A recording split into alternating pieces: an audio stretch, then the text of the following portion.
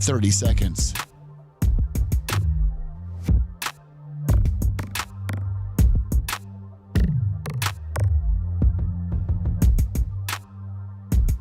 The show will start in 15 seconds, and this is your last audible warning.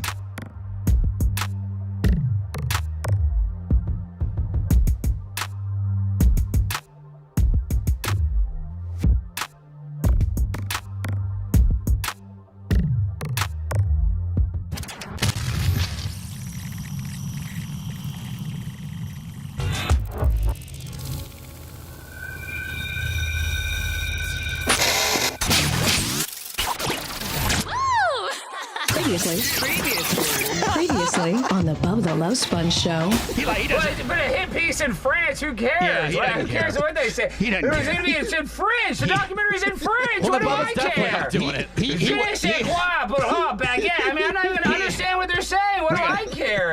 We gotta let him go. You're listening to the Bubba the Love Sponge Show.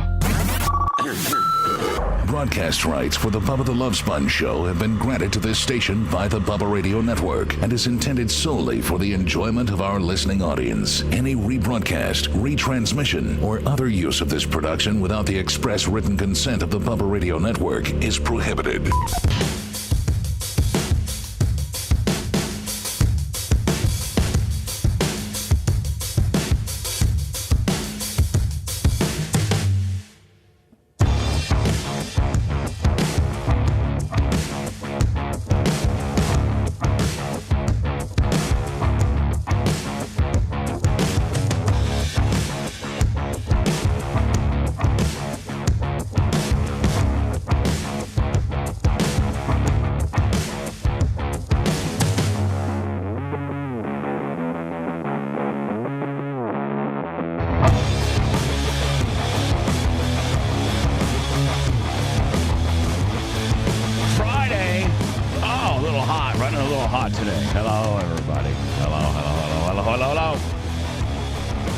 Friday, June 5th, 2026.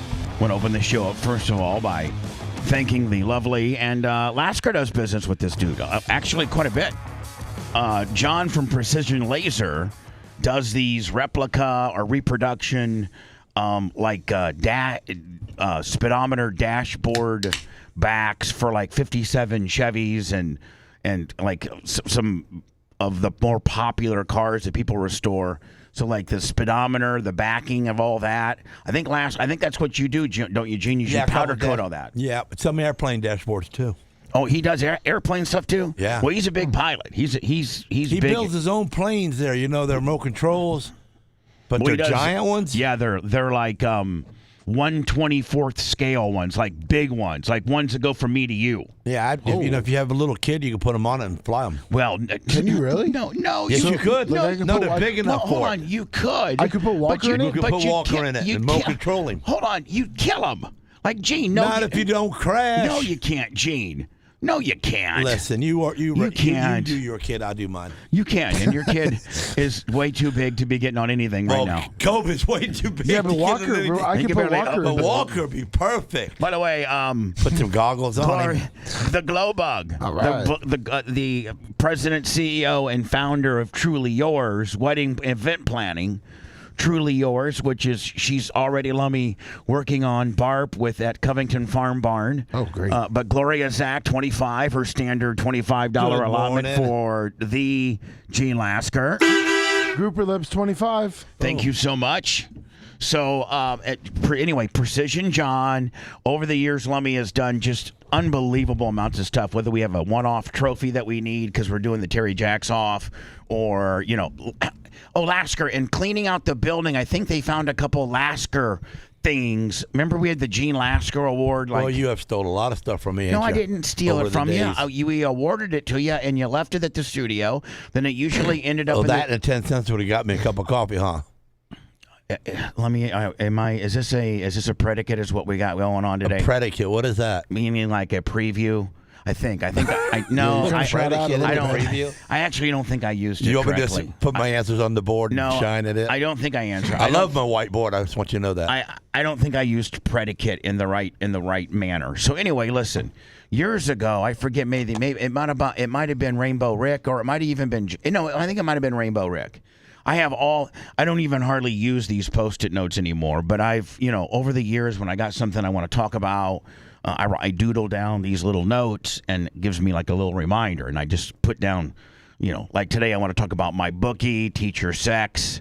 I want to give Average Joe a little shout out. I want to talk about the fact that Gene Lasker's racing this weekend. I want to thank Griffo Lummy, who did you hear the latest news? Oh, I talked to him for like 30 minutes yesterday. Did you hear? Oh, yeah. Yeah, so we were just going to get like a standard hotel that was close to Emerald Coast Harley. I think they have like a Hampton Inn and stuff, but it's not on the beach. No. But I told Griffo, I'm like, hey, man, I don't know how much beach stuff we're going to really be doing, but, me and Lummy and Erica and Ashley, we don't need necessarily the beach.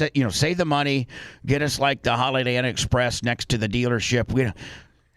But it is cool to stay on the beach. Well, of course. Yeah, go walking at night. Especially Fort Walton, man. Those beaches are beautiful. Yes. But I told him, when he was booking, because terrestrial radio is tough right now, and they just got a new market in Panama City. I think they're down a couple salespeople, so they're busting their ass trying to. So I don't want to cost them a bunch of money. So Griffo pulled something out of his ass in some way, shape, or form, and got us a beachfront room. So I think we're on the Holiday Inn with the lazy river. So.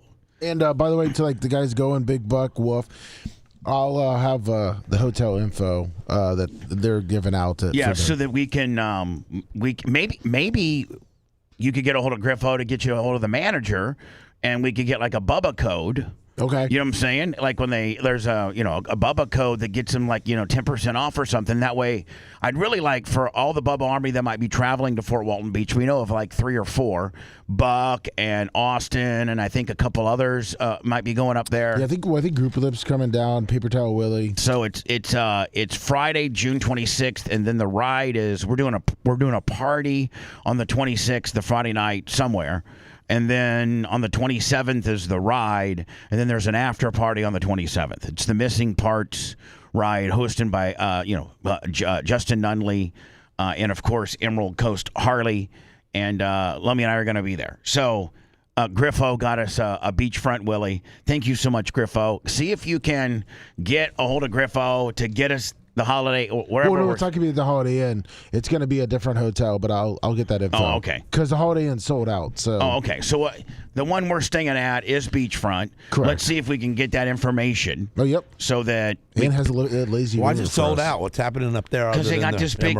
They got this big ride. And plus, it's they had 5,000 riders last year. Yeah. Wow. Now you've been That's part miles of. long. You've been. What's the biggest, like when you and the Outlaws, do you guys ever all get together at Sturgis or Daytona and then all get into a big, do you guys do that? Yeah, cops don't allow us. Oh, they'll try to shut you down? They pull helicopters on you. Oh, they do? Oh, yeah.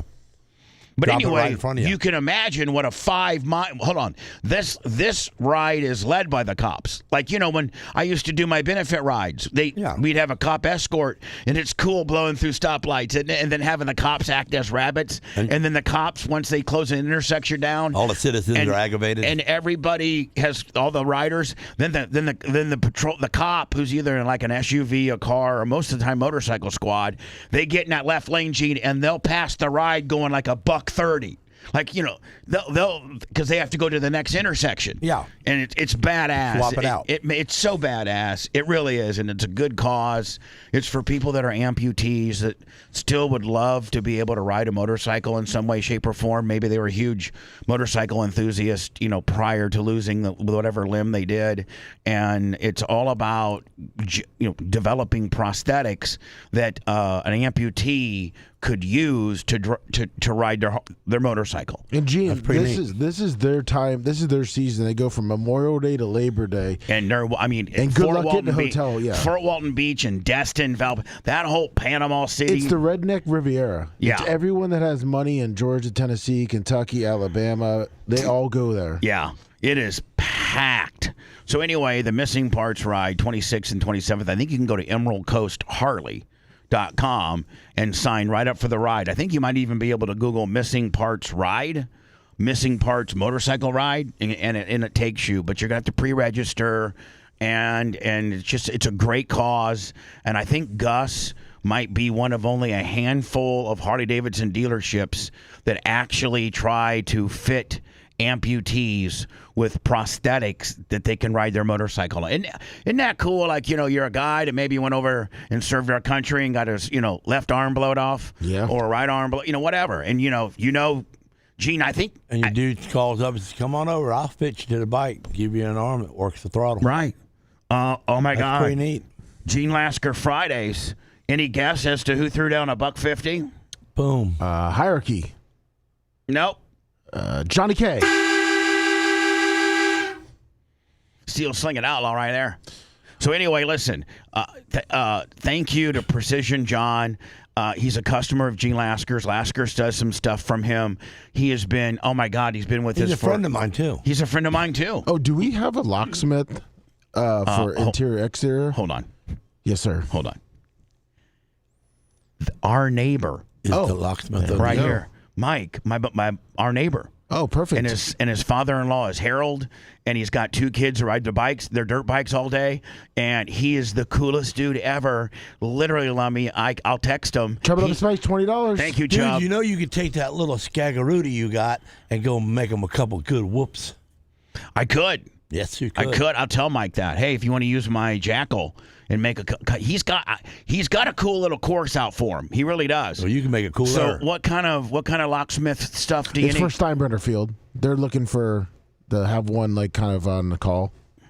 For anything they're having with their exterior or interior and exterior call. Oh, so they need like a locksmith. Yes. Oh, so I'll get a hold of Mike today. Okay. Now, are you going to give me April? Is April to connect? Yes. All right, give me April or Creamsicle. Give me the information as to how I can quickly get a hold of them. If Mike says, yeah, I'd love to. He may not travel into Tampa. He may just be, a guy that does does just some local. He's got like 10 local dealerships that he makes keys for. But he might have a guy. But he might be a guy. Yeah. He might say, hey, if I come down, it's going to be X amount of dollars. I'm not just doing one key. Oh no, but they're want him to be like when they need a locksmith. That's the company for Steinbrenner. Fantastic. Yeah. Yeah, absolutely. Okay. Let me give me their information. I'll get a hold of Mike. Okay. See if he wants to do it, and I'd really like him to use Mike because he's oh my God, he's a great neighbor. Nothing's better than having a good neighbor. Yeah. Nothing's worse than having a horrible neighbor. Yep. That calls, that's always looking at your business. So Mike's father-in-law, his name's Harold, and he's 72 years old, and he rolls around in his Lark up and down the driveway. Mike is such a big slinging D. He's got a concrete driveway. And he's never had a shirt on. Yeah, Harold doesn't wear a shirt. His father-in-law, he's 72, and he never wears a shirt, and he's jacked up. Mm-hmm. And he wears this, and he drives this Lark up and down, and he can tell you everything. So I'll go out and try to get the mail, and Harold's out there, and he'll be like, hey, Bubba. I go, hey, Harold. He goes, I just want to let you know, the Amazon Prime truck came twice, UPS came once, and FedEx came yesterday. I mean, I have surveillance and cameras and everything, but I also got Harold. He knows everything. He knows everything. Oh, and the garbage man forgot to dump your second barrel. Damn it, I don't know why they're doing that. So, Harold is cool. But anyway, back to my original Precision John deal. I don't know, maybe 10 years ago, I had somebody make me these little white dry erase boards. I think they're 5 by 15. And they fit right on my little control board right here. And I just write down, instead of having all these Post-it notes here, I just write down what I want to talk about. And if I talk about it, I put a little scratch through it. And then at the end of the show, I just put some Windex and paper towel and wash it off, and it's the next day. It's way more efficient than Post-it notes. And was trying to find them in the move, and we couldn't. And so I just got a hold of John. I said, John, can you make me like 4 5x15 white dry eraser deals? It's like, yep. So here we go. And Lasker, we've given you because you can't write on it with a regular Sharpie. A regular Sharpie you can't erase it. You have to have the dry eraser Sharpie, which I bought a pack for everybody to have 1 or 2. And so there you go. If you got something you want to talk about or give yourself a note or something you want to get. I kind of like it because I'm looking over at Lummy's and I'm seeing what he wrote down. So maybe I'll just throw it out before he does. And right, you like steal what he's writing down. Yeah, then he has to mark it off his list right there. Mm-hmm. So thank you so much, John. Appreciate you, my friend. So I stumbled upon this on X last night or something like that. And it really absolutely made me chuckle out loud. It did. It made me, and it may be stupid to everybody, but it is very true. Now, is June Gay Pride Month? Yes. Okay, so June is Gay Pride Month, and I don't want anybody to think that I'm not. I'm an X. And I'm in a plus. You're an X. No, you're a queer plus. Do I gotta say that too? Yeah, you really do. Yeah, I mean, you're QT. You're queer plus. Yeah. QT. I can go with QT. Yeah. That way you don't got to tell them what it means. Right. But it's say, hey man, I'm not an L or a B or anything. I'm a QT. No, you're not. You're not a QT. That'd be queer transitioning plus. You're just a. I'm transitioning to be regular. You're just a QT. And even if you're just a straight male. That's me. But see, let me with the LGBTQAS15969 or 29 or X plus, like whatever they're going with now, they never put in there heterosexual. Like, why wouldn't they start out HLB? So that's heterosexual, lesbian, bisexual, gay. Why isn't heterosexual listed within sexuality?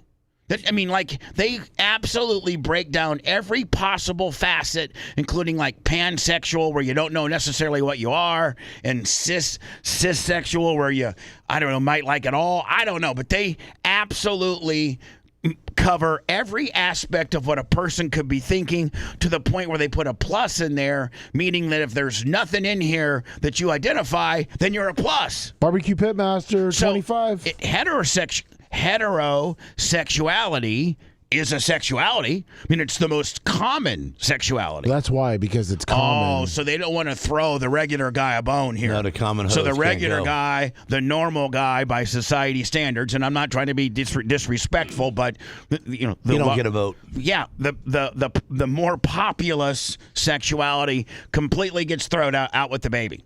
That's right. Come on now, it should be LBTQ plus a 99 or 49 or 69 plus queer. Well, but that won't show the how the inclusion. Why is queer got to be at the end? Inclusion, yeah. So, Gay Pride Month is June. Yes, and it's an entire month. The only other thing, I think they got is October, like Breast Cancer Awareness Month. Maybe you might be able to Google, maybe Autism you can February. Google. Well, June is also for men too. What? I believe nobody cares about men. Well, because of There's Father's, no men. well, Father's Day. Okay, well, we get Father's Day. We get 1 day. We get 1 day. Just like, everybody else gets 1 day. And so I was watching Rob Schneider, which I've always been a friend of Rob Schneider. I always have, and he's pretty much just been what's the guy that did Adam Sandler? He pretty much just Adam Sandler just throws it in every one of his movies and gets him like a $2 or $3 million payday, and I think he's been able to make a living that way. Rob Schneider has, and so oh my God, this is so funny. He talks about Gay Pride Month having an entire month, and there is a month for every there's something every month. Oh, can you send it to me? Yeah, autism is on February. Yes. Oh, so February is quite. I think. Hold on now. We got Christopher. Lummy, this was new money a couple weeks ago. The Christopher O'Leary guy. Yes, he's back. $50 on the PayPal. Thank you, Christopher. New money a couple weeks ago. But see, and this list. All right, perfect. I kind of like the little sound there. This list has a bunch of. Well, if I send you stuff while you're on it, it might. No, but I like it. It's almost like Family Feud. Yeah. So like it'll let me know. You don't even have to say I sent it anymore. I know, but if you're doing a story and I don't care. Okay. I think I would rather forge through the sound. Quit arguing with them. How many times? Get on him. And the answer for you to answer back to me, Lummy, I'm telling you what to tell me. Gotcha. The answer is thousands. Okay. And here's the question: how many times do I have to say, Lummy, did you send it? And you go, yeah, I just sent it. Well, that's awkward. If I just heard, then I know it's sent. It's sent, and what we're talking about, and I'm looking for. The computer does that too. Yeah, you've done AOL. Yeah, like when you got a message. I got a message. So let me. Don't worry about even if I'm in the middle of a big, Yeah, just throw some sound system at him. If I'm in a big monologue, just send it. Boy, we just don't know what you like anymore. Hold on, Lummy. Since when did Macho Man hit a setting where now he left your sound up. I love it. Up to technology. Lummy, do not turn my sound off direct order. Please. Macho Man as well. I like it. So many new rules. I like it. How do I spell that? Because I got to write it on my board. And Lummy, here's the deal. Yes. If I don't have my internet pot up, it won't sound, I don't think. Yeah. So, it only happened half the time. Perfect. New rule, maybe even right in your Bible. Bubba wants his I am sound enabled. Beep, beep. So January is dry January. What does dry mean? Means you're not supposed to drink. Veganary, that's So you're a drinker, and you're supposed to and stay. then January hits. And you're supposed to not. Yeah, yes. I guess it should be like dry January. Well, coming off the holidays and New Year's Eve. They want you kind of the liquor stores will go out of business. Yeah. No. So what's veganary? It's for vegan people. English-speaking word originated and headquartered in the United Kingdom. So it's vegan. People that are vegan, they're supposed to be extra vegan in January. Yeah. National Mentoring Month and Slavery and Human Traffic Prevention Month. So everybody that's participating in slavery and human trafficking, they shut it down for January. February, American Heart Month. Black History Month. Black History get a whole month. Yes. LGBT History Month. That's in the UK. Oh, okay. Yeah. Because June is our gay month. Yes. National Bird Feeding Month.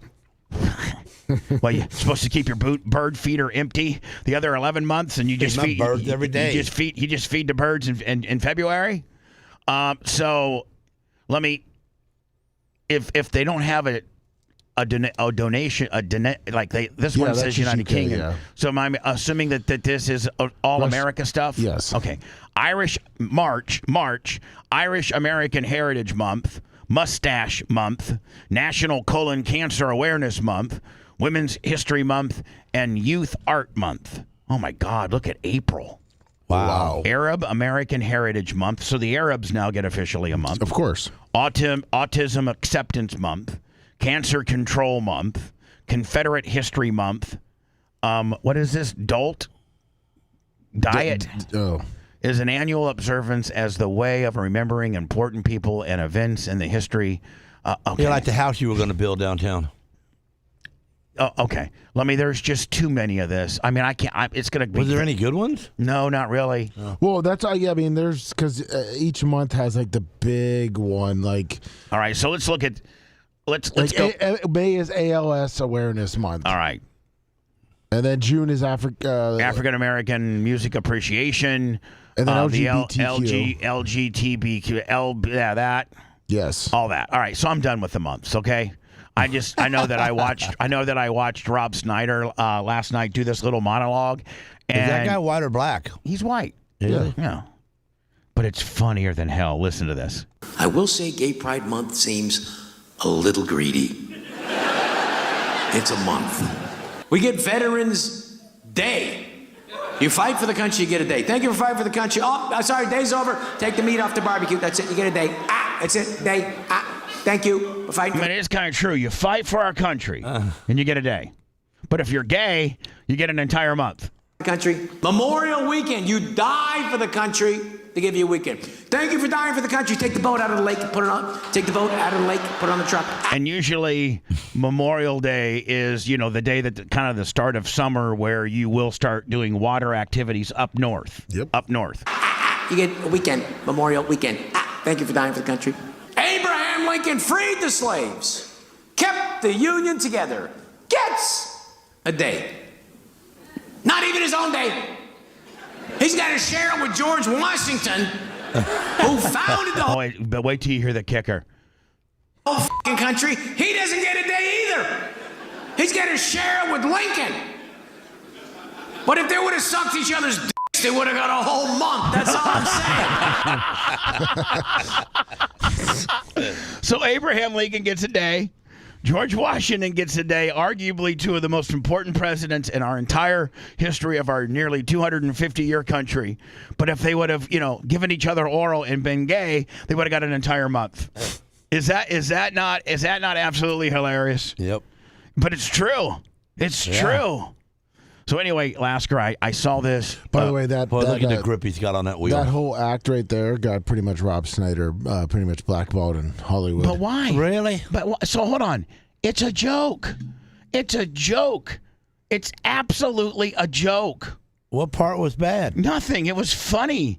Too bad funny and a little bit edgy. Too bad funny and a little bit edgy could get you blackballed from Hollywood. Stand-up comedians were supposed to be edgy. That's what we pay for. That's what, in fact, when we, 10, 12, 15 years ago, that the stand-up comedian, world was where you kind of told, off-color or not so shocking jokes that made people go, oh, snap. I mean, that's, and under the guise of comedy, it's okay because it's comedy. He's not trying to, pander to children or anything like that. He's in a club or a venue that people have paid to see him. And he's telling, funny. I thought that was brilliantly written. Oh, yeah. It was brilliantly written, and ridiculous. Well, it was during that time. Jumping Up the Spice, $20. Man, chub it up. Thank you, buddy. It was during that time that what? It shouldn't matter what goddamn time it is. A joke is a joke. Now, when you're, the guy that played Kramer on Seinfeld, and when he's in a nightclub and he's saying the N-word, N, I get it. That probably ain't very cool, and that could maybe get you canceled or at least a problem. I get it. Oh, I got him canceled. It did, but and as it maybe should, but maybe it shouldn't. Maybe whatever you say in a comedic setting, in a private venue, that people have to pay to see you, that if you say something off color, inappropriate, or questionable or offensive, comedians are supposed to be offensive. You're supposed to be like, oh man, whoa. But now it's you can't be offensive. You just can't. And there's places that you can be offensive or should be able to be offensive, and then there's places that you can't. But now you just can't be offensive anywhere. Like any little nook or cranny, they'll get you. So anyway, Lasker, you've not seen this last night. You have not seen this, but this past Indianapolis 500 was probably... I watched the race. Oh, my God, was arguably one of the greatest finishes I've ever seen in my entire life. Yeah. And what people don't realize is when you drive an open-wheel car, whether it's a non-wing sprint, a sprint car, open-wheel modifieds to an extent, although their back tires are covered. And Indy, their back tires are covered as well. But those front tires are wide open. And if you touch tire to tire, as Lasker and I have, you got one tire going one way and the next tire going, and it'll kill you. Put you on your head. It'll kill you. It'll kill you. Now, multiply the fact that these guys are going 220 to 235 miles an hour, and, they're traveling a football field a second. And things just, your brain can barely keep up and dissect the information it's getting and give that information to your hands and feet respectfully faster than you can really process it. So it's like, it's an unbelievable skill set. And the other thing is at Indy, you got to stay when you're getting down. When you're in Indy is configured unlike any other oval. Daytona, Talladega, the most iconic ovals and the only tracks that are similar in size to the Indianapolis Motor Speedway, and that's all three of which, Indy, Talladega, and Daytona, are all 2.5 miles long. That's how long they are, big they are. But in Talladega and Daytona, and Gene will tell you, they got 30 to 31 degree banking, and it's a true oval, meaning but in Indy, they got like 7 to 11 degrees banking, which is nothing. You go into turn 1, and then there's a little short shoot, like a little mini straightaway. Then you go there's 4 different significant turns. So when you go into a turn, you then got a little bit of ways to go before you go into another turn, and they call that area the short shoot. So you got the front stretch, the back stretch, turn 1, short shoot, turn 2, back stretch, turn 3, short shoot, turn 4, front stretch.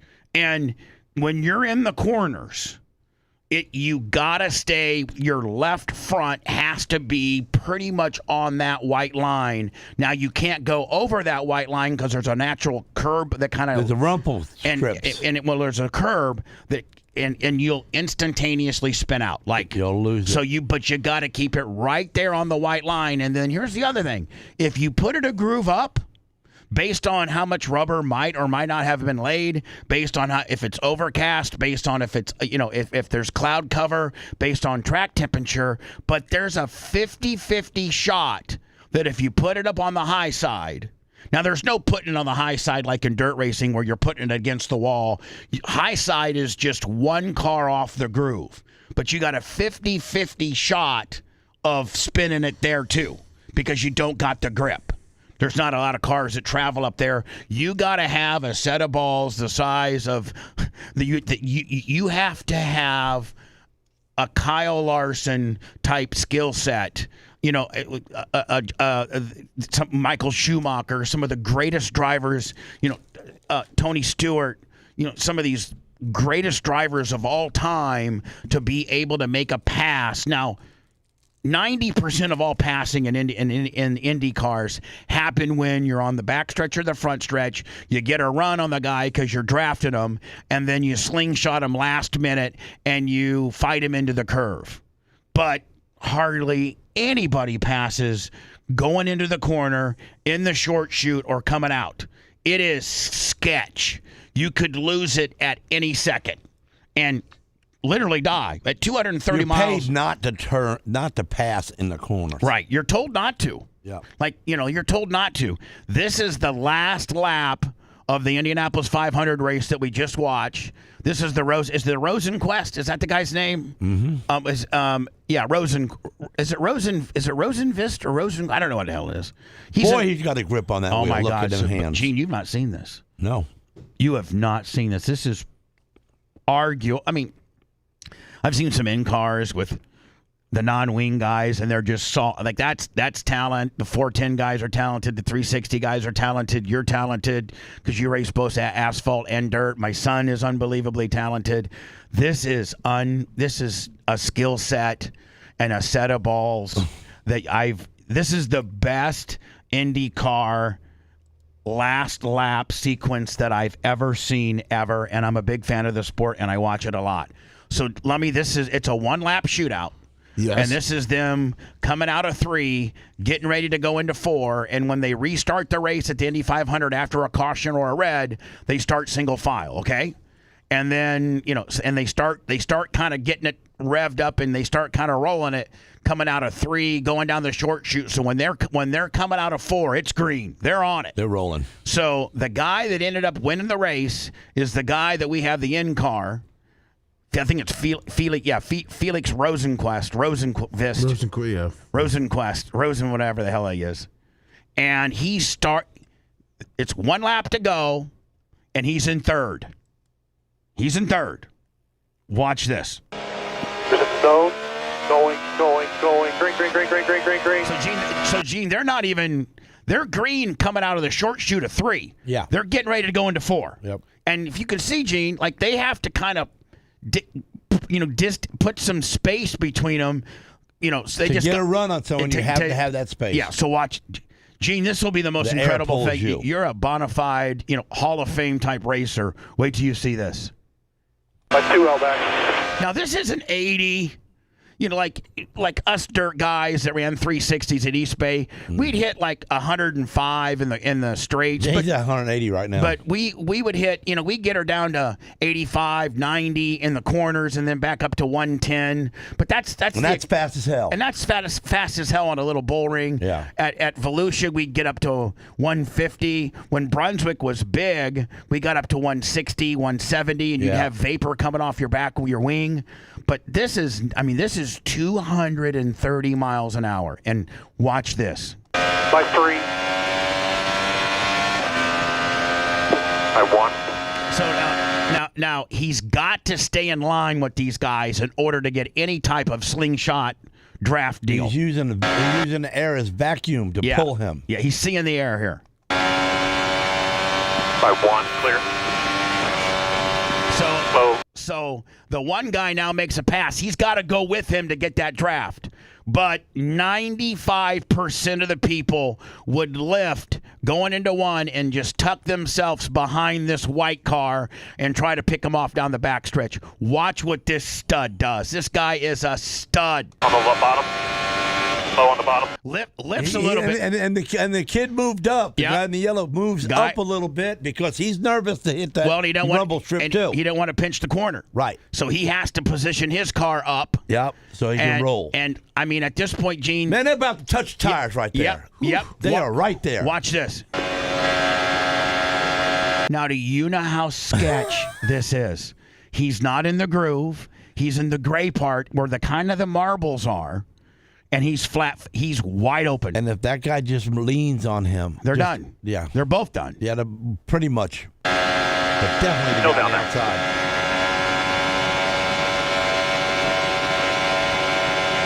Now they're coming out of 2 and getting ready to go to the backstretch. Coming out of 2, getting ready to go down the backstretch. Clear behind him. By 3, pad up. Still down there, just you two. Paddle with you. Paddle with you. Now he's getting ready to go into 3, and at this point, man, I mean, the guy's got a significant lead on him, and he's got a lot of making up to do here. He's got about 8 cars on him, but right now he's in a vacuum chute. Right, he's in a tube. Like still down there. You can't see it because it's air. But now when he has the preferred line, he doesn't have to go one car up. Watch him get. Watch it where he puts his left front. It'll be right on that white line because now he has to get the preferred line to get the vacuum tube off of this guy. Watch. They're still down there. Still down there. Still down there. Just you two. Oh, no, I'm sorry. I made a mistake. That guy's still down there. He's still there. I'm sorry. He doesn't have the preferred line. The guy's still down there. Oh, He's nuts. still high side. Yeah, it's nuts. Still down there. You two. Still down there. You two. Now they're going to 4. Gene, and he has to burp the throttle a little bit here because the guy's still down there, and he could wad this thing up. But he needs the guy down there right now because that guy moving over, he can't move over with that guy there. He's getting side draft now. Right. Here we go. Still there. Still there. Clear. So now he's clear. Okay, so the leader made a mistake right there, if you noticed, and he got into that rumble strip a little bit. Let me see here. Back it up just a couple of feet, and you'll see he made a mistake. Still there. Still. Oh, yeah. Right now, he probably had to burp it. A little bit further, he gets worse. Right there. He gets worse. He's lucky he didn't want it. Clear. Right there. See, now his car is ill handling, so he's a little assy. Yeah. So now that's why he rolls on him. He had to probably burp it, didn't he? Yeah. Go get him here. Go get him in line. Come on. Now the guy, his spotter is almost like whip the horse. Like he says, go get it. Get it. Go get it. Because they made a little bit of a mistake, so and watch you can this. get him now. Oh, he gets this unbelievable draft. Then watch this slingshot. You and him. You're up there. You and him. Now hold on. Let me watch the wheel adjustment. It's quite abrupt for going this fast. Watch. You're up there. You and him. You're up there. You and him. You see that, Gene? Yeah. Left, then right. Yeah. like almost like he was driving a sprint car where he had to counter steer. Watch. And you got to figure right here. At that speed, you need a little bit more steering wheel on the front because you're really not touching the ground good enough. No, you don't have any. We really don't have any downforce because he's taking all the air off your nose. Yeah. So watch this, Gene. He actually sprint car counter steers here. Watch. You and him. You're up there. You and him. Did you see it? Yeah. Now watch. Regen. Deploy.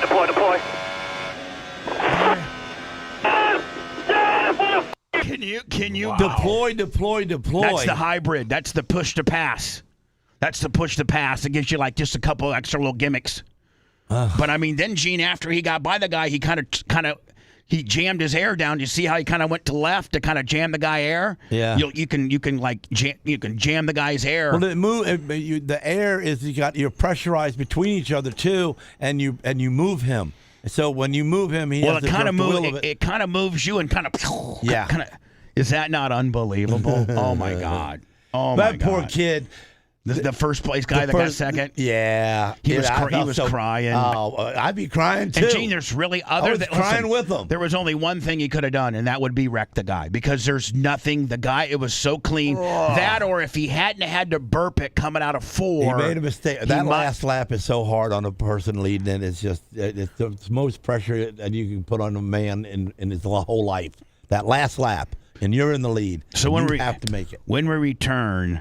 I love this, and he's a very good friend of mine. I know him personally, but he is very, very frugal. Talking about my boy, Coach Prime, Deion Sanders. He is a good dad. He has when he divorced from his second wife, Pilar, he got custody of all 3 kids. He was the primary custodian. He's raised these kids. He has 5 children, 2 from his first wife, 3 from his second, and he's raised these kids. And he's I don't know, Deion's probably worth over $100 million. And, they've lived a very privileged life, but he's hard on them. And they just can't ask for, can we get some extra money or this and that. Even his youngest daughter, she's calling her dad up here asking for a little bit of money. And wait till you see what Deion does to her. He doesn't play, man. Go out and get you a job, make your own money. I'll help you. Now he's made, just to let you know, and I know this to be true, and I know I got to go to break, but he has made the down payments on every one of his children's homes. He also doesn't let outside of Shador, when he signed a 7-month lease here when he was potentially trying to make the bucks. He let Shiloh. He let Shiloh rent then, but like Shador, he made Shador buy a house. He makes his kids buy houses instead of renting because that's where you really make.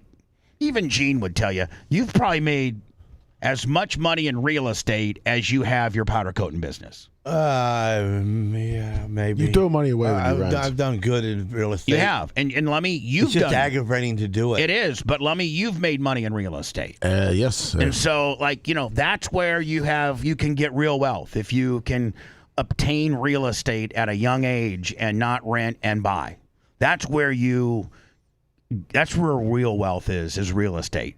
So he makes every one of his kids, once they've established where they're going to live, what they're going to do, to buy a house, and he has made the down payment, the 10 or 20% down on. That's his gift to his kids. And then don't ask me for any more money. And that's very prevalent on the next piece I'm going to play next. Deliciously disgusting. You're absolutely right. This is Bubba the Love Sponge Show.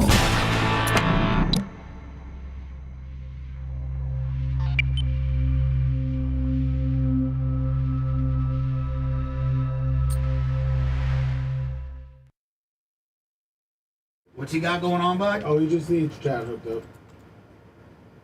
It's no big deal. I'll get it for him. I got to get my Chattamungos. Bubba, I sent you a video from the hockey game. It's just showing this player took a puck to the face. It's pretty good. We gonna get a Striz hike? Oh no! It's like a. Is somebody trying to get into our GoDaddy? No, that's Macho. Does he need it? Yes. Hey, do you find yourself kind of like whipping through the driveway, like? He's gonna resend it, Bubba. Okay. Kind of like going a little faster than you need to be, just to miss the trees. How fast are you going? I don't know, maybe 15. 15's a lot, but when that last tree comes at you. That one. Hey, please don't be boss hogging through my driveway. Can you just drive sensible, please? Thank you. I didn't have to tell you I did that. I know. Well, I'm just asking. I ain't tearing the rocks up. Oh, I bet you are. No, I'm not. That's the way you don't want to move the rock.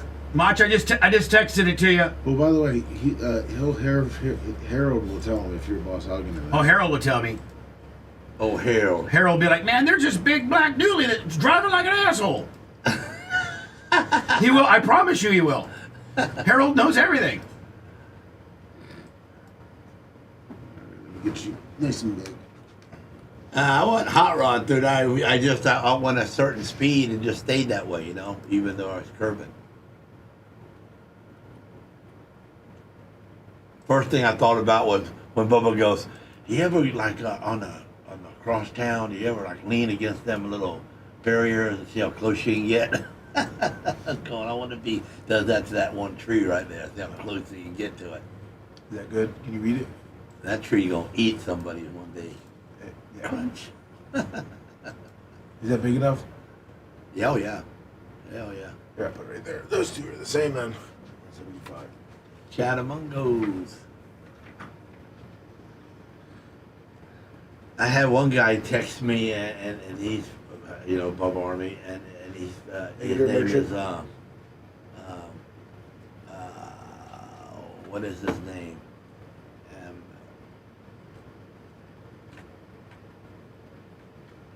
Mike from Mass. Oh yeah, Mike. Yeah. But now there's two of them.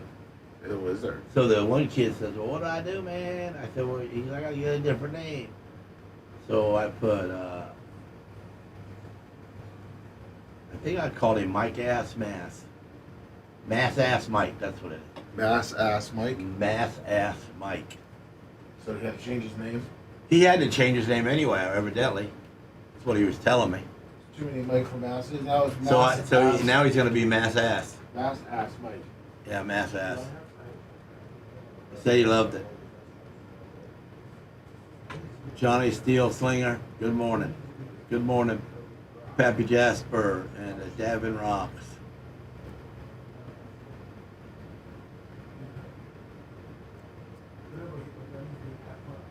I missed out what you said about a donut house or something. I don't know.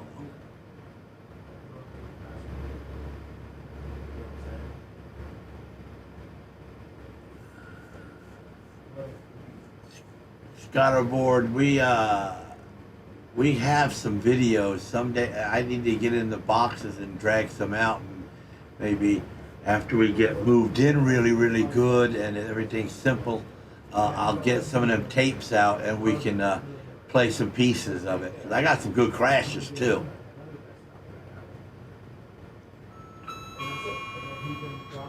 Organic, Mr. Lasker. That's how Concrete Rick would say me. Mr. Lasker. Trooper Lips, good morning, sir. Amy. Greg and Amy. I just saw Amy on the picture. Give me. Henny Jacks. Good morning. Thanks. It's Friday, bitches. Big Buck in Charleston. Yep, it's Friday. I'm kind of glad about that too, man.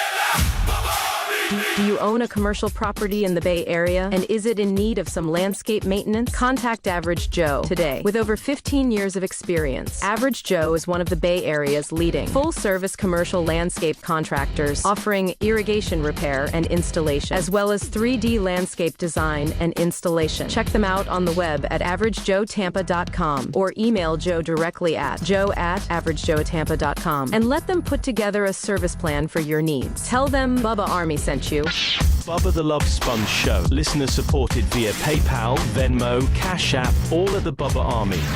Now returns. I think we're only about 100 and, let me see, what that'd be, 13? I think we're only about 113 subscribers on our YouTube channel from 144,000. Thank you, guys. Lots of stuff up there, not just the show, not just for you to watch the show. And Lummy and I actually got a AI report, and this is kind of telling. But what's the report do for you? Well, it tells us different, statistics and different data as to when people listen, how long they listen, where they listen from. I think Florida's our number one state. I think maybe New York's our number two. Big E, $50. Lummy would know more. I think number one's New York. Number one, it beat Florida. New York. Hold on, Florida's not number one. No, it's New York. New York. Yes, that's right. Are you kidding me? I printed it out. Big E. There you go. I printed it out so I could have, because I was doing it for our other little thing. So the other thing, so New York's number one. Yes. Cali is like 4. Cali is 4, yes. Florida's 2. Yes. Who's 3? Pennsylvania? Chicago. Well, that's Illinois. Boy, we are in some really raunchy states to love us. It just goes to show you, man. Just people may live in a very liberal state, but they like listening to rednecks. They like listening to real men. Actually, if you look at real stuff, our biggest cities are a lot of liberal cities. No, our biggest cities like New York, L.A., Dallas, Chicago, wow. 3 of Tampa, the worst cities in the world. Philly, Orlando, huge in Pittsburgh, Orlando, Houston. Do you know another place we're huge in? Cape Coral. Yeah, we're huge in Cape Coral. Oh, Boston, Mass. Yeah. So anyway, listen. So I got. By the way, I got to tell you. Let me. Hopefully, Macho Man can put this on my screen. If you're looking for a venue, and they've already had like 3 Bubba Army bookings, and that is unbelievable. And thank you so much. The one thing I can't emphasize enough, and when we have like Wesley, we have some great clients. We really do. Oh my God, Wesley Chapel of Volkswagen of Wesley Chapel, Crystal River Harley Davidson, Big Gus Tractors, Emerald Coast Harley. Get a box. Morgan Exteriors, Toyo Tires, Red Line Oil, K&N Filters, Skag. Skag's one of our biggest clients. Les of Wesley Chapel. I know I'm forgetting some here. Fast Life Towing. Oh, yes, absolutely. And you know what? Let me predict something, and you tell me if I'm right or not. You talked to or saw Bobby. It's just a yes or no. I don't want any elaboration, like how you're gonna go 50 mile an hour down my driveway and hit a tree one day. I just want yes or no. Did you see or have a conversation with Bobby from Live Fast Towing yesterday? Yeah. Okay.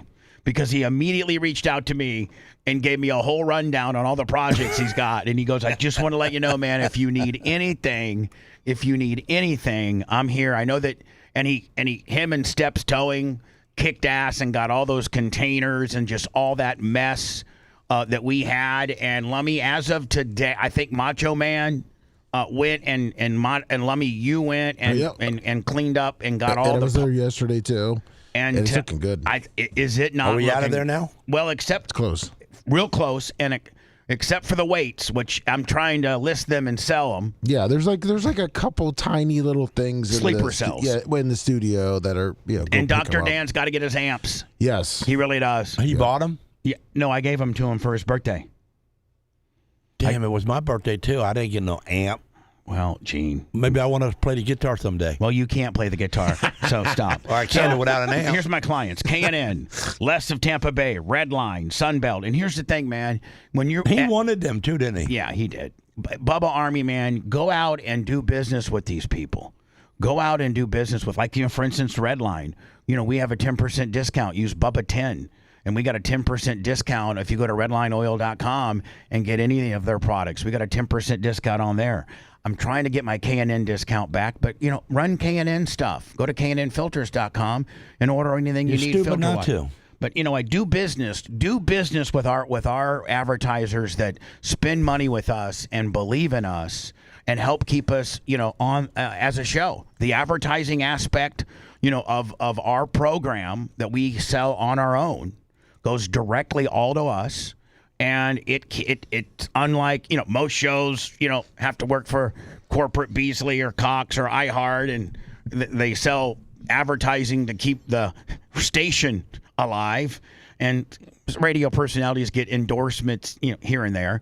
But we have our own advertising agency and wing that we sell our own, and it all goes to us. And it's about half of our business. But it's kind of amazing how you have these sponsors that we really believe in their stuff. Oh no, I'm not gonna. We're not trying to sell something we don't believe in. Can I tell you my latest coolest thing that listen? I love Skag. I've been talking about Skag forever. If you'd buy anything else but a Skag, you're just like Gene Lasker would say, you're just plain stupid. Period. Man, Lummy, can I tell you what? I've had a lot of my friends go to getabox.com and they're like, listen, we're a little reluctant. It sounds too good to be true to get every local channel, be able to find any ball game, because you can, basically go to the city that they're playing in and find a local channel. You can get anything. It's just, I can't even really get in depth, because it would be a 3-hour infomercial for Getabox. Just everything that you get. It's just unbelievable. And the new Mini is so not cumbersome or anything. It's just about the size of half of an iPhone. That's all it is. You plug it in your HDMI cable area, and as long as you got internet, Wi-Fi internet, you're cooking with fire, my friend. Yes, you are. Go to getabox.com, specifically the Mint. Now, I was told that they may have sold out of minis. I have not heard an update from them, because usually they give me an update to say hey, we're out of the minis. They have been sold out a couple of different times, but let it eat. But every box is. Are they made in America? We don't know where the hell they're made. You know what? What does it matter where they're made? The company, that sponsors Chinese us, are probably jacking us around. The company that sponsored us is American. Yeah. Okay, that's great. Where they do their manufacturing, I don't know. You know what it is, Gene? It's processed in the United States of America. So go to getabox.com. But listen, do business with our clients. Do business with our clients and tell them, hey, man, I'm doing business with you because I listen to the Bubba Show, or I'm Bubba Army. You don't have to be Bubba Army royalty. You don't have to give us one damn dollar. You don't have to qualify for BARB. You don't got to do any of that. Just when you hear a client that, something that you need a roof, you're going to go to 4th Gen Roofing. You need some new windows or a bathroom remodel, you're going to go to Morgan Exteriors. Lummy FUJ Outdoors, which is our buddy Paper Towel Willie. Average Joe Landscaper. You need a landscaper in the Tampa area. You're going to call our boy Aaron up. I mean, he is such an accomplished landscaper that he has the Tampa International Airport contract. But yet he'll also do your commercial property as well. Does he do residential? No, he does not. He does not do only commercial.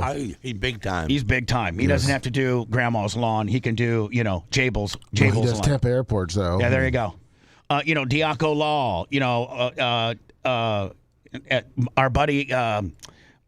What is the guy that owns Advanced Film Solution that does the window tint? Is it? I forget. I know we used to call him Tommy Taint. He doesn't like that. Advanced Film. I forget what his Advanced Film Solution and Land O'Lakes, I believe. Yeah, it is. Or Lutz. Advanced Film Solutions. I forget what his first name is. E&E Electrical, the Nash Brothers, Toyo Tires, Travis from Semi Auto Glass.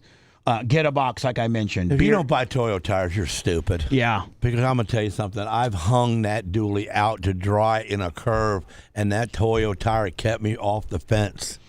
Yeah, I just go to toyotires.com, find out what the tire size I need, and I either go to my dealer or, you know what, can I give you a little hack? Go to Tire Rack.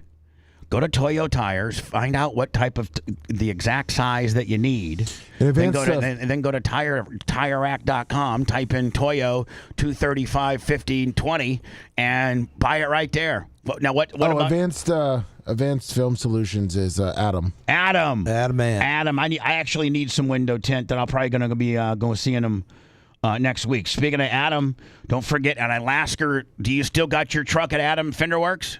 Yep. Still, all right. Well, I need to bring my truck in there, but I can't. I don't think we can have both of our trucks in there at once because he might drop yours and do mine because I'm more important. He will.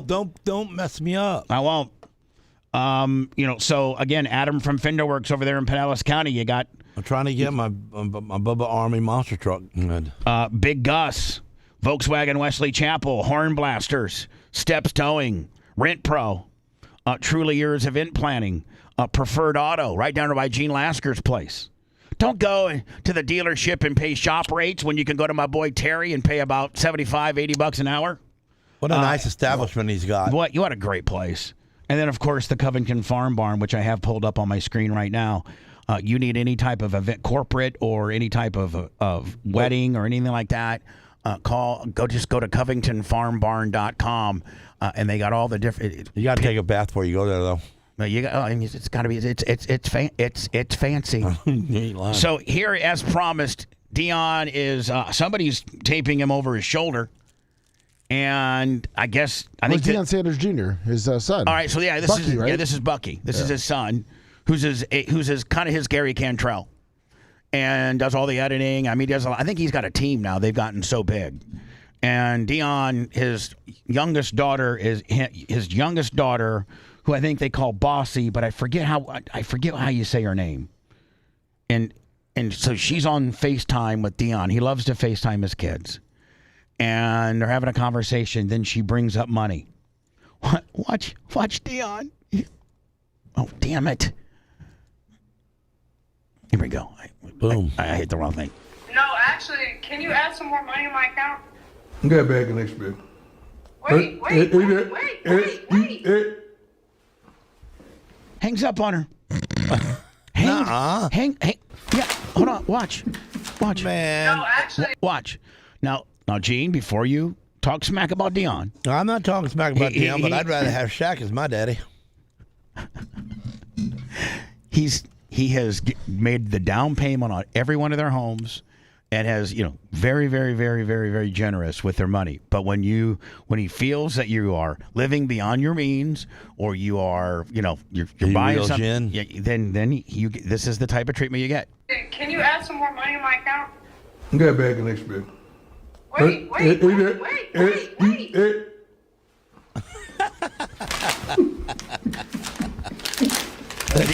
watch Dion.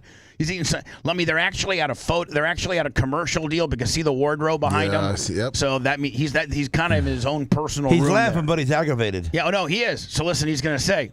Y'all talking about add some more money? I gotta go.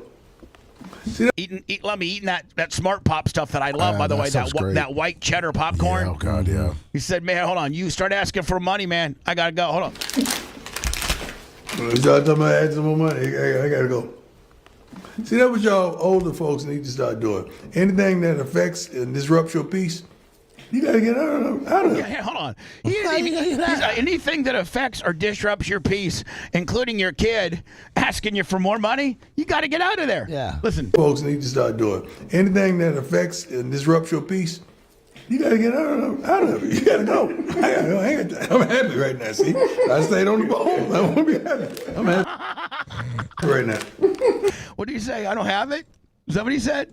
Out of it. You got to go. I'm happy right now, see? I stayed on the phone. I want to be happy. I'm happy right now. If I would have stayed on the phone, I wouldn't have been happy, and I'm happy. Oh, is that what he said? Yeah. Dion's got his own, he's got his own language. So he said, if I would have stayed on the phone, I wouldn't be happy, and I'm happy right now. So he said? Yeah. You need to start doing. Anything that affects and disrupts your peace, you got to get out of it. You got to go. I'm happy right now, see? I stayed on the phone. I want to be happy. All right, so I'm happy right now. I'm happy right now. If I would have stayed on the phone, I wouldn't be happy. No. So I got to go. Anything that affects and disrupts your peace, you got to get out of it. You got to go. I'm happy right now, see? I stayed on the phone. I want to be happy. By the way. Oh, if I stayed on the phone, I don't want to be happy. Right. So here's the thing. And what you people don't realize is that Dion makes at least $5 to $7 million for a commercial. Ooh. For him to endorse like the Aflac, I think that was a $15 million 3-year deal. But like for and he remember the Kentucky Fried Chicken drive-through scene. So he does a lot of big. How does he get that much money for a commercial? Do people like him that much? They want to watch it. Yep. They believe in him. Yep. Wow. and they get results. Aflac, Kentucky Fried Chicken, whoever he's shooting this for. Right. So he's obviously shooting a commercial that's going to pay him between $5 and $7 million. He's in his green room. That's all the wardrobe changes they may do. Now you got to understand, when you shoot a commercial of this quality or caliber, it's an all-day deal. You get there, you got a call time at usually 8, and you're done at 4 or 5.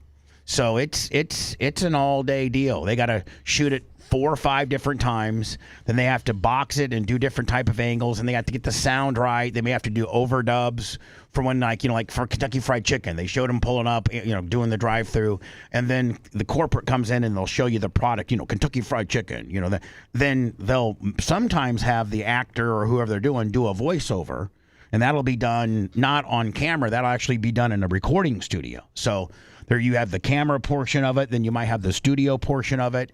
And so he knows, right now, for one day's work, he's going to do probably $5 to $7 million. Wow. And that makes him happy. That makes him happy. Make anybody happy. Bossy, his youngest daughter, asking for money. Well, she knows he's making $5 million for nothing. Yeah. Can you imagine making $5 million doing a little Depend commercial? Yeah. Like a little 15-second Depend I commercial. can't even get $5 to do a commercial here. Folks need to start doing anything that affects and disrupts your peace. You gotta get out of it. I'm really trying to start living by that code. Anything that disrupts my peace, I'm just done. I'm done with it. I ain't dealing with it. Out of it. You gotta go. I'm happy right now. See, I stayed on the ball. I want to be happy. I'm happy right now. He's a good dude, man. That guy is a good dude. He has been so good to me over the years, man. Lummy, now summertime's kind of his downtime. I'm gonna actually reach out to him maybe next week and say, hey, how about a little, State of the Dion Zoom deal? And then I'm going to get Christian Watson's dad back on the phone, because Christian Watson from the Green Bay Packers just signed a 4-year, $110 million deal. 110 4 years, 110, $37 million guaranteed. And I think what kind of football player is he? He's a Green Bay Packer wide receiver. But I will tell you, Lummy will tell you, if he's not hurt, he's arguably physically one of the biggest, intimidating, quickest wide receivers in football when he's not tweaked. He's 6'4". What do you mean when he's not tweaked? He gets hurt easy? Isn't he very Mike Evans-like as far as size? Yes. Yeah, and Mike Evans. Very similar. What does that mean, little? No, big. Yeah. Oh, big. Big and fast. 6'4" and runs a 4.40. Like big and fast. And he doesn't never drop the ball. Well, yeah, he does. He's got to keep that hamstring together. Yeah, and I was looking at some of my Packer information yesterday, and they're like, Micah Parsons probably isn't gonna be available to Game 7. Ouch. Because it's 9 months from the time when you got an Achilles ACL.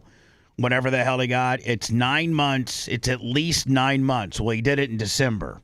So that puts you January, February, March, April, May, June, July, August, September. And then they come back with the Bears, October 6th or something. They don't think that you come back the week that you I think you start off on the PUP list, and then that means you got to miss at least the first 4 games, and they've already put him on the PUP list. So Micah Parsons probably, won't even be available to Game 8. And then, of course, Josh Jacobs, my running back, it's touch and go as to whether they're going to press charges on the strangulation domestic violence kicker. Oh, boy. Although he did show up for the little mini camp OTAs they're doing right now. Well, that's good. But, they're still, and the Packers are really, really pressing hard for them to make this go away. So I don't know. Somebody said that the Packers were looking at Stephon Diggs from the Patriots. Is that true? Is he not happy? Does he want out now that they got A.J. Brown? No, I would not pick up Stephon Diggs. Is he a head case? That ain't what he asked you. No, I did ask him that. There's a lot of different rumors with him right now on Stephon Diggs. I mean, with the Packers, they're always looking for that next wide receiver. But I think they've pretty much locked in. Golden Sterling was their number 1 draft pick last year. He kind of started coming around. He's wide receiver 3. They signed that guy so they just made Christian Watson one of the highest wide receivers in the league, so he's number one. Yes. Committed to him for 4 years, gave him $37 million guaranteed, 4-year, $110. Then the other deal, I think it was Devon Wicks, maybe. I forget. They just signed him before Watson, so I think they got their top 3 dudes. They were really looking at Diggs before the Watson sign. Yeah, before the Watson sign. Now they're all in. Yeah. And Aaron Jones, he still is, although he's 31 years old, he's still white. Did you know he took a pay cut to stay with the Vikes? And he's still, running back one. Didn't he want to take a pay cut for the Packers too? He took a pay cut for the Packers too. Yeah. So there's no sound to this, and I gotta go to words. But driver of a three-wheeler golf cart. Now, Gene, I've never heard of a Yeah. The old ones used to be 3-wheel, one in the center. They did? That's right. Yeah, they were. They did? Mm-hmm. And they had Harley Davidson made one too. They had this weird handle. Yeah, it had a weird handle. Like you can just 4 side people. to side. Well, anyway, then an Audi, So driver of a three-wheeler golf cart goes flying after T-boning an Audi in San Francisco. 4 people were rushed to the hospital with minor and moderate injuries, according to the San Francisco Fire Department. Well, there was only 2-seaters. No, hold on, I'm watching this here. Hang on. All right, so there's no. Oh boy! Boom! That ain't no 3-wheel. Oh, yeah, 3-wheel, 2 on the front, 1 on the back. Almost like those. What are those? Look at the guy flying out. I love his face plant right on the pavement at 40 mile an hour. And you know what? Dude. It's the golf cart's fault. Well, of course it is. I don't know. That red light is red as hell. I was going to say that there's a red light. Hold on. Hold the phone. Look at them fly out. Hold the phone. There's a red light. Me and Gene stand corrected. That's right. You see that red light? It was solid not red. It was not the golf cart's. No. He had a green. Yeah. And the Audi had a red, and the Audi blew the red. I mean, solid red. I mean, Ben red. He might have run over them people if he didn't. So let's watch this, Gene. So that's red, right? Yep. 1, 2, 3, 4, 5, 6. 6 seconds of red. But did you notice him going to the right? Like he's aiming at them people. Look. Well, I think maybe he saw the. He's seen it starting to veer. Yeah, he saw the golf cart. Stupid. He saw the golf cart last minute in his peripheral. Yeah. And. He had a turban on his head. Wait, did those people get hit? He was a different guy. He didn't know how to drive. Wait, those. Oh, look at the airbag punch him in the face. Yeah, but did the people get hit on the street? No. Oh, wow. They barely. Oh, maybe she got hit. Oh, no. The other guy did, and she's freaking out. The other guy's laying down. Yeah. You mean the guy with her? Yeah. The guy with her? Oh, I think he took a hit. I think he's pinned. He's pinned under the car. Because the car's against the phone pole. And look at that dude jerk out. Wow, she running and screaming, pointing down at the people on the ground. He dead. No. No? They say minor injuries. Minor injuries. Ooh. Yeah. Boy, that poor dude. So, Lummy, what am I getting ready to do with my bookie? I know that you've brokered this with Bruce and Woody. What am I getting ready to do now? I'm playing now. Is the tournament that I'm playing? It's a closed tournament for like celebrities and VIPs, right? Correct. So I can't invite the Bubba Army to join me in this tournament. No, okay. You're going to be doing it. By the way, go to mybookie.com, and it's an unbelievable online game terminal. Oh my God, it's I was addicted to it for a while playing. Me and Lummy were playing blackjack. We were up 100,000 one time. Yeah, we were going. Now, so Lummy, tell me about what we got going on and what we can promote now. And I think the actually advertising campaign starts next week. Yes, it does, because that's when the video is going to come out. Because you're going to be playing on Saturday in the tournament at 5, right? Yes, you are. Oh man! And there's $25,000 up for grabs. So you'll have a chance to win real money, $25,000, and you'll be competing against other celebrities, creators, now, VIPs. I need to do it from the studios here, right? Correct. Right. And you're going to be doing. Am I going to zoom in with the other celebrities, and my bookie has like a VIP room for us to play? Yes. Okay. And you're going to be doing kind of the different challenges or different games, kind of like blackjack, slots, or roulette. Oh, so I love all of those, by the way. So there you go. So and then the advertising campaign, so that we can get the Bubba Army involved into my bookie deal, will start next week. Yes. All right. He's hit the rattler. What comes next? We can only guess. The Bubba the Love Sponge Show returns after these words.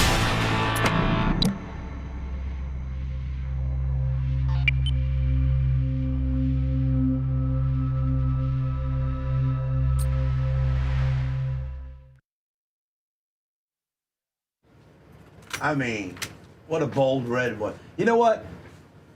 That light was kind of dim and a little bit cocked. It wasn't bold enough for everybody to see it way over there in the right-hand corner. I guarantee that person was text messaging. Oh, he was all about that. Who the audio was? Mm-hmm. Well, he didn't pay attention and probably saw... Oh, yeah. He was paying attention when he started veering to the right, though. Right.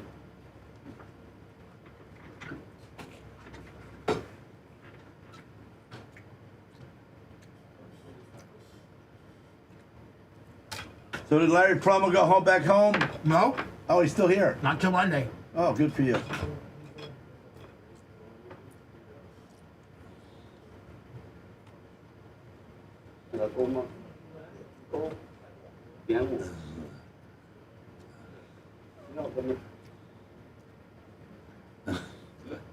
What did his wife say later on? That I was crazy?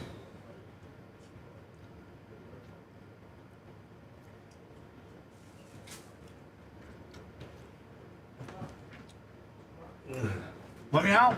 Did his wife say anything about me messing with her? No. Plummer thought it was great. He goes, oh, he made her day last her, messing with her like that. Poor thing. What happened? I asked her if she was a groupie. Oh, God. I said, well, we got groupies around the pool. And then she waved. I go, oh, no, that ain't a groupie. That's a Warsaw wave, so she must belong to you. And she goes, Wait till you see this story. Huh? Oh, you're going to be full hot on this one. Uh-oh. Oh. A guy had a border collie that had 1.5 million followers. You know, like dogs have little like they'll do. Yeah. And he, his dad was watching it for him while he traveled to China. And the dog got away or something, and somebody grabbed him and sold him to a restaurant for $27, and they ate him. They ate the dog. How does he know that? Because he went to the guy that Oh, in China they eat dogs? The guy that bought the dog for $27, he said, hey man, that was my dog. My dad should have never sold it to you. And the guy's like, well, there's nothing we can do about it. I've already ate him.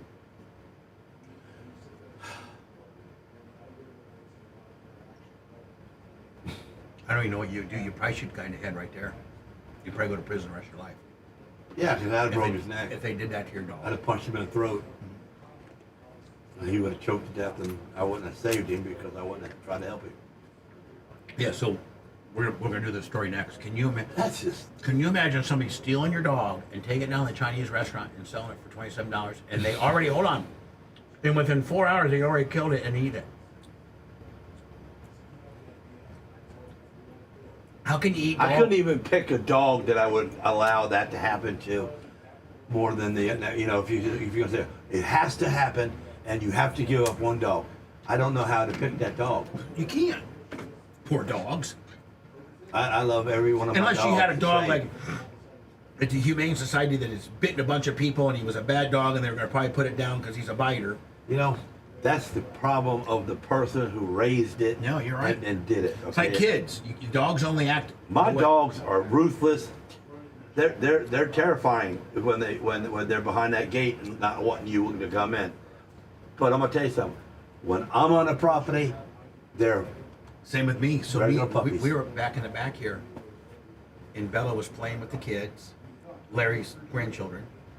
And we were all sitting there having a barbecue. I made hot dogs and hamburgers and stuff, and we're sitting there, and she's being cool. The kids are petting her. She knows everybody because they take inventory of who's supposed to be there. They know who's. Once they sniff you, dogs never forget. Never. That's one of their things. So if you've been there before, you're supposed to be there, or they know you, they're cool. The Terminex guy came because we have termite control here, and I've never seen her. She locked the fuck down, Cujo'd out, was trying to fucking, she was just frothing at the mouth trying to fucking get to him, and he was so freaked out he wouldn't. I had to go put her away, but I've never seen that. I've never seen her. She smelled that chemical. Well, that chemical is death. And she knew that he'd never been here before. She'd never seen him. And that too. But at the same time. And you know what she also doesn't like? She doesn't like uniforms. Like she knows regular clothes from uniforms. Like she hates the FedEx guy, she hates the UPS guy.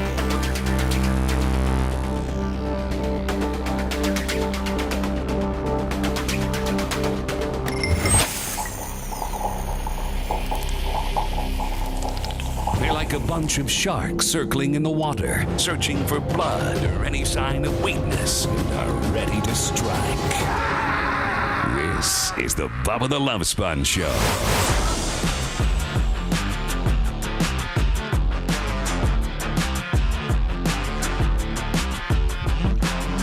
Follow us on our YouTube channel. Costs you nothing. Just hit subscribe or follow or join or something like that. Like, do all of it. Now you can be a subscriber where you pay like $5.99, then you can open up some of our private videos that we offer for members only. But just a standard subscribe, like, share, whatever, all of that costs nothing. And we're like 110 away from 144,000 subscribers on YouTube. Gary Cantrell will get a little. Think about it like this: you might hate me, but you really, really appreciate Gary Cantrell. He'll pick himself up a little bonus if we make it up to 144 by next pay period. There you go. Do it for Gary.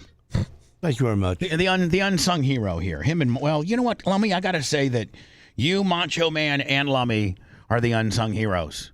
Yeah. But I got to tell you, man, and you guys walked into the new studio and you have seen Merch Crick, New York Greg, Bob, a Big Red's kids helped a little bit. There's just Tease.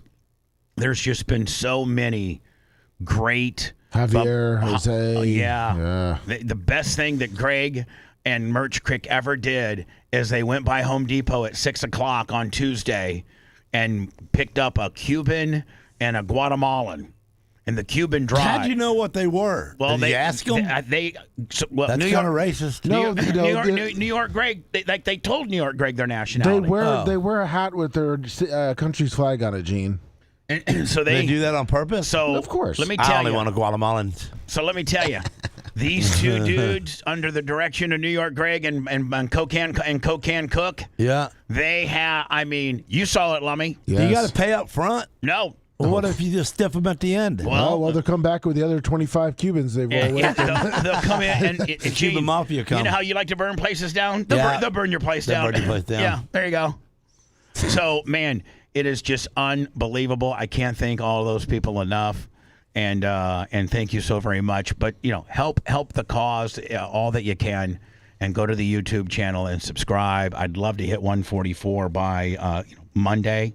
Because I got to turn everybody's payroll in Monday by 4 o'clock, and I'd love for Gary Cantrell to hit that 144 today. I think we're 143,890, so we're like 110 away. There's probably 110 people that are on the YouTube channel right now that are not subscribed and subscribing. We got about 1,500 on there right now. And Lummy, that out of the 1,500, there's probably 110 that, are just casually watching and they haven't hit the subscribe button. Not the button that costs you money. Is it literally just the subscribe button, right, Lummy? Yeah, just hit it. Doesn't cost nothing. Nope. And all it really does. You got to be able to find it, though.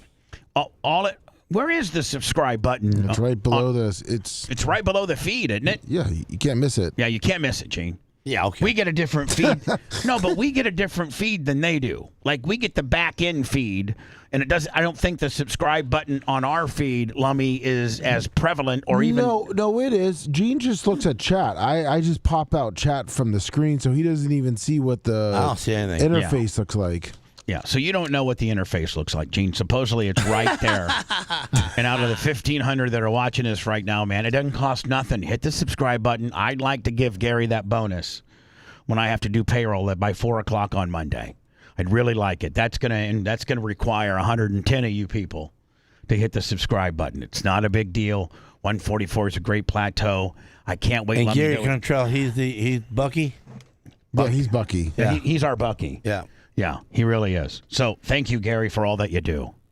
Now, all too often. Yeah, how's he doing, though? He was sick for a while. He's good. He's good. He's fat and sassy. Sweet. He's doing good. So all too often, and, parents, the generation of young people, the parents now make excuses for their kids' behavior. They really do. It's a whole different generation than a lot of them. I don't. Well, Gene, you're a very different My wife does. Agreed. Exactly. Somebody in your household does. She does. All right. Every day. This isn't about you. When I talk about stories, Gene, I'm not talking about you. You know what I'm wanting you to do? I'm wanting you to help me tell this story. Okay. Not think it's about you. Not everything's about you, Gene. I'm not saying it's about me. I'm just saying. Let me tell you something. Bubba's got some big trees. This is what really pissed me off today. Bubba's got some big trees when you pull in the driveway, and I like to go 50 down the driveway. So one of these days, I'm going to lose control and take out my front end. He said it's like chicken. Yeah. But I like to play Frogger when I pull into Bubba's place. It's kind of cool. It is kind of cool. And you know what? I'm going to leave it growed up like that. Like, I'm not going to really thatch it out. It's very Bat-cavey. Yes. Wait till I get my 6-foot privacy fence between the two properties, but I can't do that yet till I know what the road widening project's going to be. So, that being said, in today's generation, this is rare, but this is the right thing to do. This is what my dad would do. This is what Larry Plummer's dad would do. Was it the dad? Well, no, but our grandmas didn't raise us. Well, that's what I was saying. Our mom and dads raised us. Part of the problem with today's generation is that moms and dads are checked out, and grandmas and grandpas and aunties and uncles, they're raising these kids, and they're not their kids. And they're not vested in them. They're either the grandma or the auntie or the grandpa. You know, today's 13 to 19-year-olds, they can get stuff by grandma and aunties and things like that. And today's generation of parents are kind of checked out. And if they're not checked out, and Gene, you're on the older end of having a 15-year-old. Yep. You know, most men that have 15-year-olds like Coben are about 40. About 15 or so years younger than you. Yep. So a little bit more aligned with how old your wife is. Yep. And they probably, are not as strict or come from the same, background. A lot of people don't realize, man, Gene had a tough life. Gene had a way different life than any of us did. In fact, Gene was kind of telling Larry Plummer some of his life and how he was a foster kid and got through the foster system and then ran away and met Jerry Rod. And, Jerry Rod was borderline abusive. Well, he was abusive. But it was abusive. But it was better than living in foster care and getting shuffled around. Yes, it was. And foster care is just chocked full of molestation. I never got none of that. I know that, but I must have been ugly. But you know that it is full of it. Like, oh yeah, I've heard stories, but I've never seen nothing. I mean, it's way easier for a pervert or somebody that likes to prey on kids to be a foster family and prey on somebody that's not your kid. I guess in their little world, they feel it's less sick, but it's sick no matter how you cut it. Yeah. So Lasker ran away from foster care, met this dude named Jerry Rod in Pasco County. Lived with him until he was like 17 years old and then went on his own. But listen, like the way we raised our kids, and we probably would have done this. And this is so admirable and so rare in today's society. And remember the 16-year-old African-American kid that was part of the teen takeover in Clearwater that got a gun out of his backpack and shot somebody? Mm-hmm. And they were trying to find him, and they couldn't find him, and they really couldn't get a good bead on the description because the only surveillance they had was like of him in the back and with his backpack. They really couldn't get any facial features and stuff like that. And he I don't think he killed anybody, but I think the people. How did they catch him? Told on himself. No. So wait till you hear this. You're getting ahead of it, bud.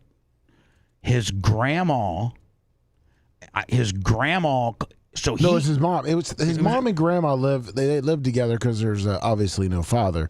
So yeah, First of all, let's start with most of these troubled teens don't have a dad, and then half of those who don't have a dad don't have a mom, and grandma's raising you. But in this instance, this kid doesn't have a dad, and he's being raised by his mom and grandma in Polk County. Now, what's he doing all the way over in Clearwater? Well, I'll tell you, shooting people and being part of teen takeovers. So, this is widely publicized, the story, and all the news stations, and even globally, it was people were looking for who is this person, and mom and grandma watched News Channel 8, Fox 13, Channel 10, Channel 28. Bay News 9, and because it's been everywhere here locally, and they're like, oh, my God, that's my kid. That's my grandson. He's a jacked up boy. And guess what they did? Told on him. They called the cops. Good people. And I actually think Grandma or somebody drove him to the cop station to turn himself in. The mom talked to Grady, and then the grandma pulled up with him. They didn't want him to be killed by the cops. Well, that might be true. So here's the story. That's the backstory where we're going with it. And I got to give attaboys to Mom and Grandma because not a lot of people would do the right thing. Not a lot of people would. And I don't even know that if me and Gene, and Lummy and everybody else try to act like we're such great fathers, I don't know if that's our kid if we don't try to cover it up because we know that our kid's going to go to prison for quite a long time. Yep. And we don't want to, lose our kid. I don't know necessarily. I'm trying to act like I'm Mr. Johnny Tough Guy. I don't know if I turn Tyler in. No, you wouldn't. So you call me and we'd hide him. This is the right thing. Tyler might be in the Jacksonville Outlaw Clubhouse. We send him over to Taiwan or Russia. The mother and grandmother of the Clear. So attaboys. And you know what? You guys are unbelievable people, the grandma and the mother, that did the right thing here. Yeah. The mother and grandmother of the Clearwater Beach shooting suspect turned him into the Polk County Sheriff's Office on Monday night. These new details come as sheriff's offices across the area say unruly behavior that puts the public at risk will not be tolerated. News Channel 8's Emmy Darkia joins us live from Polk County with more on the development. Emmy. Josh, Sheriff Judd said that the suspect's family did the right thing by turning him in. He did say that parents who don't help law enforcement and their kids partake in dangerous criminal activity will be facing consequences. We found his mother, and his mother did what was right. About 30 minutes later, his grandmother drove up, let him out of the car, and drove off. And we took him into custody. Collaboration across county lines. They didn't want him killed.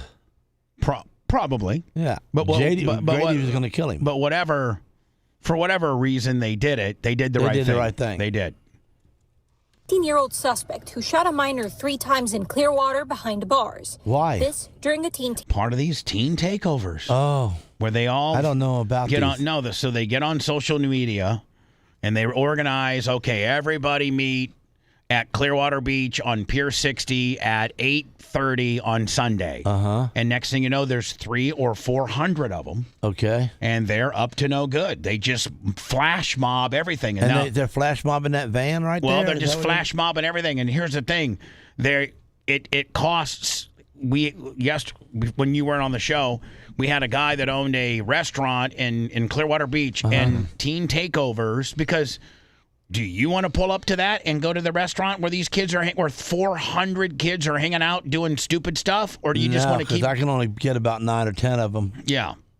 So the guy who owned a restaurant right across the street from one of these flash mob teen takeovers last week said it cost him last week alone, it cost him $10,000 in business in what he usually does. The place is dead. Nobody wants to go there because nobody of any sense wants to be part of this. Even if you're just parking that, even if you own that minivan and you're at the restaurant, a block away, now your car's going to get probably screwed with. Yeah. They're going to probably bust out the windows, maybe set it on fire. You don't know. They may leave it alone. They may not touch it. But why take the chance? None of us like drama. Are they fighting right here? Yeah, they fight. Uh-huh. They fight. Takeover last weekend. Oh, yeah. When we looked at his social media, he was throwing gang signs and trying to be cool. But we don't see any other evidence that he's a member of a gang. And in addition to that, when we look at his criminal history, it's not significant. The suspect is facing multiple charges. There he is right there with the gun out. And I don't know what. Looks like 25. It kind of, I was going to say that. Looks like my buddy Broderick, but it ain't, obviously. Broderick's an electrician now. Did you know that? Oh, really? Yes. Good for him. He's a journeyman electrician getting ready to get his electrician license. That's a good living. He's a journeyman electrician right now. I just talked to him about a month ago, just checked in on him. And he's like, yeah, I'm a journeyman electrician. I went to trade school for a year. Hope it don't kill him. And now I got to work under Justin Nash for a year. And then I can go out and do my own thing or just be a registered electrician with a big company. Nice. including attempted second-degree murder. We are not naming him because of his age. Teen takeovers are happening across the Tampa Bay. So, Gene, do you want to be part of this? If the restaurant that you and Sarah and maybe Coben want to go to is located in this little strip mall that these people are carrying on, and there's 250 or 300 people that are just fighting to be a bunch of dicks. I'm walking out the door, and I'm killing 4 or 5 of them, and I'm going to throw my 38 that's in my left foot out on the ground and say, somebody pulled a gun on me. It's right over there. Well, they got surveillance, Gene. They're going to see all that. Not with all that action going on. Area, some in the past have involved brawling, and now even a shooting. That's Well, why what do you do? How do you even walk out of the restaurant? Well, you just hope that I don't know. I don't know if all of a sudden you're in a restaurant and they start doing a teen takeover in front of you. I don't know. I would say probably stay in the restaurant because you're going to have to shoot your way through there. Wow. Are taking a proactive approach. Even like a guy like you. Yeah. And you got your wife and you got your kid. Yep. And I don't think you carry a gun. Well, Ashley, yeah, no, I do. Ashley does. No, I do. Okay. Yeah. But you don't want to shoot a kid. No. So I think you probably initially, if you want to get out of this restaurant that might be having a teen gimmick in the parking lot, I think you probably keep your kid. I don't know what you do. I don't even know that if you want to go through that, if you just want to stay in the restaurant and not wait even it out? Yeah, that's what we'd probably do if we had to run or whatever it is. I would say obviously me or I'm asking for free food. Ashley pick him up and then let me tell you something. Listen, since the teen mob is out there, I need another couple can't get of to my car, bro. I need a couple more crab legs, please. And a better deal on my ticket. We have some school resource deputies that aren't in school now, obviously, and some others. It's a good dude, Al Nehine. Not Al Nehise of Hernando County. He's a good dude. I've met him several times. Good dude right there. We were able to put out in the area to show that we're not going to tolerate. Oh, yes. They tried one in Hernando, man. They shot it right down, put up a helicopter. And then, Lumby, they tried one just down the road. Yeah, West Chapel. And really? Chris Nacco gave them the good news. At the Grove. They showed up 2 hours before the teen takeovers was supposed to, 56 squad cars in the helicopter, and nobody showed up. Any violence or any breaking of any laws. Hernando County responded to a planned teen takeover last night. It was scheduled to start at 7 o'clock. Dozens of deputies got there early and say they conducted 32 traffic stops and moved out between 30 to 40 teens who were loitering in parking lots. It was a show of force, but if, God forbid, something would have happened and somebody would have been hurt and killed. Teens say there are other ways to enjoy summer break other than partaking in activities that could end them up at the sheriff's office. Why don't you do this, teens? When the beach is open, go out there with a couple lawn chairs, maybe a football, Nerf ball, umbrella, cooler full of sodas or waters, energy drinks, and put down a blanket, maybe your little umbrella and a bucket full of ice and some water or whatever, and you and your boy or your girlfriend or your normal thing, like bury the fat guy. Bury the fat guy. You dig a sand castle, wade out into the water. Don't go too far because you never know what's in that. I'm telling you, I used to be able. I've gotten be such a pussy in my old age. I don't really want to go in the ocean. Me neither. I'll go ankle deep where I can see what's coming at me, and if I'm not going to step on a jellyfish or, a king crab. But I don't want nothing to do with it. I'll go right on the water's edge where the little seashells are because they're kind of crunchy underneath your feet, and that feels good. But back in the day, man, I'd go out to under my head. Where you're not supposed to be. Yeah. Float way out there. I'd go out there to the swimmer's buoy. I don't care about no shark. Well, I wouldn't care about nothing. I mean, I'm not doing it anymore. But the teens, man, go to the beach. Bring some. Don't bring a bunch of alcohol and weed. Much of stuff is going to get you in trouble. Bring probably a Nerf ball. You and your boy can throw it back and forth. And if you hit somebody in the head with it, it's a mistake. That's too normal. It's like, hey, I'm sorry, no big deal, and do that kind of thing. 100 of you. Nobody's going to say nothing. Be calm. Stay damn. What's it called? Let me be calm. Stay humble. Whatever. Yeah, exactly. But they all gang up together and then they fight each other. They all gang up together Yeah. And then, like 200 or 300 of them show up. Well, when you get 200 or 300 kids, somebody don't like somebody that come from different areas. You got your Spring Hill posse. You got your obviously this guy here came from Polk County, so he drove all the way from Polk County to Clearwater Beach. 4 counties away. So he's got his Polk County posse. The Clearwater guys are there. The Tampa guys are there. The Hernando County guys are there. The Pasco County guys are there. Ridge High School is there. Jesuit's there. Polk, Plant, Armwood. Mm-hmm. And what happens? You don't know this guy. He's 16, 17 football player for the other team. And you hate the guy. You don't even give the guy a chance just based on territorially where he comes from. We're very, at that age, we're very territorial. Hey, I go to Warsaw High. When I went to Warsaw High, we hated people from Tippecanoe and Wawasee. We hated them. Me and Larry Plummer would go to Goshen. The city of Goshen. People would go cruise Goshen and just drive up and down the street. Well, we had our Warsaw leather jackets on, and when we see a guy that had like his Tippecanoe or Goshen leather jacket on, we didn't walk up and say, "Hey, bud, you're from Goshen. We're from Warsaw. We probably played each other last year. What position did you play?" "Oh, I played lineman." "Hey, well, so did I, man." Maybe. Yeah, man, I smashed you. "Hey, man, what hell? We beat you 28-0, but no big deal." No, you automatically hate the guy. "Hey, you asshole, you're from Goshen. You suck. Could be the best guy in the world." And then when you're an adult, you don't have that same struggle. You're like, "Hey, buddy, what are you into?" "I'm into cars." "So am I, man." "Cool. You know such and such?" "Yeah, I do." "Cool, man. He's got a 72 Chevelle with a 454 in it." "Really?" I got a 69 Mopar." "Man, we need to start hanging out. You're cool, dude." No, you're from Goshen. I'm from Warsaw. Let's fight. That's why these kids are fighting. It's all about stand your ground and territorially your turf and all that kind of stuff. I mean, it's kind of always been that way. We just didn't, fight. We fought 1 and 2 people, not 300 and 400. And we didn't have any way for people to tell and get the word out as to where we're all going to meet.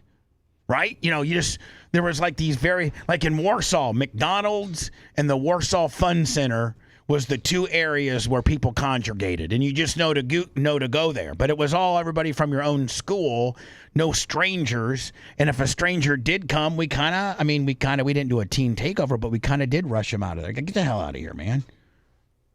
Remember when there was a kid named Ray Phoenix? Larry, if he's listening to this show, he'll remember Ray Phoenix. Ray Phoenix. And he was like this real supposedly badass boxer.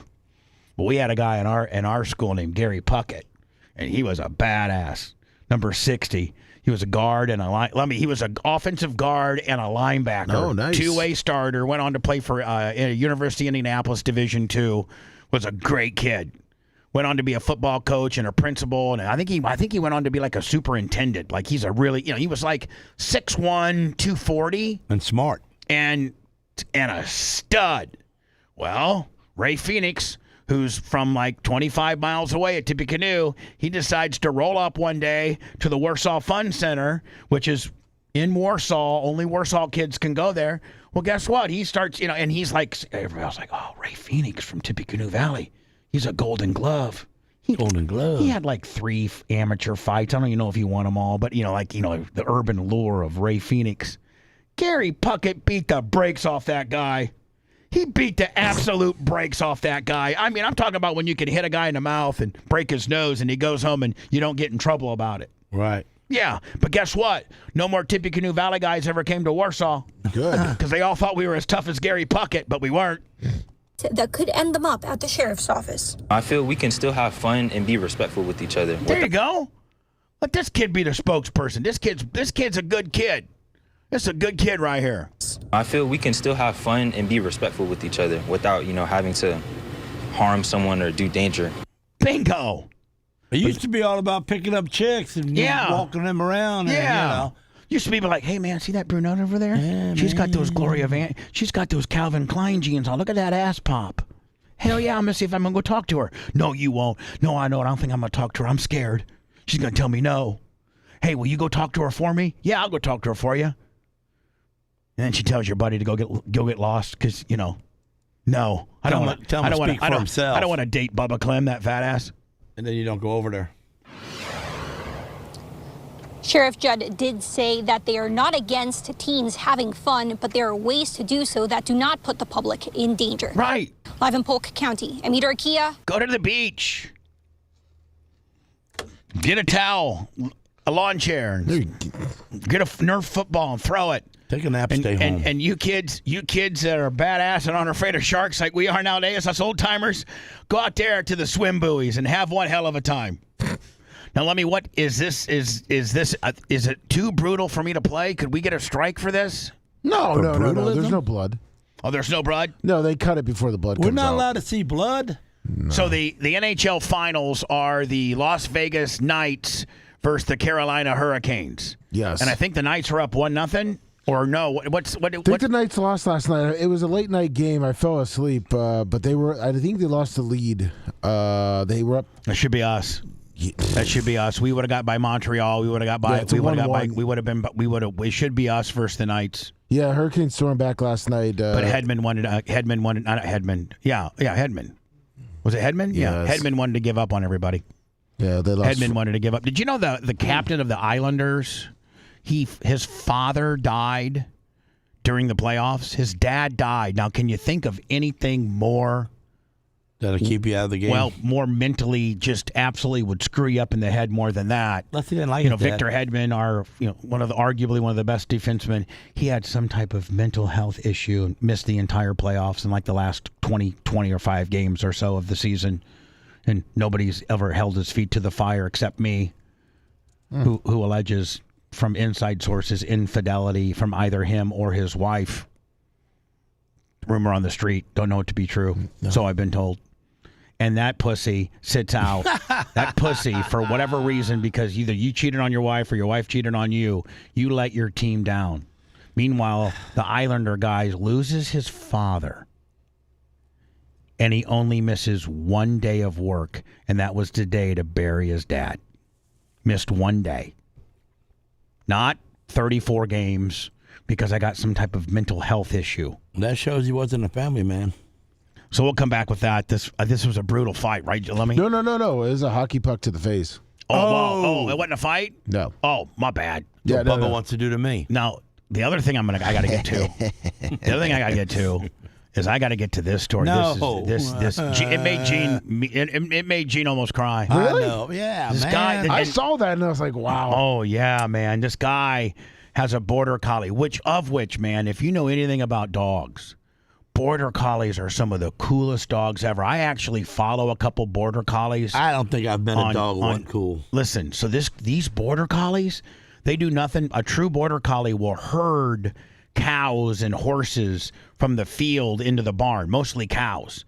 And they have like hand signals and verbal signals that their owners tell them. Maybe you can find me a couple border collies that are herding that I can give an example of. These border collies are so cool. There's a couple of them that I follow on social media, and they can, like Gene, they'll be out. They'll be like maybe 5 football fields away with their dad, and he'll give them some kind of command. They jump out of the 4-wheeler, run 5,000 miles an hour and 1 or 2 of them work together, and they'll take like 100 cows and get those cows into the barn by nipping at their heels and baying them up. It's unbelievable.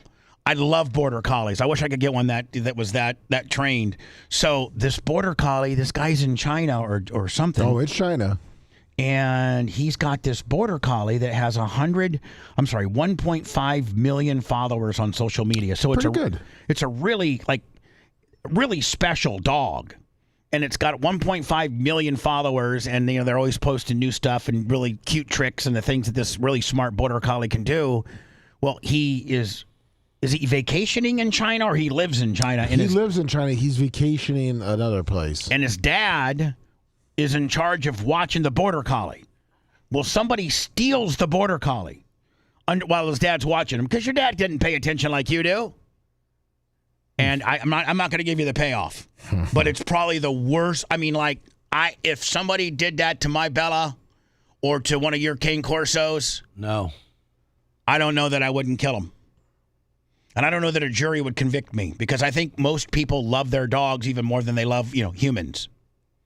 Dogs love you unconditionally. You can go rob a bank and do bad things. But when you get home, your dog doesn't know that. He thinks that you're the coolest person in the world. Regardless of how big of an asshole you are in life, there's one person that still loves you. Your family will let you go. Your kids may leave you. Your wife may cheat on you and leave you. But guess who's going to be waiting for you at the door? Your dog. That's right. Your damn dog. Sometimes that's all you got left. When I was living in that 31-foot trailer, lummy behind the other than the merch crick who never left my side, I only had my little Pookie. Everybody else jumped ship.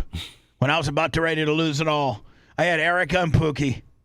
That's it. We went to the gym one time. Me and you? Yeah. Yeah, you pretty much ditched me too. I did? Yeah. You let me shower. I was living in my office. Quite simply, you're listening to pure filth. And he's damn proud of it. The Bubba the Love Sponge Show returns after these words.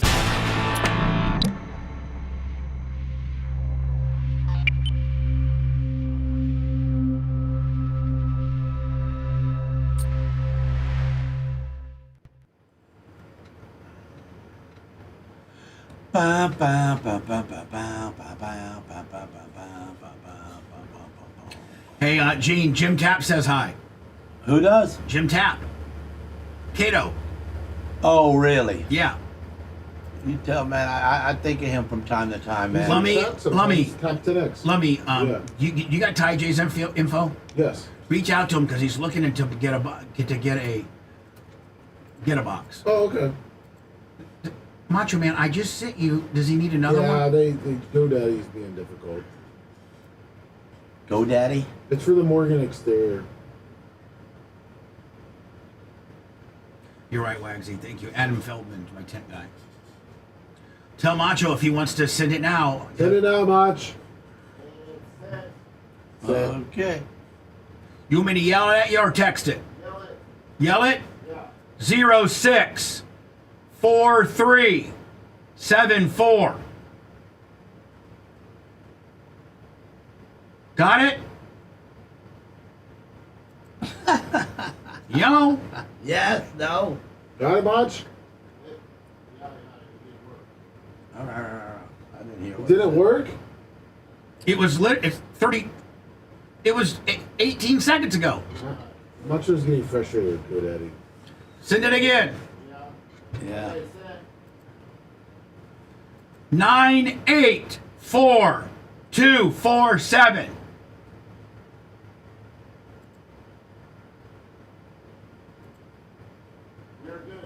All right.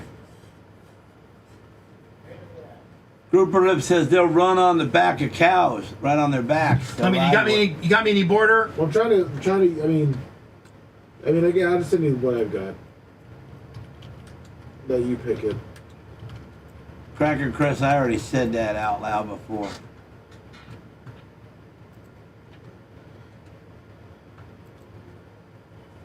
I sent it to you, Bubba. I got one too. They're hurting the sheep. And the dogs will take them down the place county, and I have.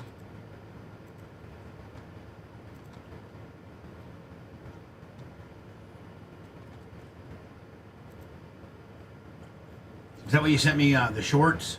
Yes. There's some couple of long forms if you scroll down, but. F-16 crew chief, morning. Morning. All right, good. This is good. This is good. This is good. Gene's gonna fucking love this. Gene, these dogs are absolutely fucking amazing. Absolutely amazing. Wait till you see these fucking dogs. And they're all on verbal command, just based on they're in waiting for Dad to tell them what to do. Mm-hmm. Dirt Merchant, morning. Kenny Powers, Jeff Schwartz, Snook Slayer, good morning.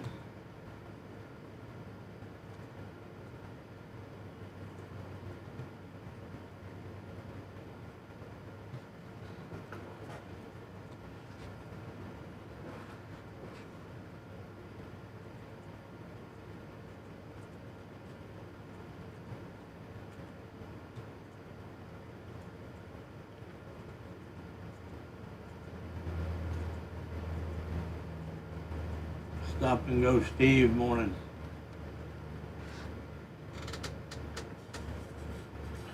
Who's Tyler Erb? He's a kick-ass Lucas late model super driver. And he won the 100K. Yeah. All right, thank you much. I think I seen that. I watched a little bit of it.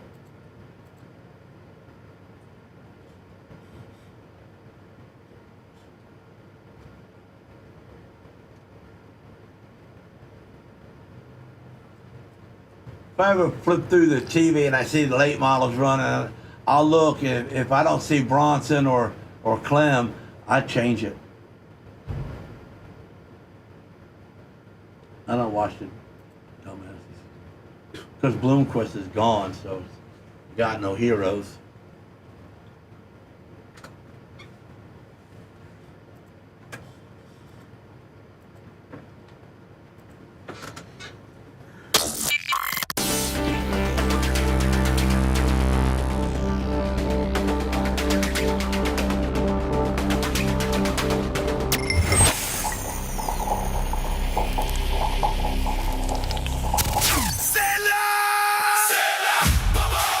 Speed, power, performance, and top-notch results on the turf and on the track. Skag Power Equipment is mowing down the competition. Built by hard-working Americans in state-of-the-art facilities, Skag machines are made to last. Don't get left behind. Visit your local Skag dealer to discover the Skag difference for yourself. Skag, simply the best. Bubba, the Love Sponge. Oh, come on! Come on, you stupid-ass piece of... Bubba the Love Sponge lives, because a dirty mind is a terrible thing to waste. The Bubba the Love Sponge Show.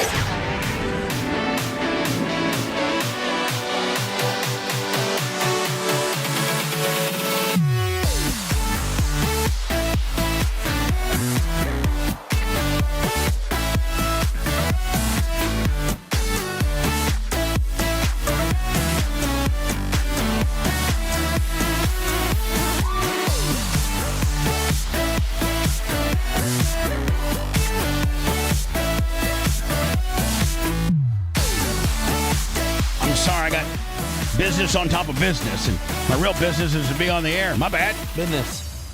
I got me some business. Let me play the real brutal hockey puck to the face. That's why none of these poor hockey players have any teeth, right? I mean, most of them by the time they retire, they have to get like some veneers or something like that because they've knocked out most of them through stuff like this. Thank goodness for the face shield. Oh man, where's it at? Here it comes. No. Oh, you can see it. You can see it. Oh, he knows it's coming. Well, he can't do anything about it either. Why is he opening up his mouth? Because it's going about 94 miles an hour. The same fastness. He's screaming. The same fastness it's going to be going when you're in goal. And Steve Olinsky's sitting it. Turn your head, dude. Gene, we'll see how fast you can change your face. It got underneath? Yeah, right to the nose. Oh, my Lord. You see how the nose, it's not the great, but you can see the nose shift. But luckily, that plastic took some of the hit. Yeah, a little bit. It took at least half the inertia. Absolutely. Ooh. Oh, that man. had to hurt. Smashed his nose flat. Yeah, look at this. Bam. Oh, look at his eyes get real big. And he's right in front of the goal.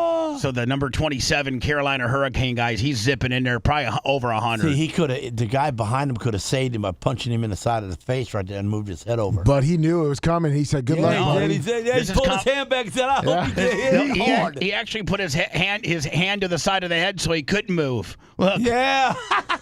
Man, you're going to take this one right in the grape, that bud. Dude actually, he went and hid behind his face, too. And he held his jersey, so he got to get hit. The guy from the Panthers actually got behind the Vegas guy and said, I'm going to let you... And who that? The Panthers? Well, the No. The black guys? The guys in the black jerseys are the Carolina Hurricanes. They're my team now. And then... and then the guys in the white jerseys. That was some good. That was some good dude. That was some good stuff there. Yeah, that's great. Yeah. Just wait, Gene. He held him. Just wait till your goalie over there. So yeah, we're trying. We're trying. Now Steve is actually doing all of his. Steve's probably practicing that because he wasn't good enough to really smash me. He's doing now all he's of his. Shut up, Jesus Christ! You just non-stop over stupid stuff so that you could hear yourself talk. My God, I'm the guy that's going to be getting shot at, not you. I'm moving on to stories about, I think that Steve's practicing because he thinks he can get me. Yeah, he's over here saying he's practicing now on me. No, he's in the middle of being in Michigan doing all of his summer camps right now. Yeah, because Gene's been busy, too. I actually talked with Gene yesterday about it. We'll try to get it arranged. Just get it when Steve comes back. We'll do it. It'll be after summer. No problem. Because that's when Steve slows down a little bit. So my next story is about a border collie. Border collies, I have for about 3 or 4 years been following a couple border collies on Twitter, at TikTok, Facebook, what have you. I think I got like 3 or 4. I think 2 of which are the same guy. But these things are, people that raise cattle and sheep and horses or any type of animals that have to go out into the pasture and graze, and then that you might need to bring into the barn either the milk, like the cows and stuff to milk, or just whatever. Just they can stay out in the field sometimes, but sometimes you want to either move fields or move them to the barn or just move them to. A lot of times they'll use border collies to load them up onto the big livestock trailers when they're taking them to market. So unless you got a couple cowboys out there. By the way, $20. Some Yellowstone farm hands, that cost, a lot of money. Cowboys ain't cheap, probably. Farm hands are probably at least $20, $25, $30 an hour. I don't know. Or you can buy a border collie, and they'll do it for you. Now, Gene, you've never seen this, have you? No. Wait till it's going to make you want to get one. Watch. So this guy's got sheep out in the pasture. And if you look at it, I mean, it's pretty far away. Yeah. It's pretty far away. He gives his 2 border collies the command, watch. Boy, they're running quick. And watch them work together. Yeah. This one takes the low side. This one goes up to the cushion. Yeah. Watch. Now look, that's at least a football field. Or more. If not more.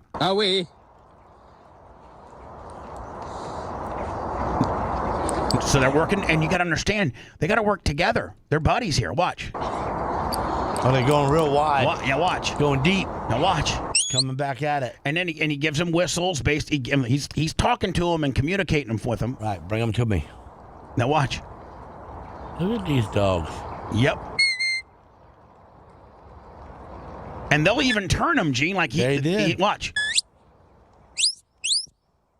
Now see that stray out there? Watch him get this. Now see these 2 strays? Yeah. Watch this. Go wide. Yeah, these guys, I mean, unbelievable. Unbelievable. Did you send me another one? Is there another one? I mean, all these are. He was hopping on top of them sheep. Oh, watch this. The ducks. Watch this.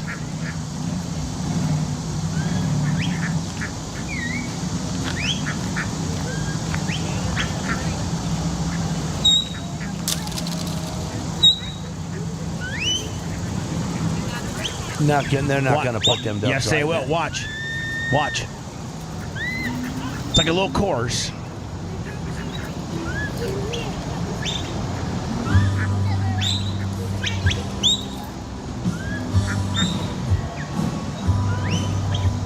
Look at them, Gene.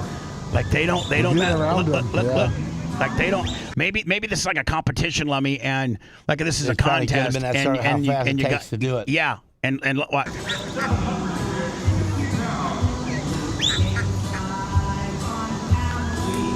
Look, Gene, look how they look. They work like a bunch of bikers, a bunch of outlaws working together. Look, it's making a. They're black and white too. Look.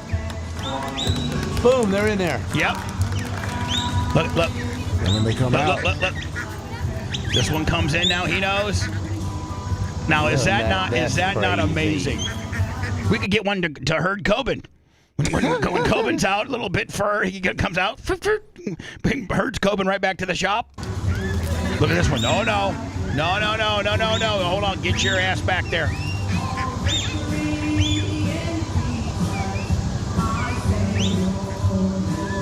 That's so funny. Is that not unbelievable? So that's how special these dogs are. They're very, very, very special. In America. No. Well, they're playing really good redneck music. Oh, you mean that last Oh, yeah, that video? was. What we did, what we just. Yeah, that was America. Yeah. Yeah, that was like now, a little this story is not America. And this is the dude on the right? So, man, the border collie's on the right. Yeah. Okay, and here's the story. I don't know. Are they gonna? Is there a language barrier here? I mean, well, they're in China. I mean, you just got to read the captions. I mean, unless you read That's my dog. I'll be kissing him right on the nose. All right, so should I give him the payoff or should I walk it through? No, walk it through. Hey, buddy, have you seen my dog? And The guy goes, "What kind of dog?"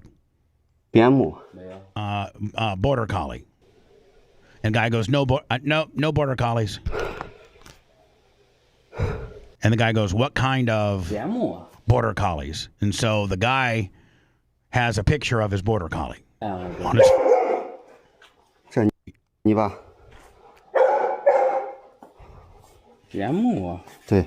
He goes, are you kidding me? I've never seen a border collie like that.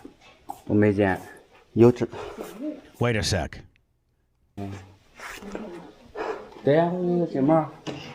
So you're saying there's a golden retriever over there, and then you can see here there's a couple golden retrievers over there, but that's not this guy's border collie. So the guy who's looking for his border collies, the other dude says, I haven't seen a border collie, but there's a golden retriever over there.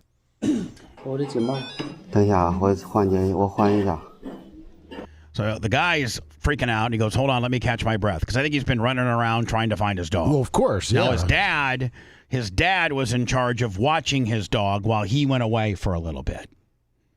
And, I mean, if you can't get your dad or your family member to watch your dog, then that's more reliable than sending it to a kennel or a shelter. They can be far more comfortable. Chances are they have had, they've seen your dad or your family member around the house a lot. That's just going to be a way more better experience for your dog.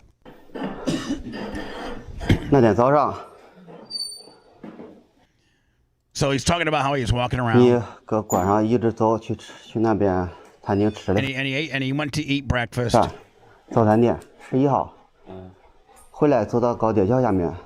been walking over the overpass.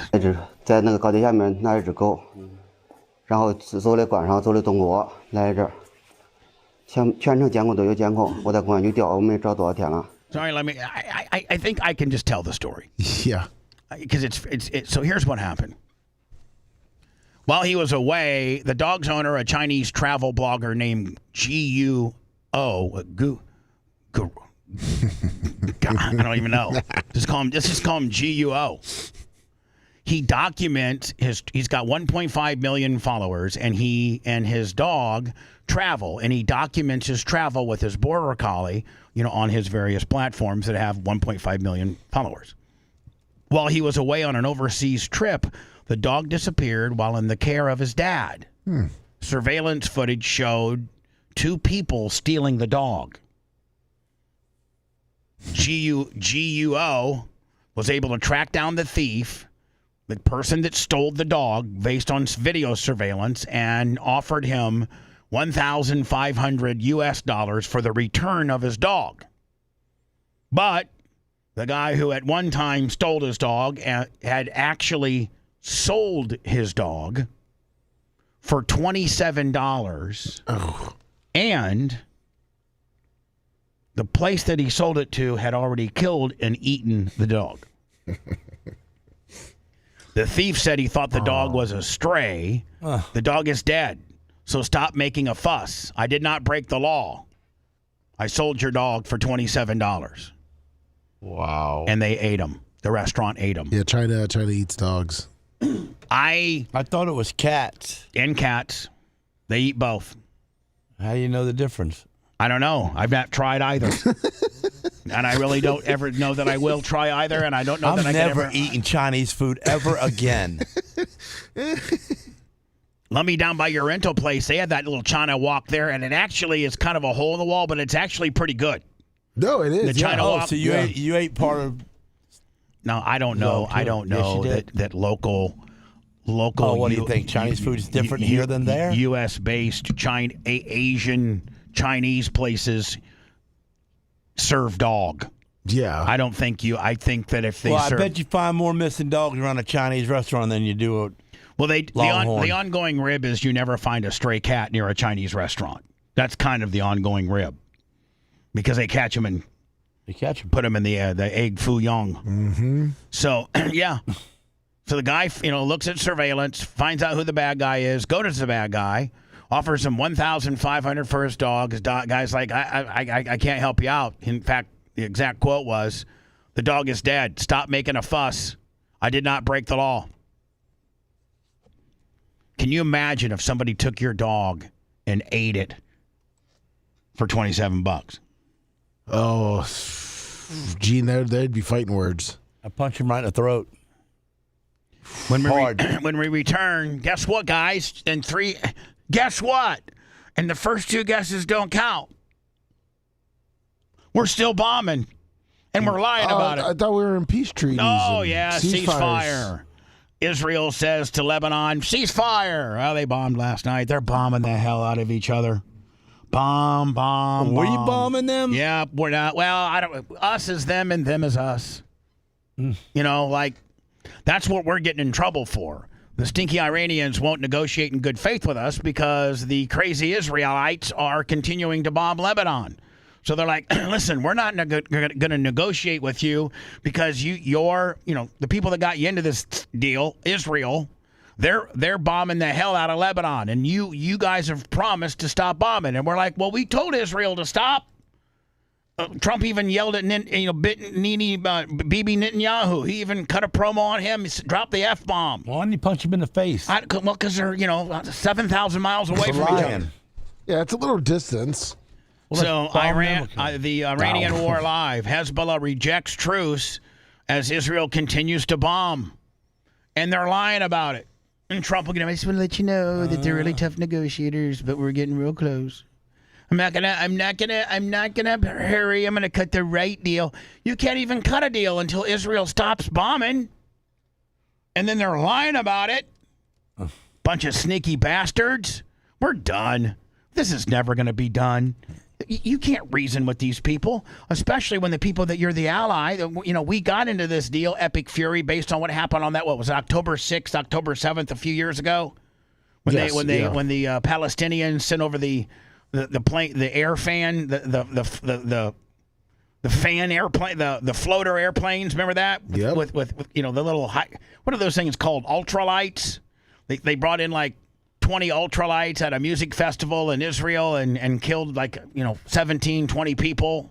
That's what started all this nonsense to begin with, and now it's carried into where we have to be the big brother of that region and go start poking. Why? Poking. Yeah. Why do listen? There's a reason why 10 presidents haven't done anything with Iran, because they're impossible. You cannot reason with these people. They're not afraid to die. They're never going to, and then they take over the Strait of Hormuz, which they never took over before, but now they do. And now that's a contentious point of negotiation. I know if I was president, I would want to make history. So I'm dropping the nuke on that country and taking the whole thing out. I wish we kind of would. I think that's the only, we can't just pull out now. We're going to look stupid. So I think we just absolutely have to make it like a Hiroshima, Nagasaki type deal. Yeah. I know that's not the right answer. People are going to get really mad at me, but I think that's the only result. But it's a good answer. It is a good answer. We'll get into that a little bit next. So hot dog. There's not enough soap in the world to make him clean up his act. Get out of my sight. You're listening to the Bubba the Love Sponge Show. Put yourself over.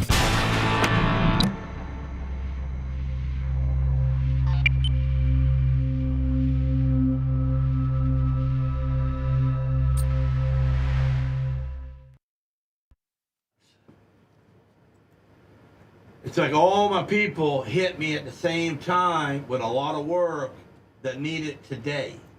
Of course. Because they're behind. So they're trying to make up their problems by making me be ahead of the game. Well, it's all right when only 1 out of 4 needs it. Because I can slide them in there and get them done, everything's good. But all 4 of them need it at the same time. Which one do I piss off? They won't be understanding that you're The guy that gives me the least amount of money, or the one that gives me the most amount of money, or the one that needs me the worst. or the one that who we known the longest. Yeah, who's been there the longest, or how much money do I make off of him versus how much money I make off the other guy? But it's like, damn. Everybody's got a story to tell me. Oh, this happened. Oh, that happened. Ooh. And then I got Victor, state-wide fencing, and he walks in there, gives me $500, puts it in my pocket. Here, man. And I go, I'm gonna be victorized here, right? And he goes, yeah, I need these 4 by Friday morning. So up the bill, do whatever you gotta do, and here's $500 for you to go to dinner. I have to do them. Well, of course. Right. But I have no spot for him to do him without pissing somebody else off. Probably the link's up. Let me send it back to you. For Morgan, you gotta make a big tough decision. Morgan, man. I got my Morgan hat on right now.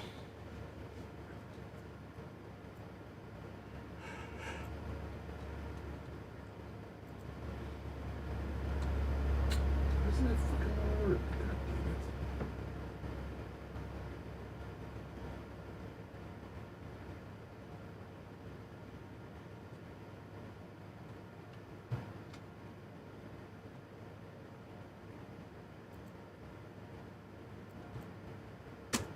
Well,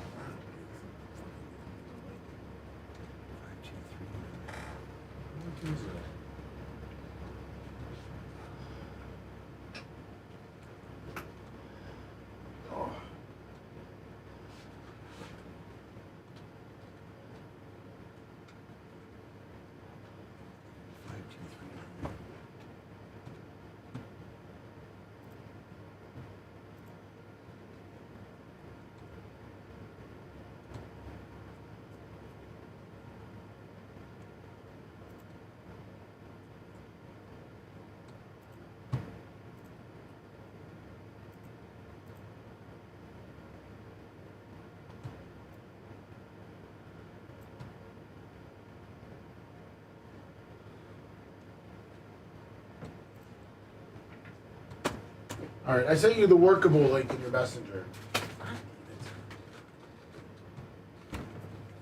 Right.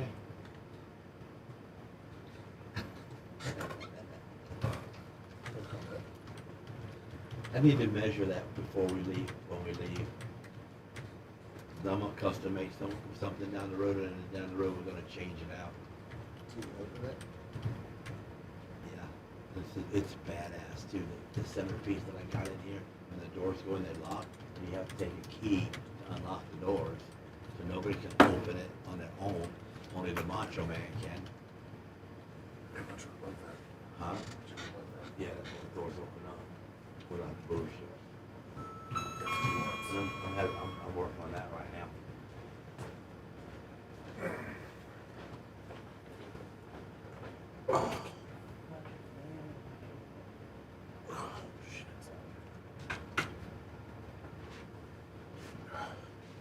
So let me. Yes, sir. So is this right here? Yes. So what do I? How do? Our link is BubbaMorganDeal.com. I mean, do they need to see this Bubba Army 987 at Gmail? Well, that's just how Morgan has it set up. All right. So what's we need to put this link on all of our social. And, yeah, we just made it. Just so do I need to talk?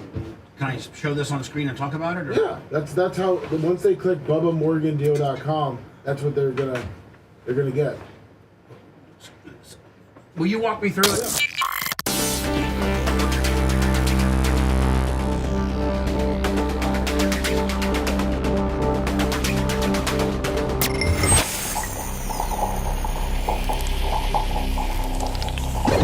Well, explain yourselves. Just like a six-pack of cheap Yiddish beer. Doesn't surprise me. You look like a typical low-life character to me. The Bubba the Love Sponge Show.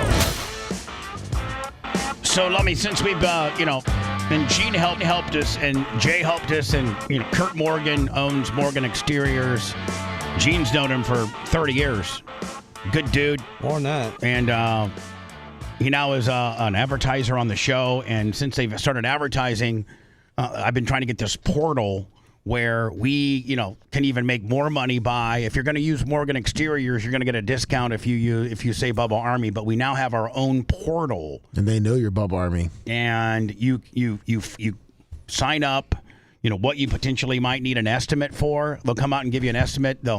You give them an idea what you're wanting to do, whether it's new windows, new siding, a bathroom remodel, a kitchen remodel, whatever they do it all. But if you do it through our portal, then we get like a bonus and things like that. We get credit for it. Yeah, and it's really kick ass. And I've been trying to get it done for a while, but I'm stupid and busy, very busy. And so, do they just go to Morgan Exteriors? Nope. Go to BubbaMorganDeal.com. All right. So thank you. Yep. So that's pretty cool. BubbaMorganDeal.com. That's it. Yep. BubbaMorganDeal.com. Yes. That puts you in the Bubba Army hopper, if you will. Correct. It's not going to cost you anymore. You're actually going to get a discount. Yep. And we get credit for it. Correct. So let me write this down on my little John from Precision Laser inspired white eraser board. Yes, thank you. It's Bubba. So what, do we get a free window down the road? Yeah, probably. Richard Daniels, $25. BubbaMorganDeal.com. Yes. Now, is Gary and you and various other pieces parts gonna get this blasted out everywhere? Yeah, we will definitely put it up there. Facebook, maybe maybe do a little, maybe a reposting of what Morgan does on, and then we put Bubba, go to BubbaMorganDeal.com. Yeah. On our Tick, on our X, on our Insta, on our Facebook, on our all the places. Yeah, we'll have a clickable link so they can click on it. Go to Bubba Morgan Deal, and it's going to look like this, right? It's exactly what it looked like. Perfect. It's the Morgan Exteriors recommended by Bubba Army. Thank you. Perfect. Thank you. It's BubbaMorganDeal.com. Yes, sir. Iran War Live. Hezbollah rejects truce. As Israel continues to strike Lebanon. So Israel is continuing to lob bombs over there. Well, then that makes Iran tell us, whoever we're trying to broker our deal from, listen, we're not agreeing to any ceasefire. We're not, because your allies and who you got involved with this whole situation because of, Israel, is continuing to bomb Hezbollah. Well, see, the problem is that Hezbollah, so Lebanon is the one that made the ceasefire deal with Israel. And Hezbollah then came through and rejected it and said we didn't want to do that. So now Israel... All right, so hold on. Let's do this again. Yeah. Lebanon tried to broker a deal with Hezbollah? No, with Israel. With Israel. Yep. And because Israel's bombing the crap out of Lebanon. Correct. And unfortunately, that's tied to our deal with Iran, correct? Yes. Why? Well, because Hezbollah funds most of their terrorist activities that happen. Iran. Funds. Opposite end. Iran funds and backs most of Hezbollah's terroristic stuff is Iranian backed. Yes, correct. And Hezbollah is based in southern Lebanon. So and Lebanon's hooked on to basically Iran, isn't it? It's pretty cool. Yeah, it's right there. It's in the region. Yes. And Lebanon and Iran are buddies, just like we're buddies with Israel, right? Yeah, well, Hezbollah is mainly now Hezbollah is a group of terrorists, correct? Yes, and it's not a city or a country. Hezbollah is like the what was it called? Al Qaeda, kind of like when the Twin Towers got attacked for 9/11. It was Al Qaeda that did it, right? Yes. The terrorist group Al Qaeda. Yes. Doug Clem's mistake, $50. Thank you. Doug Clem's mistake, $50. So Hezbollah is the terroristic group that's based out of Lebanon and pretty much funded and backed by Iran. Yes. Okay. So when Israel, which maybe Israel's got it figured out. Maybe we ought to sit here and say, hey, Iran, we're going to be doing exactly to you what Israel's doing to Lebanon because you are the stinky bastards that fund Hezbollah that's based out of Lebanon. So Israel kind of probably should keep bombing you because, you guys are a bunch of dirty, stinky bastards and you guys, fund and promote Hezbollah. Hezbollah's backed by you. So maybe Israel's just giving you guys the good news, flanking you, if you will. You can't take care of your little brother. You can't take care of yourself. You and I got a problem. That doesn't have anything to do with Israel and Lebanon. Which, Israel even said they're pretty much striking the southern portion of Lebanon, which is where Hezbollah is pretty much based out of. So they left northern Lebanon pretty much alone. At this point, they're splitting hairs. I know. Yeah. I'm just saying. I mean, at least Israel's not going after everyone. That makes Iran not want to negotiate with us. And here's the deal. They're just looking for an excuse, and I know I keep saying this expression, pisses a lot of people off, and maybe I need to think of a new one, but all Iran is looking for is an excuse to keep kicking the can down the road because they know the longer this goes, the more heat Trump gets at home. So they just want an excuse to say, no, we're not going to negotiate until Israel stops screwing with Lebanon. And we're like, okay. Hey, Israel, but Israel won't stop. Well, right? I mean, they won't stop. Well, it looks like Israel killed or pretty much blew up Hezbollah's chief engineer in a bombing. They blew up their Macho Man? Yeah, pretty much. He's the one that's been assembling and deploying explosives. And Lummy, if you think about it, yeah, what would be one way to take us out? Taking out Macho Man. Kill Macho Man. Yeah. Macho Man, Macho, you got a lot of heat on you right now. I hope you carry a gun because you know what? The people that hate the people that hate us, that want bad things for us, all they got to do, they don't got to take out me, Lummy. They don't have to cancel our advertisers. They don't have to do the standard tactics that they are currently doing. They just got to kill you. Then we're done. We don't know anything. Let's put some pressure on you, Macho. Yeah. All right, so fresh Israel strikes sent plumes of smoke into the sky in southern Lebanon. This is yesterday, by the way. June 4th. There ain't even no buildings there or nothing. I'd be like, let me tell you something. We're just blowing up a bunch of rock. Ain't nothing doing, huh? Ain't no fire. There's just smoke. Despite a newly announced U.S. brokered ceasefire between Israel and Lebanon, which they're supposed to be, right? Yes. Yep. Hezbollah rejected the proposal, which would require the group to halt attacks against Israel.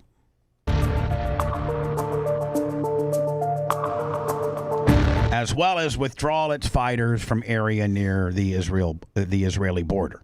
So does that mean does Hezbollah have boots in Israel's ground? Well, there's people they don't know about. Well, I guess they're whatever bordering countries of Israel, they're saying now that Hezbollah might have some fighters just on the other end, on the other side of the Israeli border. What does this have to do with us?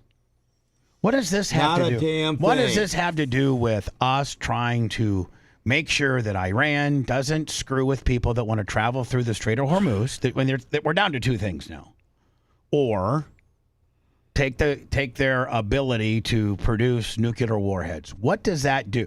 What does some stinky Hezbollah mother effers that are just on the other side of the Israeli border have anything to do with us trying to de-nuke Iran and make sure that they don't screw with the shipping industry through the Strait of Hormuz?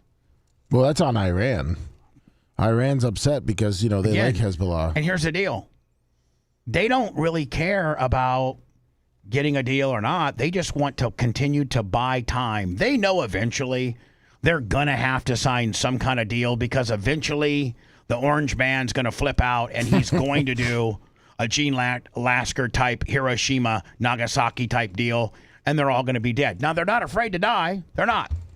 But they also know that he will continue to get less and less support here in his own country the longer this thing goes. Like, people are full hot on this deal. So they don't want to cut a deal. They want this to go September, October, November, screw up the midterms, the House and the Senate changes hands, then they impeach Trump, and they got some other sucker in there. And they didn't have to do nothing but just continue to buy time and buy time and buy time. In return, Lebanese army forces would assume greater responsibility for the security in southern Lebanon. Again, none of this has anything to do with us negotiating with Iran. It shouldn't, but it does. Because they're just a bunch of no good mother effers. It emphasized Secretary Rubio's June 2nd statement that Hezbollah is not just an enemy of Israel and an enemy of America, but an enemy of Lebanon. The Hezbollah leader. Oh, so let me. This really bad terrorist group actually has a leader? Yeah, of course. Why don't we kill him? Let's take that guy out. How about that? Okay, Hezbollah, you want to be a bunch of dicks? Boom. And you want to continue to have terrorist type big time organizations that screw with people? How about we killed not Saddam Hussein, but who was the one guy, the big tall 6'6" guy that we killed that was the head of Al Qaeda? Oh, Osama bin Laden. Yeah. Yeah, we killed Osama bin Laden, right? Didn't have a problem with that. Well, we did kill him in 2020. We killed the first guy in 2024. In 2024, if we'd have sent a virus over there that made everybody sterile, there'd be no more people left. We're going to send a sterilization virus over there so you can't have any more babies. Bam.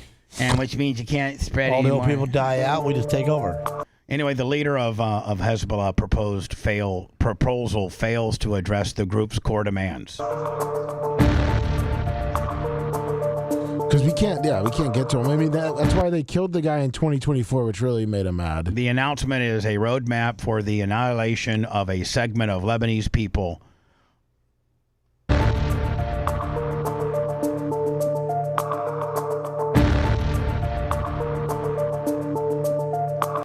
Framing the security tract under the slogan of fictitious ceasefire, interpreted as Hezbollah seizing fire.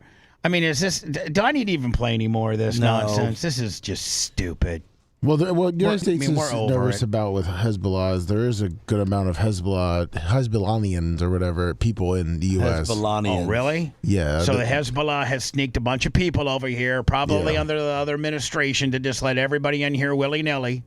Now we got all these stinky Hezbollahnians over here in our country, and as soon as we start laying the wood, beating the brakes off Hezbollah over in Lebanon, then they're going to tell their little sleeper cells of Hezbollahnians here in America to start doing Hezbollahnian terrorist tactics. Yeah. And next thing you know, we got churches and Starbucks going synagogues. They'll probably target Jewish type worship places. The four states that their networks are in is Michigan, California, North Carolina, and New York. Oh, perfect. Good. Perfect. Works out great for all of us.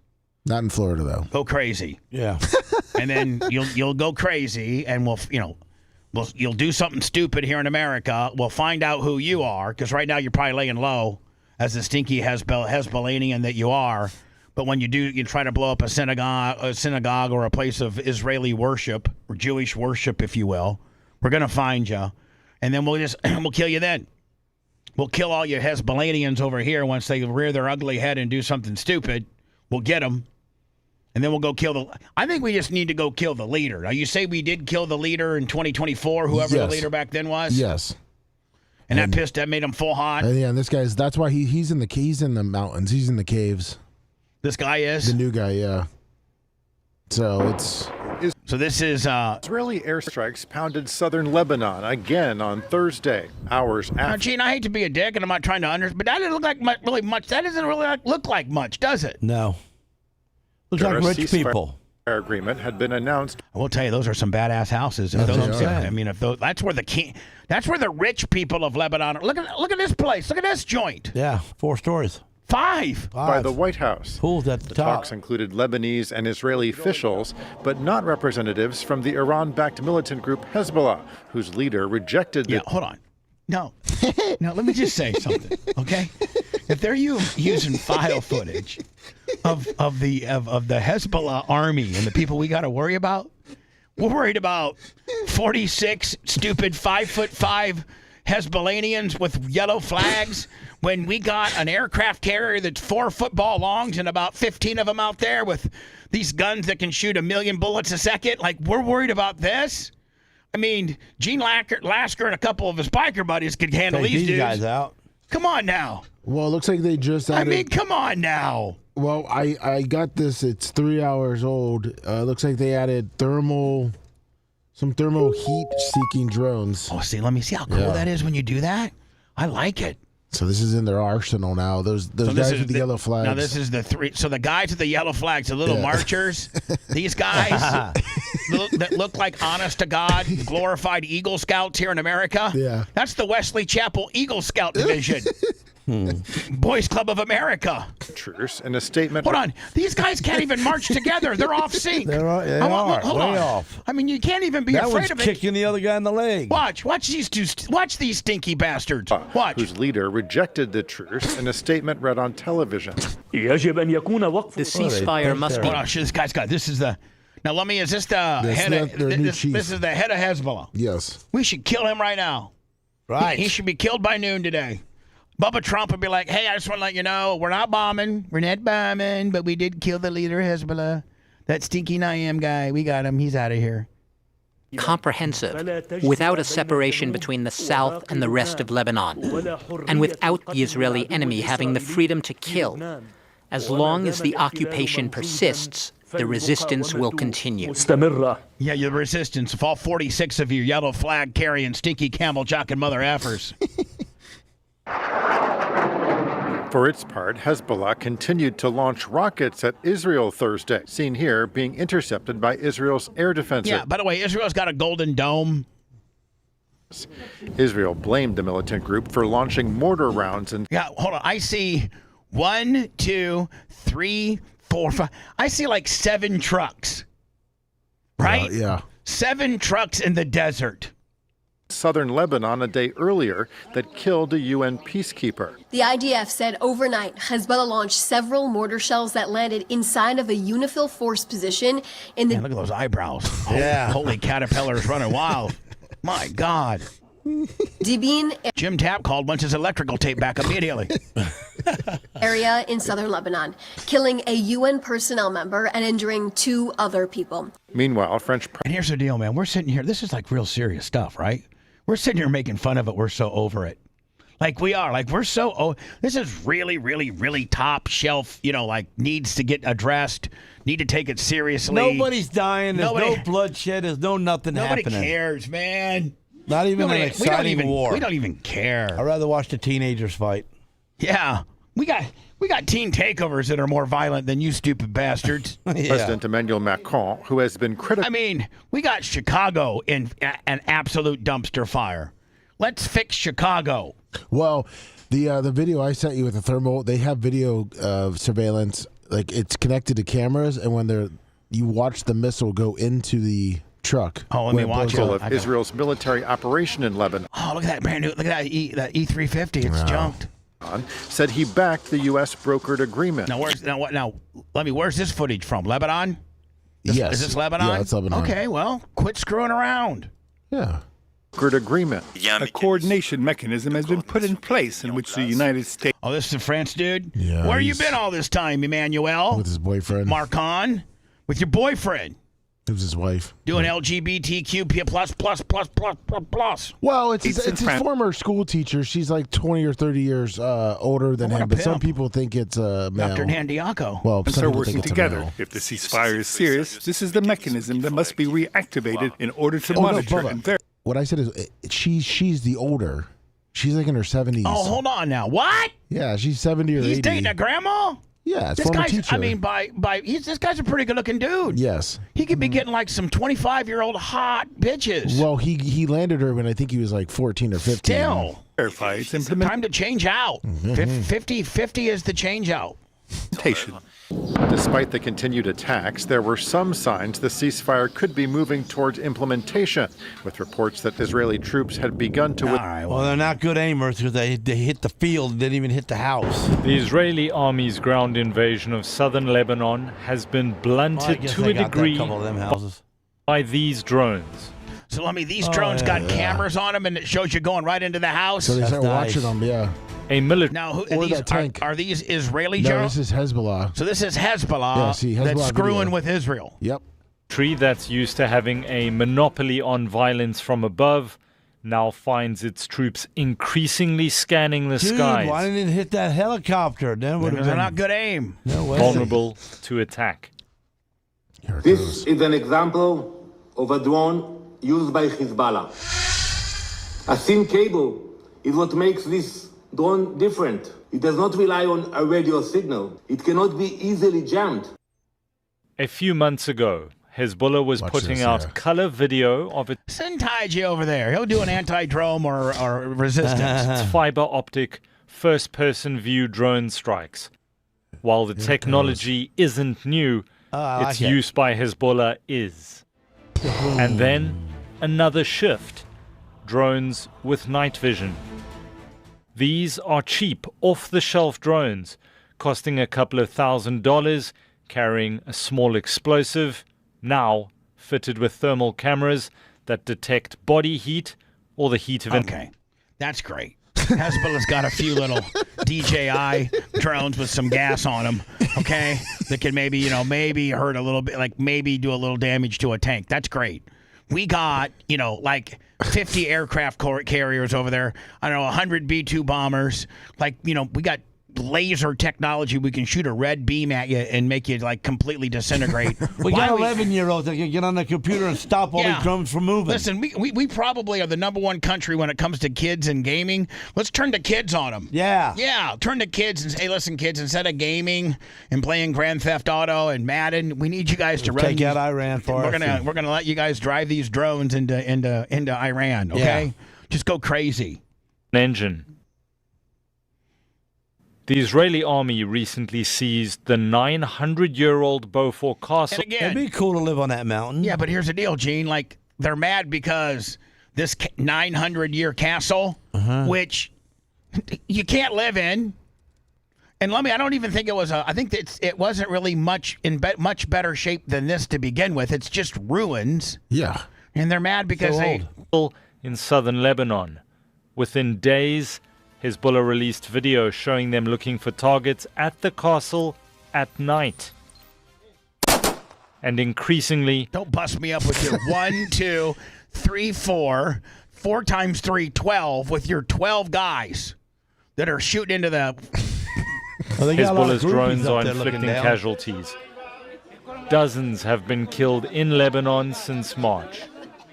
Hezbollah is waging asymmetric warfare with new tools, and it's caught the Israeli military off guard. Hey, I want that bulldozer enclosed with AC. With AC, and then let me Gene, like armored protective. Keep that 50 millimeter on the top too. So much so, Prime Minister Benjamin Netanyahu has announced the best minds in Israel are currently trying to solve the drone problem, and reportedly no expense will be spared. Oh, okay. Thousands of kilometers away in Ukraine. I'm kind of over this. I'm over it.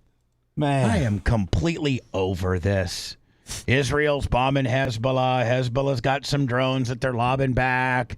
Israel used their Golden Dome to stop a lot of it. There's been some people that have died in Israel. There's been a lot of people that have died over in southern Lebanon. Israel's full hot because the stinky Lebanese / Hezbollah guys won't stop lobbing over their DJI $800 drones with gasoline on them. This is all like such petty nonsense when we could just use some of our big boy toys. Let's use some of our big boy stuff. We got big boy stuff. We got big boy stuff. It's got plenty of dust on it too. We got big boy stuff. Let's use our big boy. Let's use our big boy stuff that can cripple you and we could have this thing wrapped up by noon today. Why the hell why are we screwing with all this? Worried about Hezbollah. You know what? If we took out their leader in 2024, let's take out the new one in 2026. Well, they did just get their Macho Man, so that does help. So we got their Macho Man. Yeah. Now we just need to get their Bubba Clem. That's right. And then kill their Lasker and Lummy, and we're done. And we're done. And we're out of here. Let's hope Dr. Dan and them run. I got to take a pee. Dr. Dan would run. Dan's pretty heavily armed. He'd probably bunker himself in and fight to the last gimmick. That's right. Man, I got like 7, maybe 8 teachers blasting kids' stories. Now that blasting them like doing them? No, like sex. Oh, wow. Like 8 of them. 2 of the ones from last night. Man, is that an epidemic? Oh, it's an epidemic. Yes, Gene. No, you mean epidemic. Yes, it's an epidemic. But along with an epidemic. We all know that they're going to get busted. I don't, and maybe kids are not trustworthy no more. They're going to get it and tell. They will, or their parents are going to be doing good parent type stuff, and go through their phone and look at their Snapchat and everything else that they think is all hidden, see their English teacher that's kicked it out wide for them, and sent nudes and dildoing herself and all that kind of stuff, or the kid's going to tell his best friend. Like if I was blasting a teacher, I'd tell Larry Plummer. I couldn't tell him fast enough. Then maybe Larry tells on me because she won't give him any. Actually, back in the day, it would have been vice versa. Larry would have been getting it, and I would have been, Well, yeah. I just would have. You know what? I never told. You know what? I never told. I just watched. I never said a word though. No, you didn't. But it was fun watching. In the pool or the closet? Which was the best? The pool was the best because I could put goggles on and a snorkel and just be right up on it. Oh, you're crazy. I began to hallucinate and thought a houseplant was talking to me. Prescription medication. Oh, man. Prescription medication. Rare delicacy. It takes a lot of great prescription medication to make the show sound this mediocre. The Bubba the Love Sponge Show returns after these words.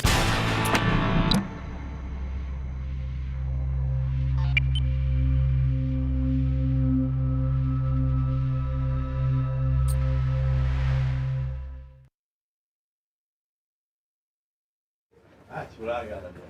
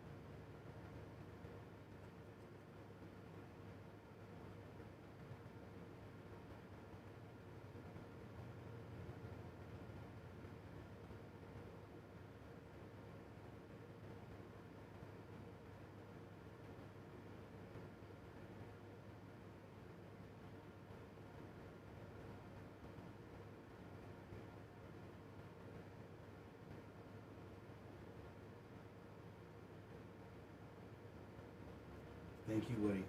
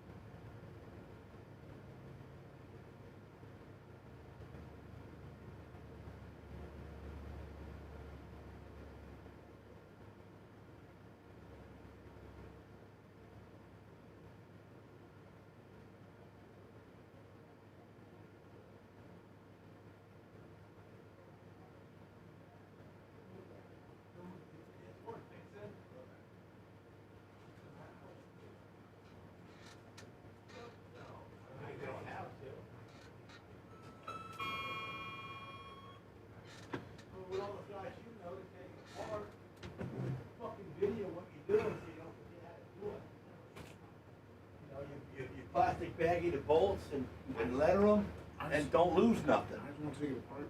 And then he goes, yeah, this is shit. I'm like, okay, there's no point. No. But fucking small engine motors, man, are easy.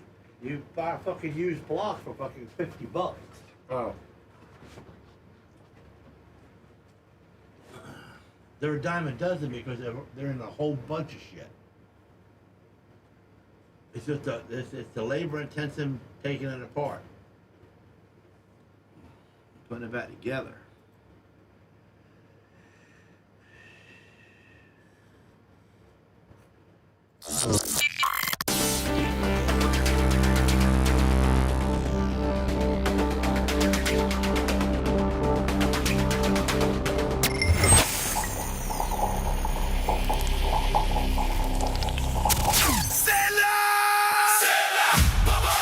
Ladies, it's his day. Time to make him happy. Give your father what he really wants for Father's Day. A new box. You know he is fed up with it. Streaming services that are nickel and diming him every month, not getting what he wants when he wants it. With Get a Box, you buy it once and enjoy entertainment without any monthly subscription fees. Watch the channels you love, the biggest games, and incredible movies and shows, all from one easy-to-use device. Simply connect your box to your home Wi-Fi, plug it into your TV, and you're ready to go in minutes. With Get a Box, you buy it once and enjoy entertainment without monthly subscription fees. For a limited time, just for dad or that new grad, visit getabox.com and use promo code BUBBA to save $40 on any box. That's promo code BUBBA for $40 off. Getabox.com. Every channel, every game, every movie ever made.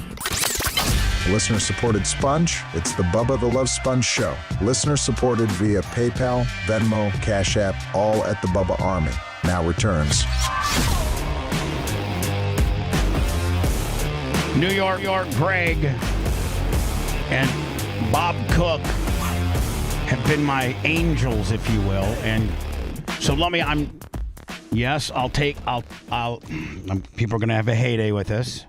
But in order to sometimes, succeed and do something that's good, you got to take an L because you're trying. You're trying different things. Some things stick. In what kind of category are you talking about like that? If you just shut up, I'm going to get to it, okay? Thanks. Appreciate it. So I'm sure there's things in the powder coating business that you've tried that didn't work out, that cost you a little bit of money to try, and if it would have worked out, it would have been great, but it didn't work out. You got to take an L on the deal. Oh, okay. So, Lummy, I had visions, of when I ordered the podcast table. Yeah. I had visions of us staying long-term at the studio. Us moving out of the studio kind of came quickly when this place that Merch Creek bought became available. I started looking at the infrastructure of the garage portion. Could, I make that into a studio? I don't need 8,000 square feet warehouse to do that. What I used to need, I no longer need. I no longer needed a stage. I no longer needed a shower. I no longer needed a riser for guests. I no longer needed a green room. I needed, what we basically got here. And then, make it newer, nicer, scale down. And in doing so, when I ordered 2 years ago the podcast table, the Bubba Army podcast table, it was to be set on the stage like I did, and I was going to do podcasts from there. Well, then all of a sudden this place becomes available. Merch Creek buys it. I start sizing up the garage. Things change very quickly. Plans, and then that in conjunction with me having to give the landlord a 6-month, I'm going to renew my lease or not. There was a lot of moving parts and a lot of decisions that had to be made quickly based on what we're going to do long term and what our needs now are compared to what they were. We used to have a stage because we had bands come in. Bands, no matter what, you don't even have Joe Rogan. You don't even have the most successful, largest viewed content providers because the bands will just do it on their own platform. They don't need to come on anybody else's platform other than their own. So that ship has sailed. Chicks no longer need to come in here, be interviewed, show their boobs, get in the shower, grease each other up. No, they got their own OnlyFans and TikTok and various other things to promote their hot self. They don't need Bubba the Love Sponge, where I'm terrestrially syndicated and or digitally seen. They don't need me, and they don't come on anybody's show anymore. They got their own shows.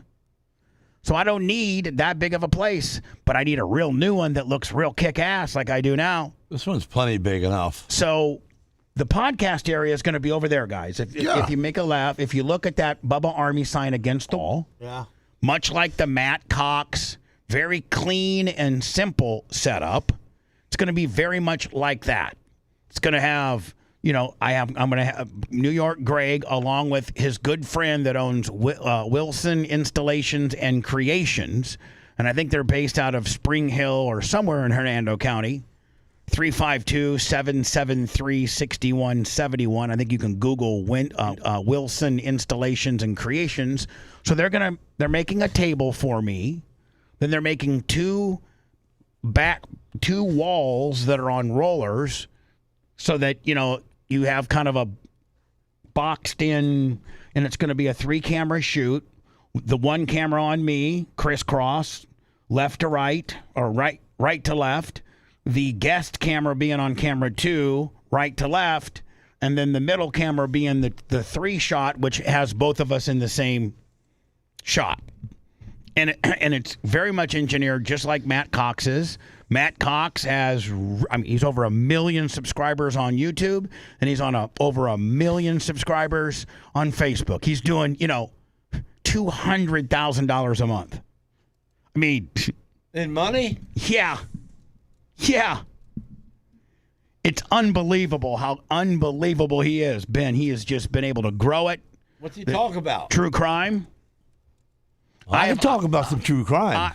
I got somebody, and let me, I have to build, courtesy of New York Greg, Bob Cook, and Wilson Installations and Creations. They're building me my podcast setup, and it doesn't include the $5,000 podcast table that I built. That thing is kind of a dinosaur, and it was meant for a whole different application than a very simple, clean 3-shot application that I'm building that completely emulates the way Matt Cox does it. What are you going to do with the $8,000 podcast table? It's $5,000. $5,000. Thank you for trying to make me look even dumber. Why? Oh, I wasn't. Sorry. Why is it $5,000? That's what it cost. $3,000 to build it and $2,000 to get it here. Well, what are you going to do with it? I don't. You want to sell it? $2,000 to get it here. I'd love to sell it. Okay. I'd love to sell it. From where? From China. Why are you messing with the chinks over there, man? No, Gene, this is years ago, Gene. This is Gene, you can't say that word. Yeah. They eat my dog. You can't. No, they haven't eaten your dog. They've eaten they ate a dog. And they've eaten somebody's dog. It's related to my dog. It's not your dog, and you don't say that ever again.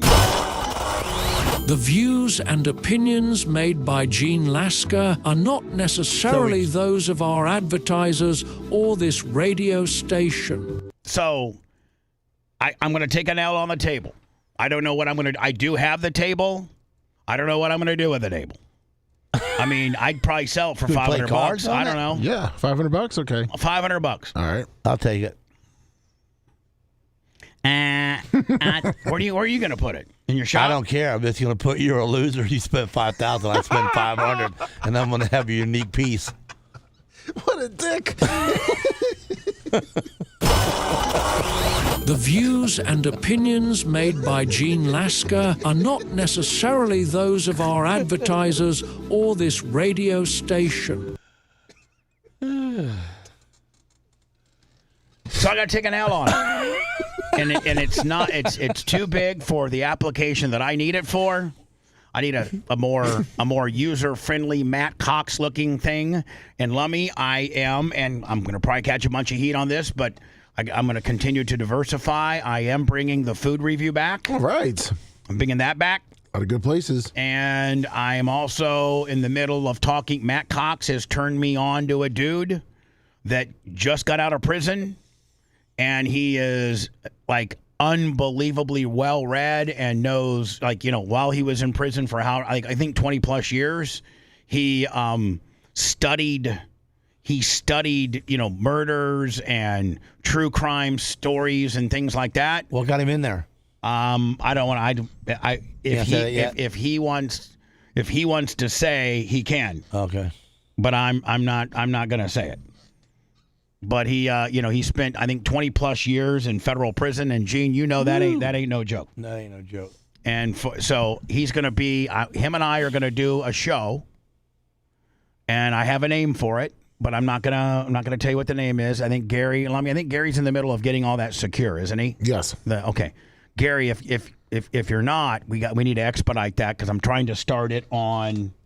My first taping with him, Lummy, is scheduled for Monday. I probably need to let you guys know this, don't I? Yes, you do. Yeah, thank you. So the New York Greg and Wilson Installations and Creations are building my podcast area. They're going to probably have it done by next week. But I'm going to be taping like 10 to 2 on Monday the 15th. Today is officially Friday the 5th, so we have 10 days. New York Greg and Wilson Installation and Creations are in the process of building the backdrop and the table, and we'll have it installed hopefully by midweek to late week next week.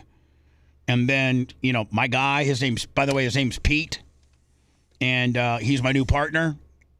And Lummy, I'm just kind of be the straight guy where I just kind of set Pete up. And for once, like if you watch a Matt Cox podcast, Matt just sets the guy up and the guy talks. And I need to get better at that. I need to shut up and but and during my show, I'm the expert at what I want to talk about. So it's my show. I talk, you guys you bring out the right things in them. Right. But with Pete, he's going to be the guy that does most of the talk, and I'm just going to be the setup guy. So, Lummy, I'm shooting for a 4 to 5 hour taping session with Pete, trying to put, 2 or 3 in the can on Monday the 15th, with our first one dropping on the week of the 22nd, whenever Gary gets it done. 4 hours in a row? Well, we're going to try to put together 2 shows. Each show is probably an hour and a half long. So in order to get an hour and a half show, you probably got to tape for 2 hours, and then 2 hours times 2 is what, Gene? 4. Thanks. So that kind of gives you my time frame. Hopefully that's. Thank you. And you're doing that on a Monday? Yeah, as soon as the show's done with. Well, that's cool. Yeah, you won't be you'll be grouchy on a Tuesday, but I'll be here on Wednesday. And then I'll look forward to you being here, Gene, and you can say stupid stuff and call people racial slurs like you're really good at. I'm really not trying to call nobody a racial slur. What did I do? Oh, because of the Chinese? Easy. I said Chinese. Can't even say the C word no more. You can say Chinese. Okay. Chinese people. Great Chinese people. Chinese people from China. Yeah. Japanese people from where? Taiwan. No. Well, I guess. I mean, they could. I thought they were. There's only Taiwan and China, right? No, there's another big country called Japan. Where did we drop the bomb at? Yeah. Yeah, gee. And don't forget Korea. Yeah, and don't forget, Vietnam, and don't forget. There's a lot of Chinese people. There's a lot of kneeses out there. Vietnamese. Well, no wonder they got to eat animals. Yeah, they can't find anything else to eat. Poor little things. Yeah. So anyway, Lummy, that's that. And so thank you to New York Greg, who's engineered the most of this. I know that he's using the casters that Macho Man built. Yes. Yeah, he's using those casters for the walls. We're gonna have these removable walls, along with a really simple black-looking table. And then, did you hear the latest? And of course, yeah, you and Macho Man know. Everybody was afraid to tell me yesterday. So I'm out by the pool with the plumber. I'm trying to hang out with the plumbers. By the way, Lummy, Tease, $100. Love you, little pool cleaner.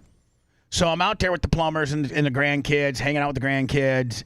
And here comes Bob. Here comes the three musketeers: Bob Cook, Merch Crick, and New York Greg. And New York Greg's got his little 13-year-old, soon-to-be middle schooler Braden with him. Man, you should see this guy. This little kid. He is a straight from New York smartass, and So Merch Crick was making bacon, okay? So she'll make like 5 pounds of bacon and then freeze it or put it in the refrigerator, and I'll have like 3 or 4 pieces for breakfast. Sometimes I like to make like a BLT. I like bacon. And bacon, after you cook it, you can keep it? Yeah, oh yeah. Oh, wow. Absolutely. Didn't know that. So she'll make a lot of it, then we'll either refrigerate or freeze it. But yeah, then even frozen, Gene, like 1 minute and it livens right on up in the microwave. It's nice. No kidding. And so she'll cook it on my outdoor Blackstone. Yeah. And cook it like 5 pounds. So she asked me, she goes, you want some bacon, honey? I go, yeah, I'll take 2 pieces. And the kid goes, more like a plate, probably bowling. He calls me bowling ball. The kid calls me bowling ball.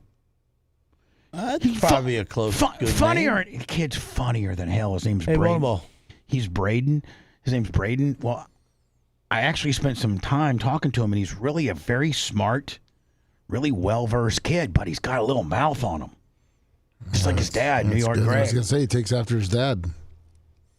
So he told me I couldn't hurt him, so I put him in a rear naked choke. I almost completely tapped him out.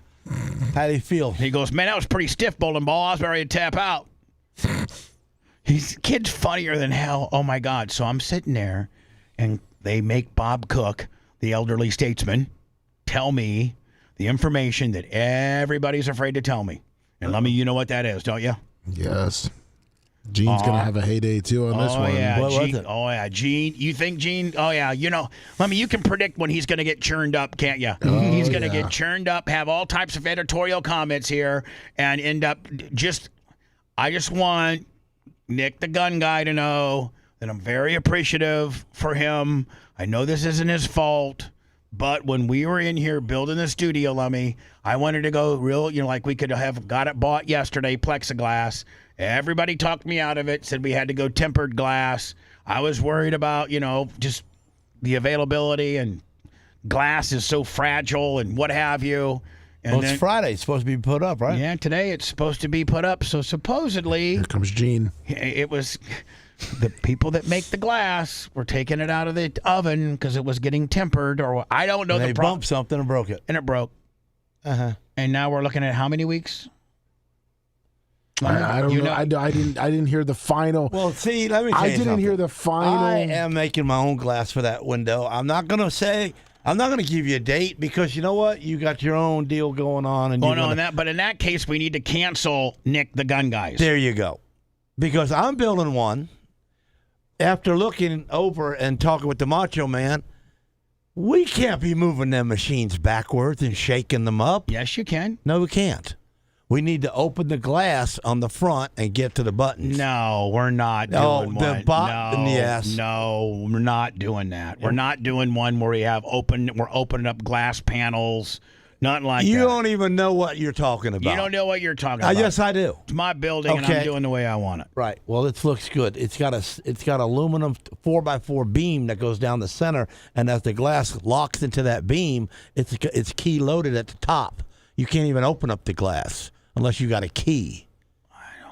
Let me help me out here, please. And then you open up the one side, or you open up the other side. Gene. Or you pull the beam out and you can take everything out the front. Nope. Yep. Nope. Yep. Don't do it. I'm telling you, smarter than you. Don't do it, Gene. We just need a glass. Don't do it, Gene. Don't do it, Gene. We see glass, Gene. Gene, we just need a Can big... you get glass? No. Yeah, I get glass. No. Don't do it. Let's stay the course. I'm not happy. It's not Nick's fault. And Lummy, and you know what makes you as a man, all 4 men in this building right now, and Larry Plummer, who's probably poolside, would agree that the one thing that pisses us off more than anything as a man, and for the hundreds of thousands of men that potentially are going to hear this, whether it's live now or later today when you play it, is when we have the ability to say, I told you so. When we predict something that's going to happen, everybody calls you a loon. Everybody tells you you're stupid, that you don't know what you're talking about. Your whole family goes against you. Your fellow workers go against you.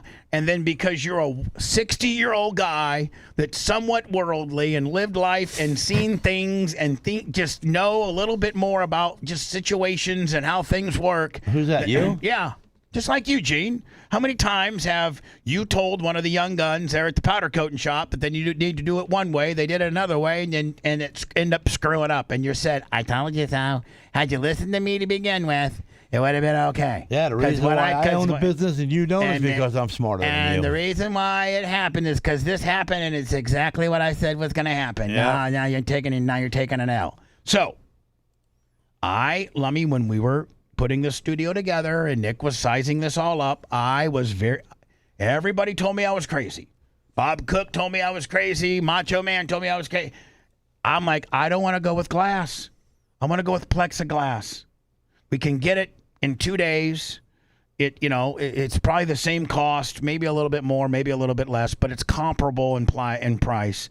And glass there's just so many different intangibles of it getting messed up, including, but not limited to, when they pull up in the driveway, Lummy, getting those big suction cup willies and walking it in here. They could hit what if they hit the Skag Jackals boom bucket? Bro. Done.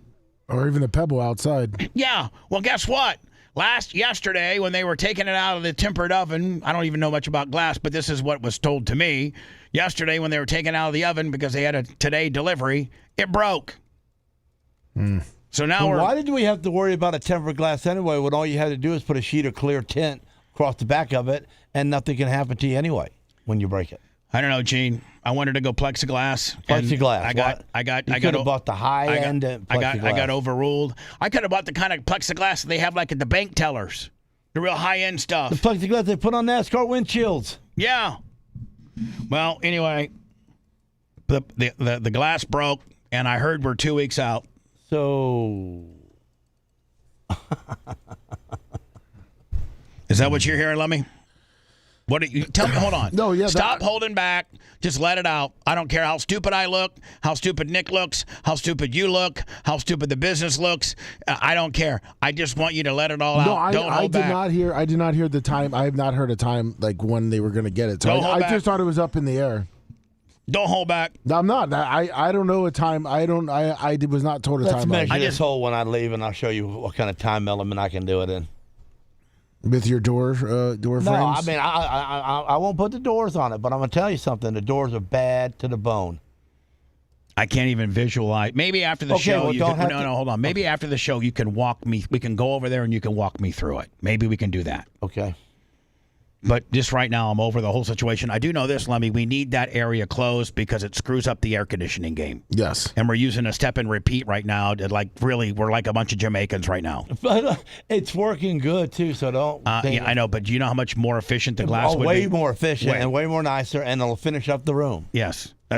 We only have 2 things left. Right. And that is the podcasting area, which New York Greg and Wilson Installation and Creations will have done by next week. Uh-huh.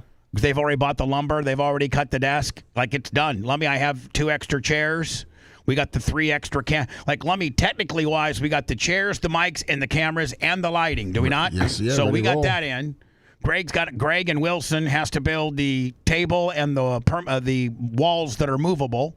They'll do that probably by Thursday, and we still won't have any glass. There's only 2 things left to do, the glass and the podcasting area. The podcasting area will be done efficiently next week, including lighting, cameras, and full-blown testing. And Lemmy, we're not going live from there. We're just taping, which I think is a little easier to do than go live from somewhere, isn't it? You don't have to go through Stream Guys and all that nonsense, right? I mean, yeah, for the most part. And now to our other big story today. For the first... This is the way kids are wired. This bitch killed her mom and dad because they told her no on transitioning. She wanted to transition. Her, I don't know which one she is. I don't know if it's a girl trying to be a boy or a boy trying to be a girl.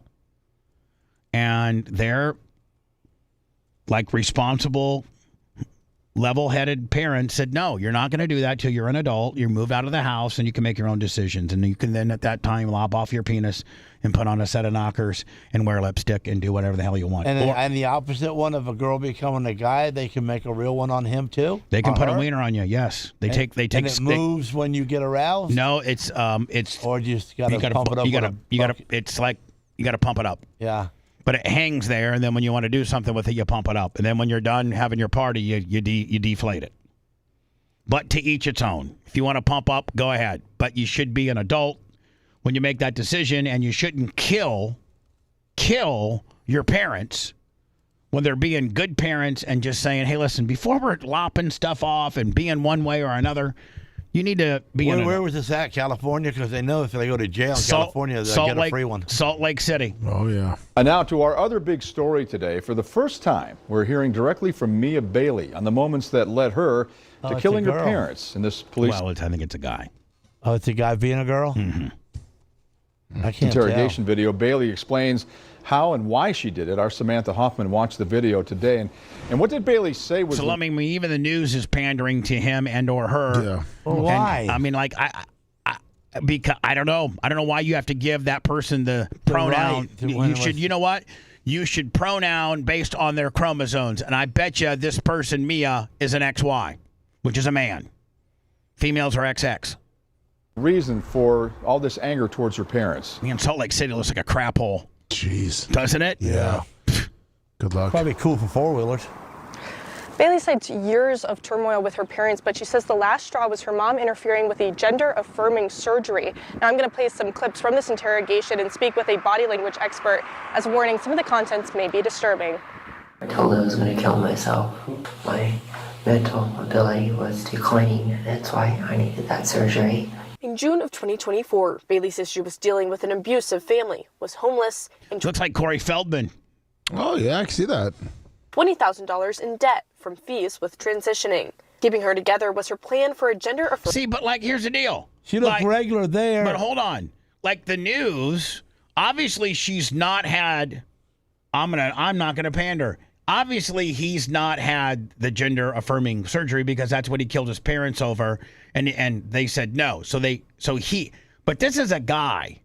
This person on TV right now has a wiener. So why do you got to on the news just because he wants you to call her Mia, but chromosomally and genitally, he's Mike. He's Mike, not Mia, and he's a he, not a she. But you woke ass media over there gotta go ahead. Oh, he wants you to call her a guy. This asshole killed its parents. Yeah. Affirming surgery, but her mother called the hospital. I had one thing going on, and she took that away from me. Bailey says that led her to kill her parents. Shot it. I don't regret it. I hate them. She says she went to their home with a gun bought from a pawn shop in town. I told myself to throw away that part of me, really, that hesitant, like always. And you can tell it's a guy by the way he holds his hands. Yeah. And his mannerisms. Ran in the door. She says she shot several rounds, including one round at her brother through a door. She said she didn't think it would hit her brother, but... If it did, then, well, so what? Bailey then laughs about running from police, going through yards and hiding from helicopters in South St. George, while planning on taking her own life. I was actually kind of planning on standing over the cliff. I spoke with body language expert Scott Rouse, who has worked on hundreds of high-profile cases. Body language? Just talk to a doctor and see if it's got a wiener or not. That's all we need. He says there were no signs of grief or sadness. No. No, there ain't. This is a sick individual. Did it kill its mom and brother? No, brother's alive still. Instead, But he got comfort hit. from laughter and smiling. There's a whole lot missing from this that should be there. A lot of things that are there that shouldn't be there. Look at this guy. Yeah, police stick. Hold on, let me look at this guy. This guy's 3 deep on the YouTube award gimmicks. Oh, he's got my God. He's got the gold one. My Lord, Matt Cox. Oof. Matt Cox just got the gold 1 million. Nice. Man, can you imagine if we had $1 million, how much money we'd be making? My Lord. Would be worrying about glass. Yeah. I'd just buy the glass company. What do you think? Can you imagine Lasseter's going to come a point like if a guy made so much money and he's your number one customer, be like, hey, isn't that what happened in your old powder coating business? Yeah. The guy's like, hey, man, how much for the whole place? I'll just buy it. They just took it. You got to sign a contract that you can't start Lasker powder coating, but he didn't say anything about Buffalo Avenue, now did he? Well, he died, remember? Oh, that's right. He fell out. And your non-compete no longer worked. Right. But you had a non-compete, didn't you? Yes, I did. The ease of confessing says about Bailey. It seems like a really lonely person. Really, I guess it sounds like she was shunned by her friends. It's a he. Quit calling her a she. That's only making the problem worse because we're playing right into her hand. The bitch is the little bastard is a murderer. He murdered his mom and dad, you sick Corey Feldman-looking little bitch. And I'm calling you a bitch as a man. Family. So when somebody starts listening to you when you're in a situation like that, it's a big deal. Bailey was ultimately sentenced with two 25 to life sentences in December. You can watch the full interview of Rouse and I breaking down that confession on the KUTV YouTube page. Live in St. George, Samantha Hoffman, KUTV 2 News. Thank you, sweetie. Appreciate it. My wife watches that dude. Oh, this dude? No, the one the body language guy? Yeah. She doesn't need. You don't need a body. The last thing anybody needs is a body language expert for you. Oh, glass update. Uh-oh. It says Nick the Gun Guy comes in and says it's not going to be 2 weeks. Next Thursday. Next Thursday. Okay, Nick the Gun Guy. I'm not mad at you, and I hope we beat you up if it don't come by Thursday. I hope you're not mad at me. It's been a long. Whatever. Let me know how much I owe you. Why does Nick the Gun Guy doing glass? I don't know. Believe it or not, absolutely not. Everything you heard about him has been toned down for easier public acceptance. The Bubba the Love Sponge Show returns after these words.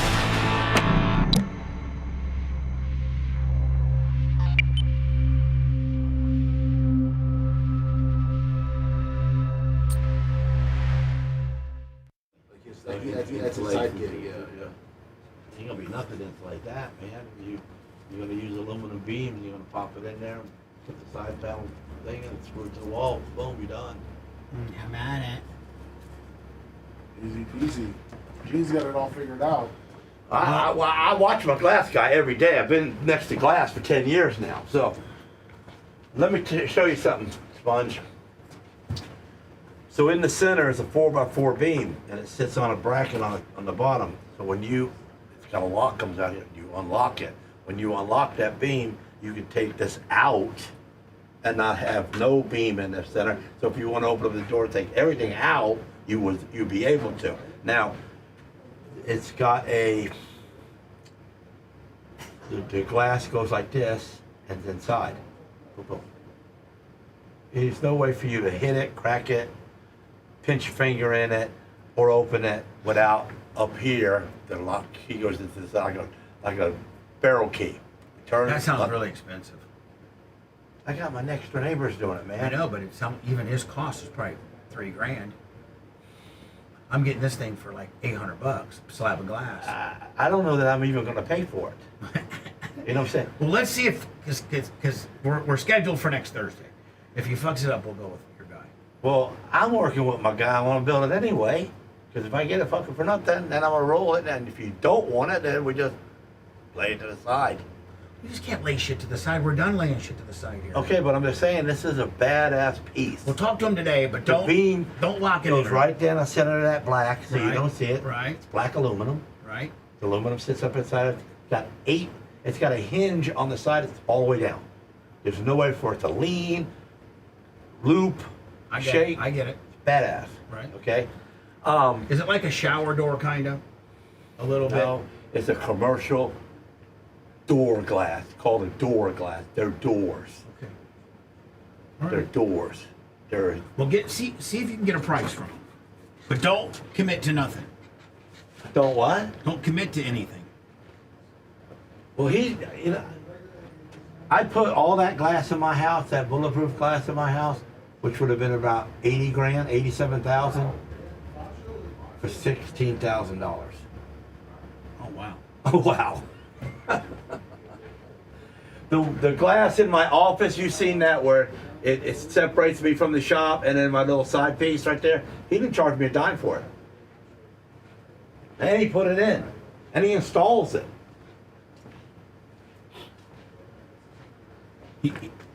All right, I gotta check some stuff here.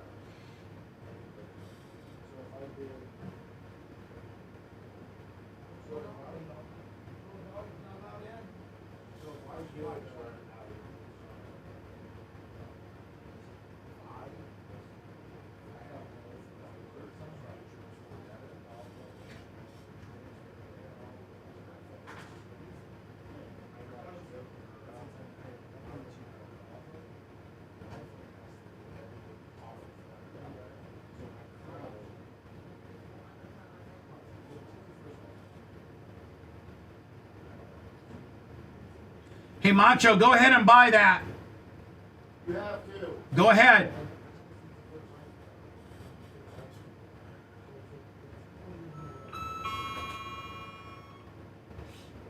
That's what we need right there. You're going to have to grab that when you get a chance. Oh, okay. Because I don't have the stuff anymore. Okay, I'll put myself on restriction. Because, yeah. I didn't ask you to do that. No, I know, but I wanted to make sure. Okay. Because there's still stuff popping up I want to get, but I need to not wait. I need to wait. All right, lover. I got you.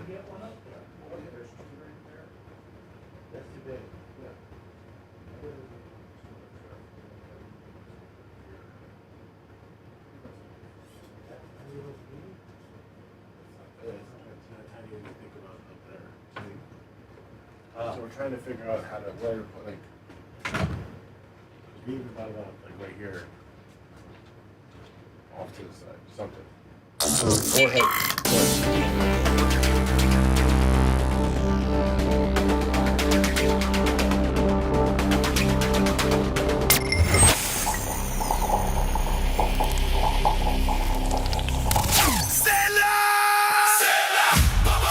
All right, y'all know it's hotter than the devil's armpit out there. And if you're still rolling around, sitting at home without tint, what are you even thinking about? For over 15 years, my guys at Advanced Film Solutions have been tinting me and my family's cars, homes, and even the new strip mall studios. They got 3M, Formula One, and Vista. Top-of-the-line stuff that cuts the heat, glare, and blocks 99% of all those nasty UV rays. Keeps your car cooler, saves on that power bill. Hit them up at advancedfilmsolutions.com or call them at 877-575-FILM. Make sure you tell them Bubba Army.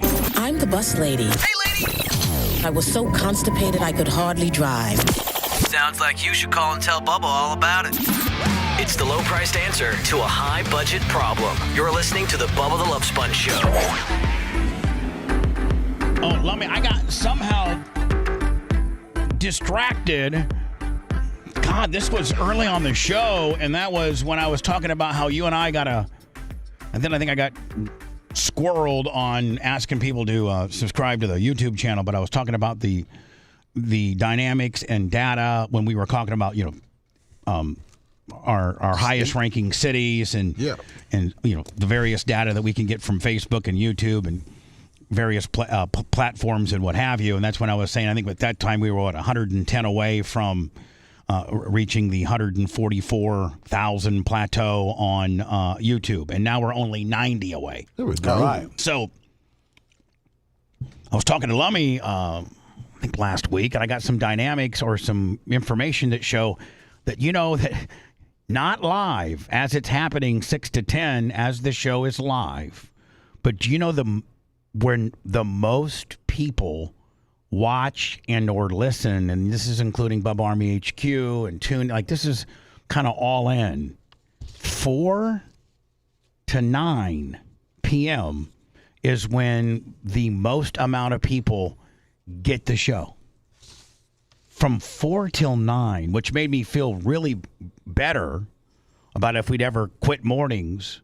Not that this is in the cards, because I actually got a couple of pretty powerful FM markets that are looking at us right now, one of which I know is an absolute done deal.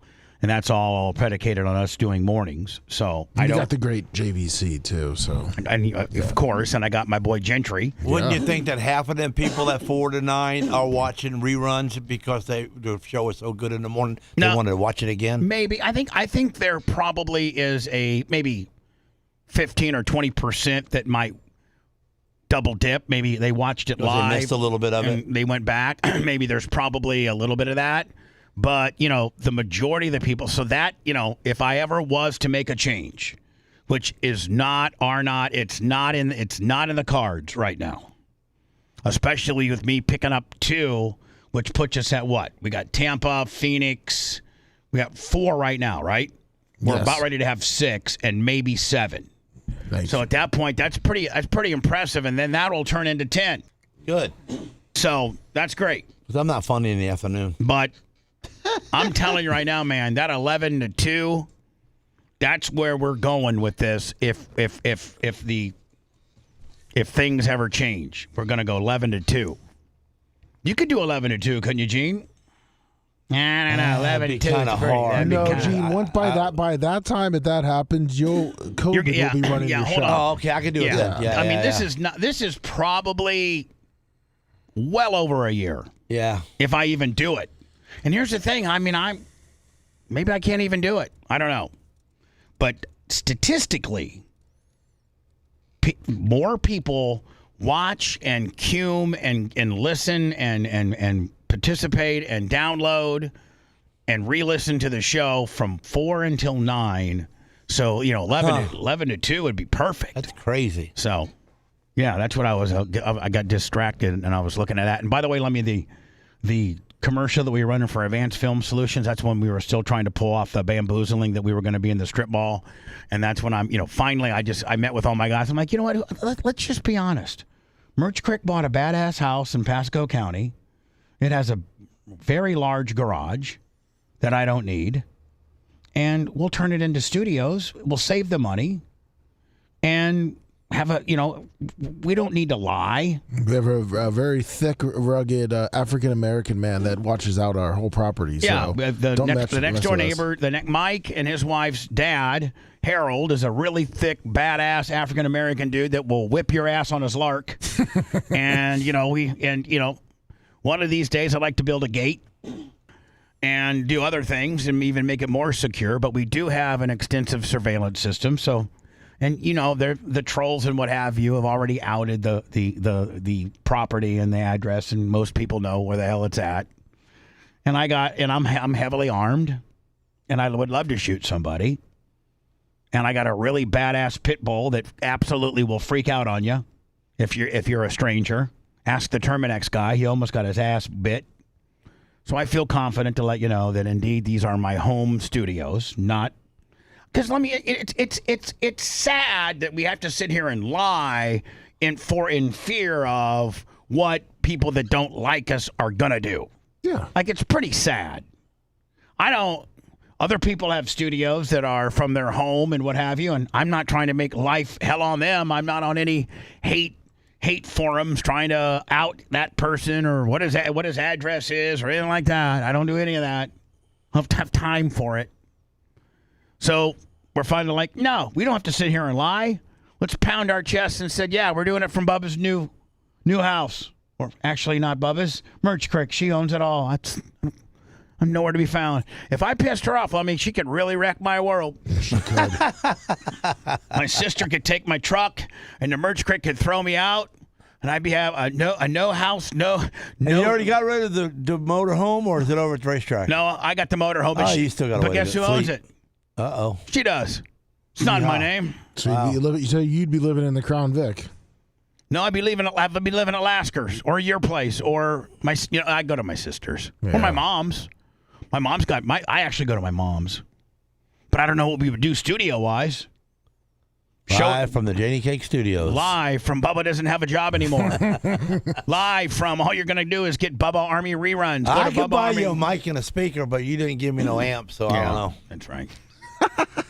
If I gave you that guitar amp and stack, you wouldn't even know what to do with it. I'd hook it to a stereo and have some good sounds. Yeah. Gene would have a concert out in his backyard. Yeah, right, I would. Teachers charged once again with having sex with more students, and more charges are coming. It's a story we followed for 2 weeks. Let me see, I got 1, 2, 3, 4, 5, 6, 7. 7 teachers trying to hook up with kids. And a couple stories are the one kid, this male teacher was trying to hook up with his girlfriend, and he set up a fake account as if he was like a 13-year-old friend of his girlfriend's and lured the teacher, but really it was her boyfriend. Wow. And he had the cops there. He was something like very cunning and very, very, very like. That dude's going to be a cop. That kid's going to be something. He's going to be like Tom Simon, an FBI agent. Yep. Weeks. Let's get out to the Douglas County Jail. That is where we find Fox 5's Kevin Stewart with the latest information. Kevin. Yeah, Christine, this one has a lot of people shaking their heads, people talking about a violation of trust. Maris Nichols has been arrested again, and she has already made it out on bond. Again? So, is this like another student that she... Evidently. Yeah, she has multiple. She's a student lover, man. She's addicted. She's a student lover. Yeah. Maris Nichols, the now former biology teacher and football staffer for the Alexander High School Cougars, is once again charged with preying That's all on she can children. get is kids. No, I think she's actually she's kind of cute. Put a little makeup on her. What? Yeah, she's kind of cute. There is something wrong with your eyesight. Hold on. You want to go look at all your booking photos and talk about how handsome you are? Exactly. I'm not doing kids, students, though. I know, but I'm just saying, you don't look your best on your booking photos. No. You look bad. I can see that she could probably clean up pretty nice. Oh. Here, the St. Andrew. I'm not condoning what she does. She's a sick bitch. I mean, where were these teachers when we were in high school? Yeah, Mrs. Trent was there. This golf club community is the alleged scene of one encounter, sex in a truck with a student. That's an improper She's doing truck sex, Lummy. sexual contact by an employee charge. It doesn't make any sense for an older person to take advantage of a young child like that. In fact, 2 weeks after she was arrested. Listen. Oh, yeah, you could probably fix her up. Yeah, you could put a little makeup on her. First of all, she's been crying. Yeah. She's being booked. You know that you don't look your best. No. I mean, you look like Edward Scissorhands on a couple of your booking photos. And making a $40,000 bond on a child molestation charge. The 25. Oh, Gene, there you go. Wow, that changed her right around. Yeah. Brunette her right up, and she's good. 12-year-old is facing 11 more charges ranging from sexual assault. I mean, I'm going to be honest with you. That's borderline cute. To grooming. She's already made a Hell yeah, petite, little Lummy. Look at that. Yeah, Hell when yeah. you're 15, $24,000 bond. A shower between Nichols and her husband is evidence. Investigators say Nichols sent a video of the couple to another child under the age of 16. What? She's sending pictures. No, she videoed her husband having sex with her. That's real gross. Like, I could see her kicked out wide, maybe doing a one-on-one willy, but she did that. She did that too. I know, but man, don't be sending pictures of your husband. Don't get him involved. He probably doesn't even know what the hell you're doing. Nope. He thinks you're just trying to give him some shower ass. And you know what you know what his job was at the school? What? Oh, no, he had a job too. Football coach. He was the head football coach. He was the head football coach, and you know what? He probably I'm gonna give the guy some credit. I'm gonna give him a little pass, and he probably didn't know that she was doing this. He could have been Bubba Clem coach. No, he and wasn't knew Bubba all Clem about coach. it. No, he didn't. And No. don't try to start with that Video nonsense. killed the football star. Because she was doing a couple of the players. Did he know that? Did No, he know didn't about know any of it. Yeah, so when she wants to make, she wants to give him, when she wants to give him some shower ass and videotape it, he doesn't think it's going to the starting quarterback. He didn't know. I want to give this guy a pass. He didn't know. He didn't Bubba Clement. I don't think they say in the story, but besides the fact that she's the she was a biology teacher, she also was the football operations manager. Yeah, she was like the She was too. Yeah. Yeah. So she was kind of like in charge of the football program. He worked she's under in charge her. of keep putting Videos of her jockstraps on them boys. masturbating with another kid under 16. Their frontal lobes haven't fully developed, and when you talk about teenagers, they're not innocent in it by no means, because teenagers are going to do what teenagers want to do. Oh, listen, teenagers are not like teenagers when we grew up. These teenagers are fully sexualed out by 13, 14. They know everything. Yeah. Because they're exposed to, they can get it right on their phones. And we had to go into the woods and lift up 3 pieces of 3/4 inch rotted out drywall and or Find the Hustler magazine. Yeah, and just so we could find our some dads 5 years ago Hustler magazine that'd been torn to pieces by every kid in the neighborhood.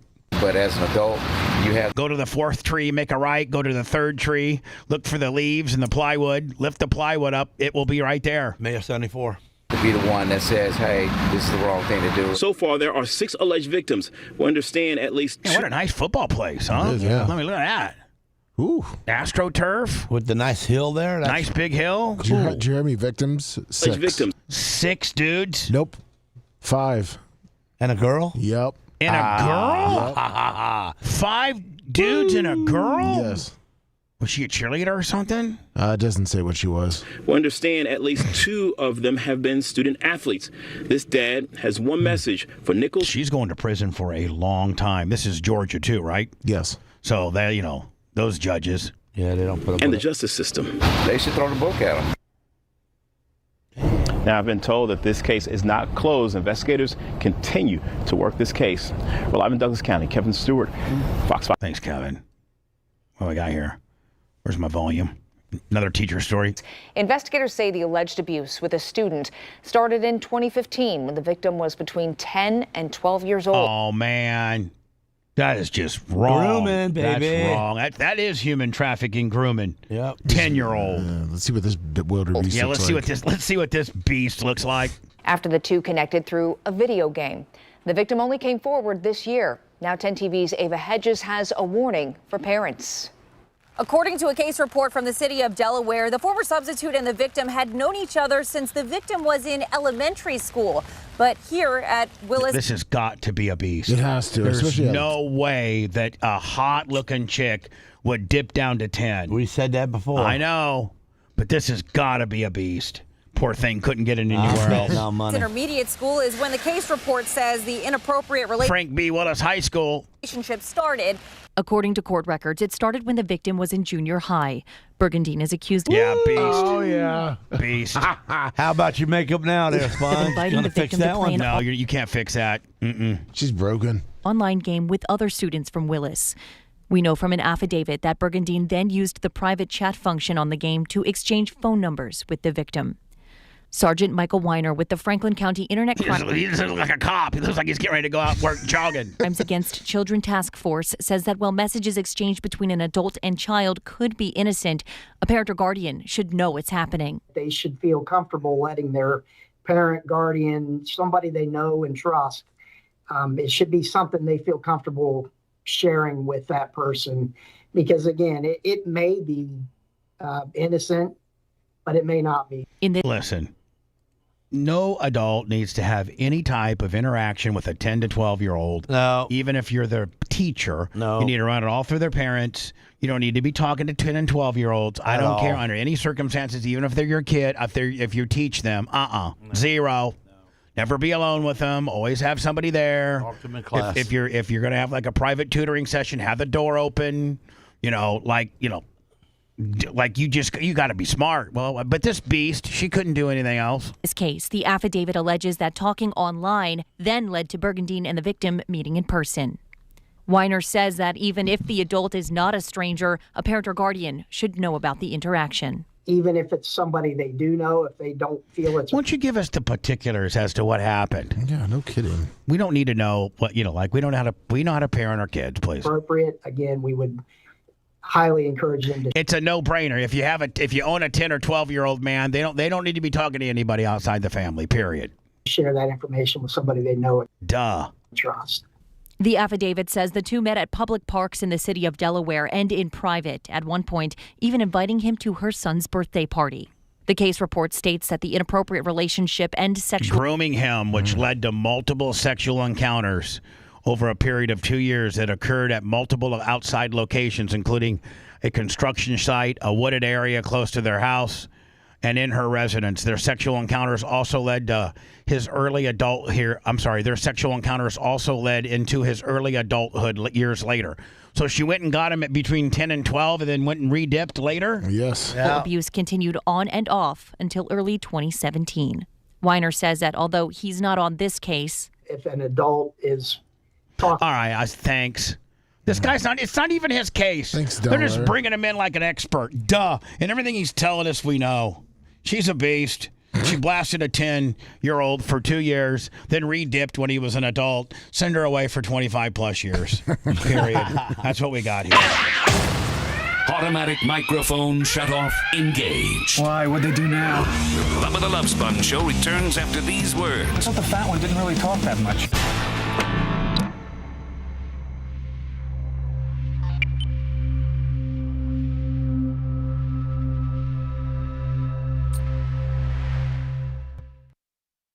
He told on her. He told on her. Yeah. Hey, Lummy, the next door neighbor said, I'm gonna give you his information. Okay, right? perfect. All right, thank you. And I'll get that over to them. Yes. He said, absolutely, love to help you. Great.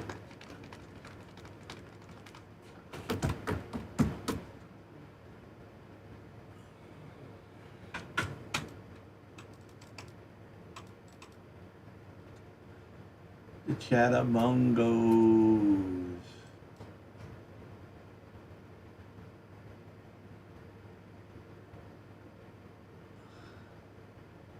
I don't know why I don't got the Rumbos.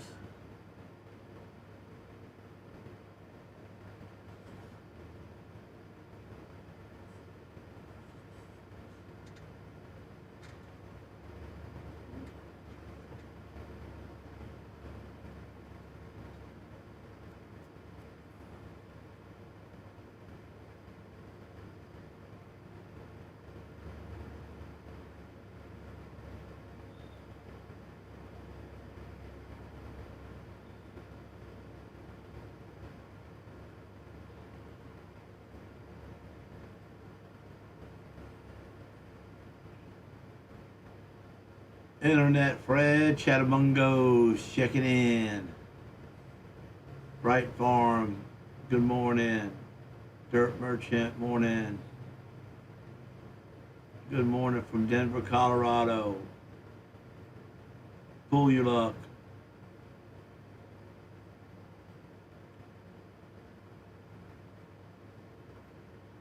A Sicilian redneck? Morning, man. Jeffrey Pearson. How do you do? I don't know, man. I'm just looking to finish the race with this new car. So, you know, I'm gonna drive it. I'm gonna put a bumper in. I'll use the bumper. Will Morgan be there? No, because he's up there running for the millions. They run 5th in that second race. But boy, that kid was driving his heart out.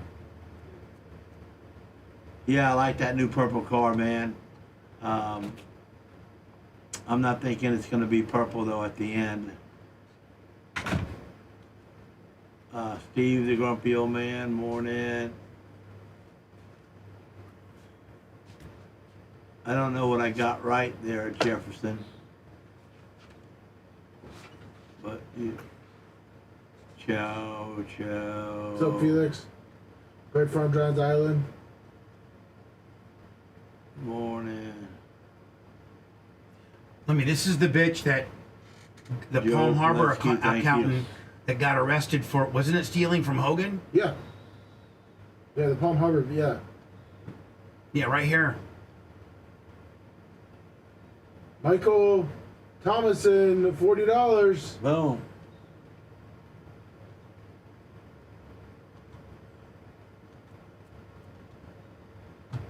Yeah, bad Jake. It is badass. But no, I'm not a purple guy. Oh. Twice as suspicious. She allegedly did this hundreds of times over 40. Let's see, Doctor, don't make this harder than it needs to be. I'm not making anything hard. This is Melissa Gothro, the founder of an accounting firm in Palm Harbor, Florida. Once is a mistake, twice is suspicious.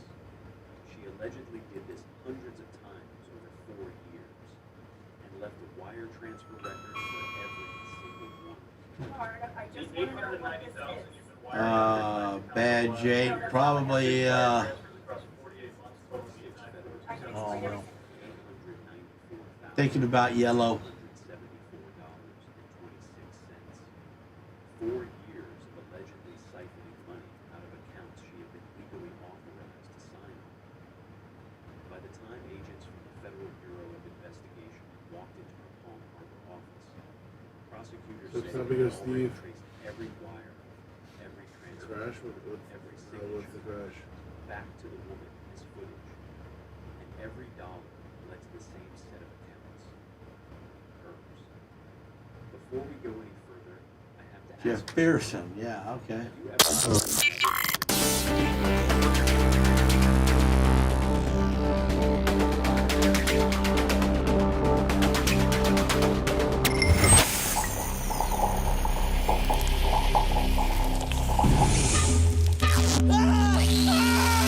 In a country somewhere in the third world, the CIA is using this broadcast as torture to extract information about terrorists. On your shoulders and legs with Craig the Bulldog, do our cardio, abs, calves.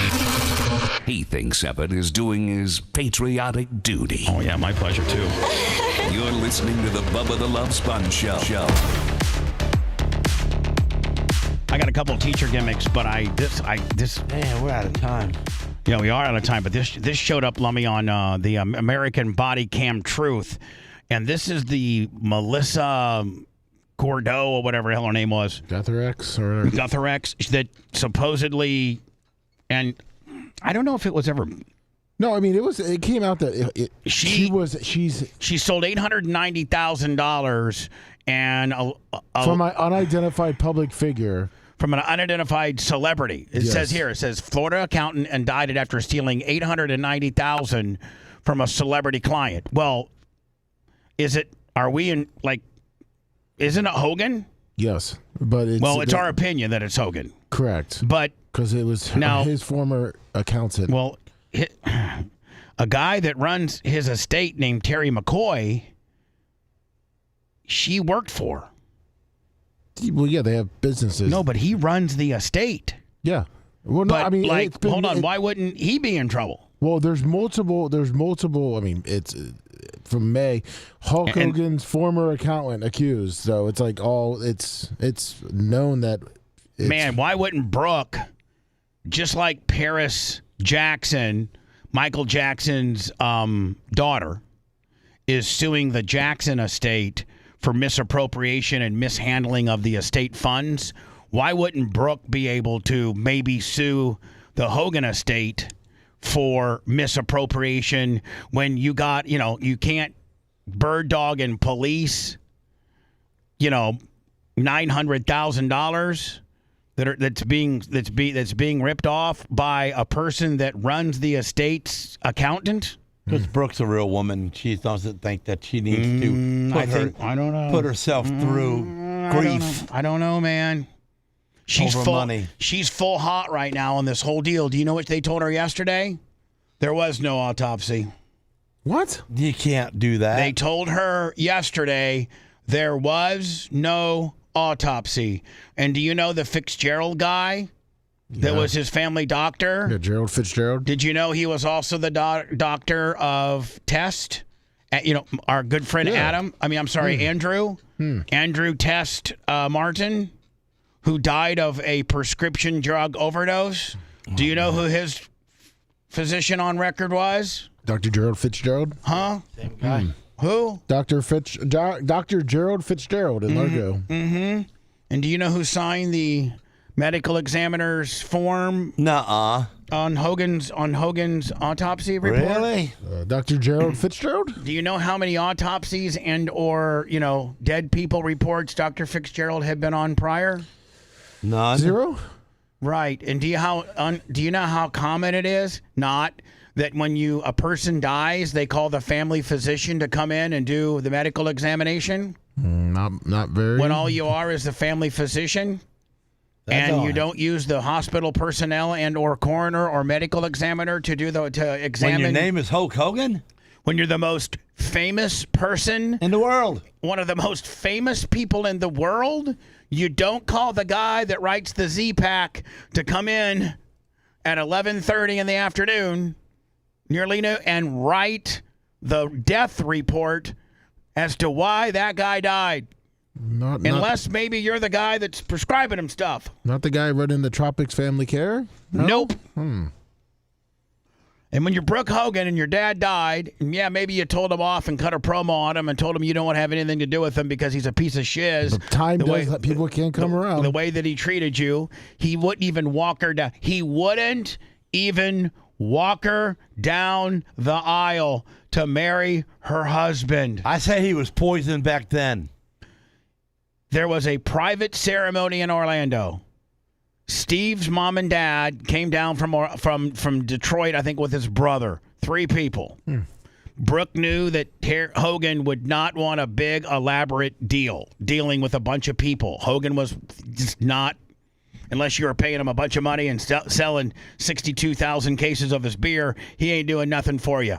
So Brooke said, we're going to get married at a really, really bougie hotel. They have like a real personal little wedding chapel. It's going to be Steve's family and my dad and his wife. Hogan says, I don't do funerals and I don't do weddings. And you know who walked her down the aisle? Who? Steve's dad.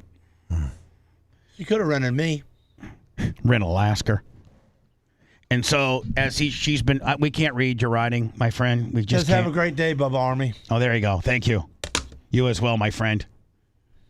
So yesterday, she texted me. She was going back and forth, and oh my God, Lemmy, another 100 from Joe Telsica. Thank you, Joe Telsica. Appreciate you, my friend. So Brooke gets a hold of me yesterday and says, so that's been official. The Scientologists have worked their magic, and they're telling me now there is no autopsy. There is no autopsy. Wow. And the Scientology community is covering this whole thing up. I'm just telling you. What a bunch of bullshit. Crazy. And I'm just going to tell you what I wasn't supposed to tell you, but I'm going to tell you. And she feels the Scientologists are messing with her right now and trying to scare her because that's what they try to do. And remember the one thing that I was going to maybe have her call the show about? Yes. So Steve's they live over on the other coast. I'm not going to say necessarily what city, but they live in the other coast. And they just built a new house. And they has kind of a back porch area with some trees and stuff. Kind of a pretty big little area, not like a decent sized area. Gene, probably like maybe the size of your backyard. Okay, that's nice. Pretty decent. Yeah. So Steve's out back, and they're getting ready to do a pool, but and all of a sudden this drone comes out of nowhere. Now hold on, there's nobody there. There's no insurance inspectors. They haven't even started talking to their pool manufacturer. They have an area they want to put a pool, but Steve has to go up to Detroit and do all these summer leagues, and they're going to start their pool process when Steve gets back in the late summer, early fall. But the house is done. The babies are there. They live there. They moved out of the rental they were living in while they were building this home, and there's no need. There's no, all the construction's done. There's no need. Like, if you were getting a new roof or you were maybe changing insurance companies, or even if maybe you were going to do a pool, people could potentially bring, the contractor could hire like a Ty J to come in and shoot the backyard with a drone. There's nothing going on. They don't have anything construction-wise, insurance-wise for anybody to be flying a drone, and the drone goes right into the backyard and starts like going into looking through windows, and she thinks, it's her opinion, and I'm not supposed to be saying it, but I'm going to, because I love her, and I just want to go on record in case something would happen to them, that I think the Scientologists are trying to intimidate her.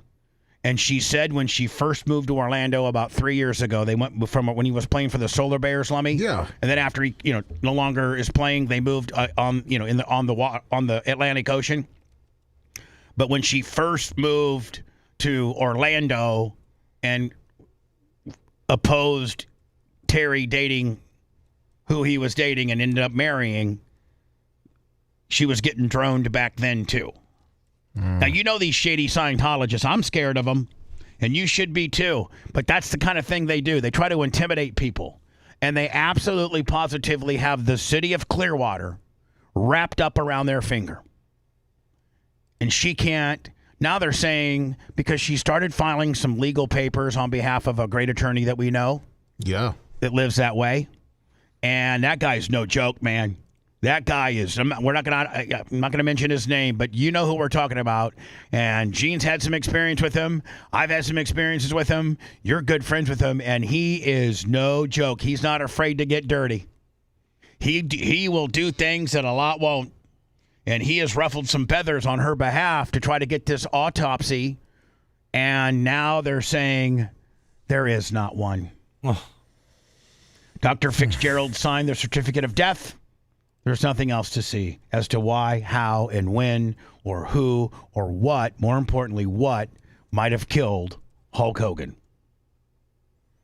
He did have a pick line, and I will tell you this. I'm sorry, Gene, you might want to say goodbye to your lovely wife. I love you, Sarah. I love you, how much you love her. Plenty. Thank you, Sarah. You smoke show. By the way, that's what Gene's got her saved in his phone. Smoke. Because she's pure smoke. I'll tell you this. that what was I going to say just a few minutes ago? Damn it. So Hogan had a pick line. And we just had a story last week, Lummy, that you can put air in somebody's pick line and kill them. Yeah. You knew that because Jennifer had a pick line. Yep. You had to be very, very careful. You can put air in somebody's pick line and kill them, and it's absolutely untraceable. It causes an air bubble that goes to their heart and lungs and kills them. If you pull it really quick, you can make them bleed out. But we'll never know now because there is no autopsy, and the medical report was signed off by his family doctor. Rest in peace, Hulk Hogan. Rest in peace, Terry. Because you know what, my friend? They killed you. Yeah, they did. Back Monday. Appreciate you. Have a good one. Thanks for letting me finish. You've been listening to the Bubba the Love Sponge Show, starring me, Bubba the Love Sponge, co-host and show historian, Lummit. It's Brian Matroni, king of counter program. Gene Lasker, voice of the people. Glad you get to hear me. Gary Cantrell, video editor. Yeah, back here wiring up. It's Mini Macho. The BRN agent, Thomas Buttoned Up B. Co-host, Dr. Dan Diaco, Esquire, of Council. Co-host, J. Diaco, Esquire, the Spitting Cobra, of Council. Now, time for the legal disclaimer. Exactly. The Bubba the Love Sponge Show is intended solely for the enjoyment of our listening audience. Any rebroadcast, retransmission, or other use of this show without express written consent of the Bubba Radio Network is prohibited. We must dissuade him of this delusion. Until next time, always remember. I'll repeat hello.